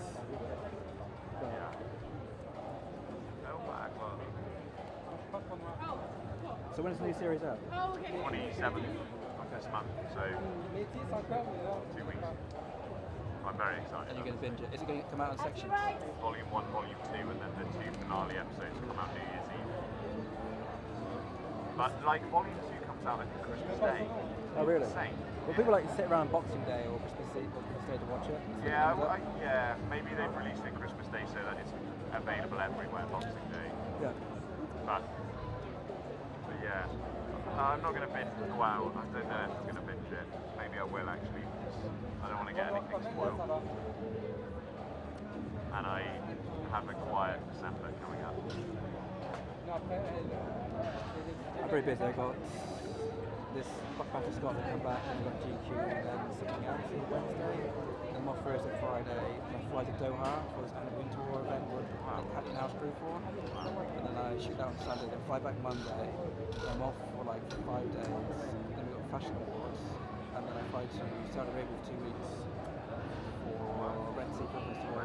I've heard about this. Yeah, and then in-house crew for that. That's a new one, hey? And then about this, and then shoot that for 2 weeks. Well, I think so. Why is it called the Red Sea Film Festival? It's not in Egypt. Red Sea goes next to it. Yeah, Right. because you've got the way, because it's on Riyadh, which is next to the Red Sea. Not Riyadh. No, it's the other one. Which I've been to. I forgot the name of it. So, oh my god, blank. I don't know. It's by the sea. So yeah, it's there for. I went to Saudi briefly this year just for like a page on. I was at the F1, so I was there for like 4 days, but I just this year was on the track for 4 days and I came back. And then Get you around. Yeah, I do around. Yeah, we do 3 months or a year traveling. You do 2 weeks easily. I do. Near it was a month in Paris, quite fashion week, and then you have 2 weeks in Cannes, 2 weeks in Venice, 2 weeks in Lucy, and I normally do like at least I've done 2 weeks in America this year, and then 11 days in at Singapore, and then I did 4 days in McDonald's, and then you've got whatever in and out of there, so you know you've done at least 3 months. Oh yeah.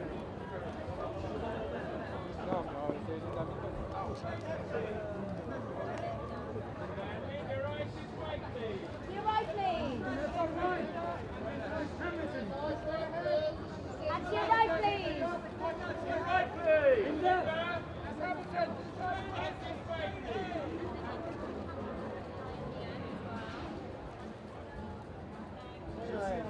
And look to your right, please. And look to your right, please. And look to your right, please,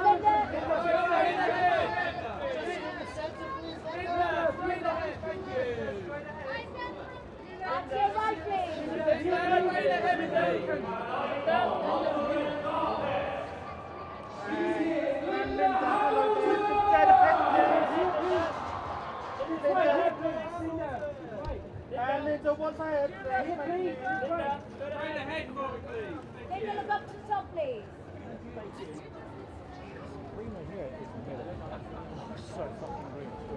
can't get used to it.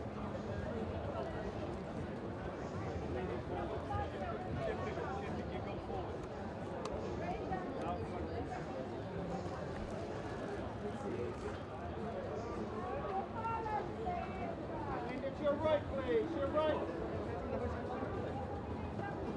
And then back to your right, please. In there. Back to your right. Back to your right, please. To the back row. Just once more to the right.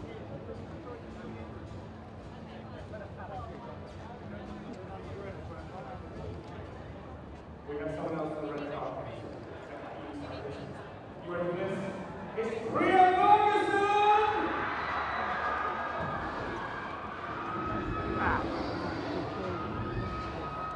Love this lens. Nice. Yeah, it's really nice. The focus bit, like, odd. The water goes in your battery. Nah, it'll be right. That battery's pretty good. The rubber around the yeah. Chuck it in the pond and see what happens to it. I did. I dropped one in New Zealand and it did come back to life. I fucked my microwave today because my like I got a conservatory and all my shit's in my conservatory at the moment, like covered in plastic,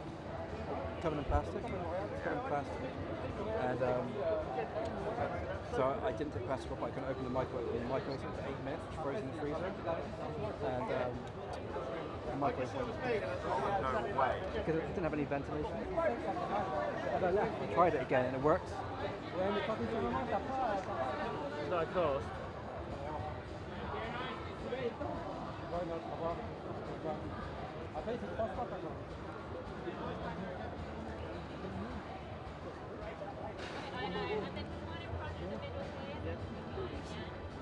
And look to your right, please. And Phil, right back in.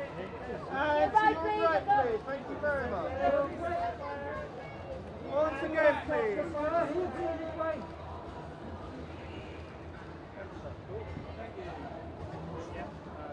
Wonderful. Thank you very much, sir. Dead ahead. Gimbal, mate. Gimbal. And again. Gimbal. Gimbal guy. Come on, mate. You're standing right there doing nothing. And look up to your Please give it up for Caleb McLaughlin! He's on the mountain right now! Come on, guys.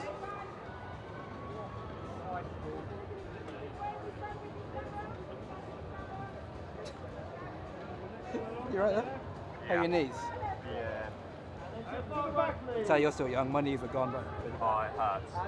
Hurts. I'm not willingly impersonating Gollum right now, but it's a force of circumstance.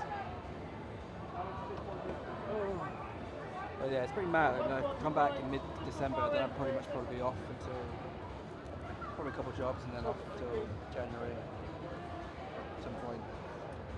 But yeah. 98. But then do it all again. Wow. But I don't know what's happening this year yet. I need to start communicating what's going on. Zero. Whatever Well, happens. like what jobs, Only water. stuff like that, you know, figure out what travel there is and do that. So yeah. Very cool. The glitz and the glamour. International. Then there's always, well, media this year, normally there's always like a world tour, but like this year they've been a bit lacking, so we went to visit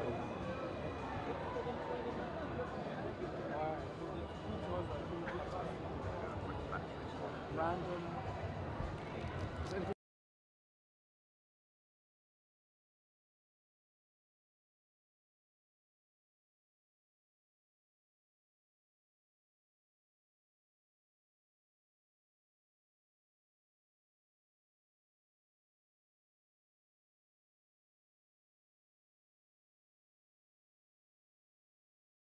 Never played.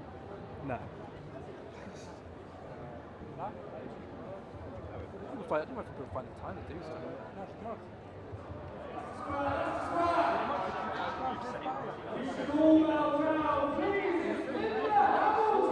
So good.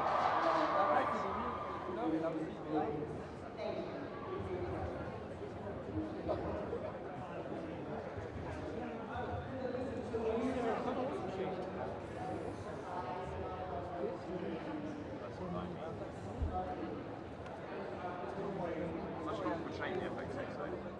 Yeah, I think opening is terrible. I go again. Sometimes I really hate using it, and I then get the image and like, oh, it's so good. It does look better in the alphas. It is better in the alphas. Well, standard profile is shit, but S-Log is great. Yeah, but you can see here how, I mean, I'm at 4100, but how orange. I know that, hang on, let me change it. But yeah, it's so much more orange compared to reality. The middle plate. And I've played around with the tint as much as I can. Yeah, I'm going to have to do some well, it's easier on the alphas to set in your white balance because I've got to put a lot more magenta into it. If I can do it on there, but like, it's easier visually on the alphas to go in and change white balance. I have to start with that. Get him up, Ellen. We're not moving around. Through the middle plate. Do an adjustment layer and change the reds on that. But it looks, it's good camera, but like, through the centre plate. Dated. That's been around a long time. Nice, Burger King. There's no Sony aren't going, hey, here's another amazing camera. The FX2 camera. Like a step sideways. Yeah, that's the best way of putting it.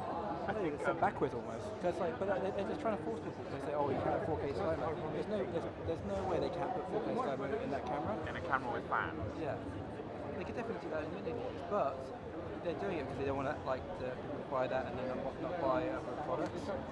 But then other companies coming out now, Nikon, ZR, yeah, and then Canon doing really good stuff as well.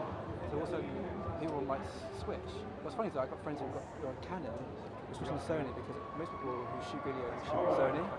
Most people do.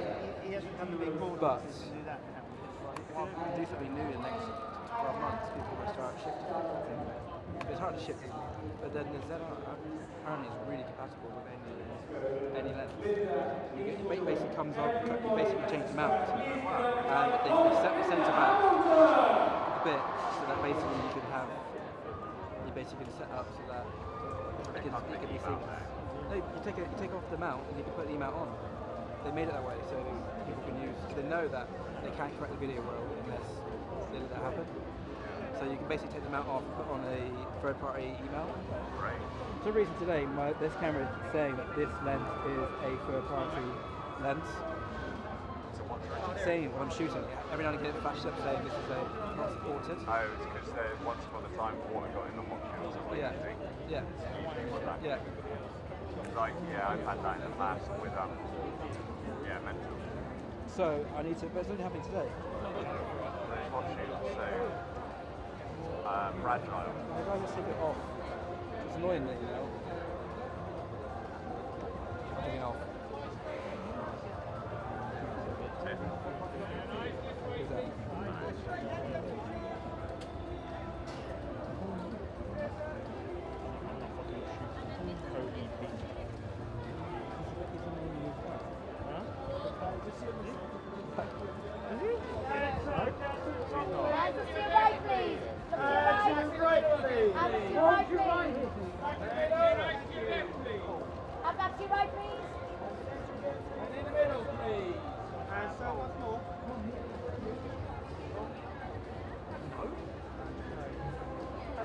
Okay, dead ahead, please. Thank you so much. And in the middle.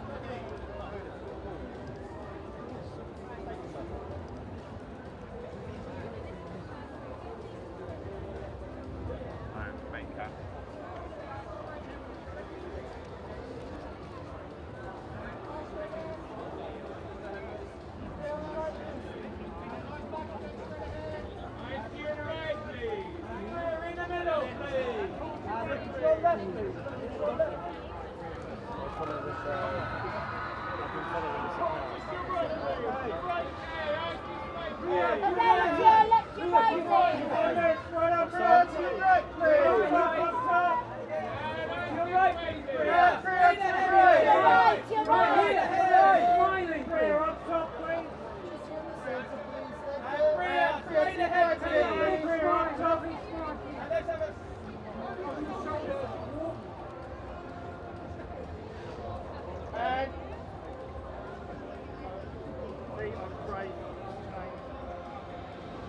Okay, straight ahead, please.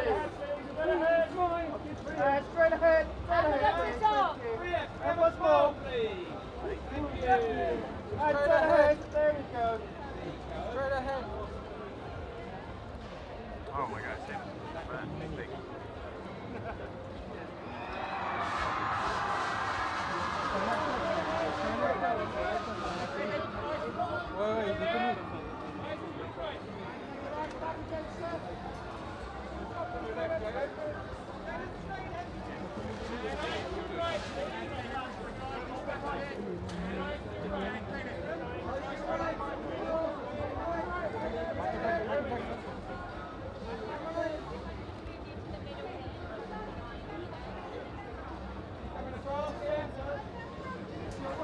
it's your right, please.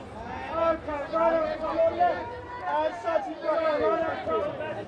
Your right, your right.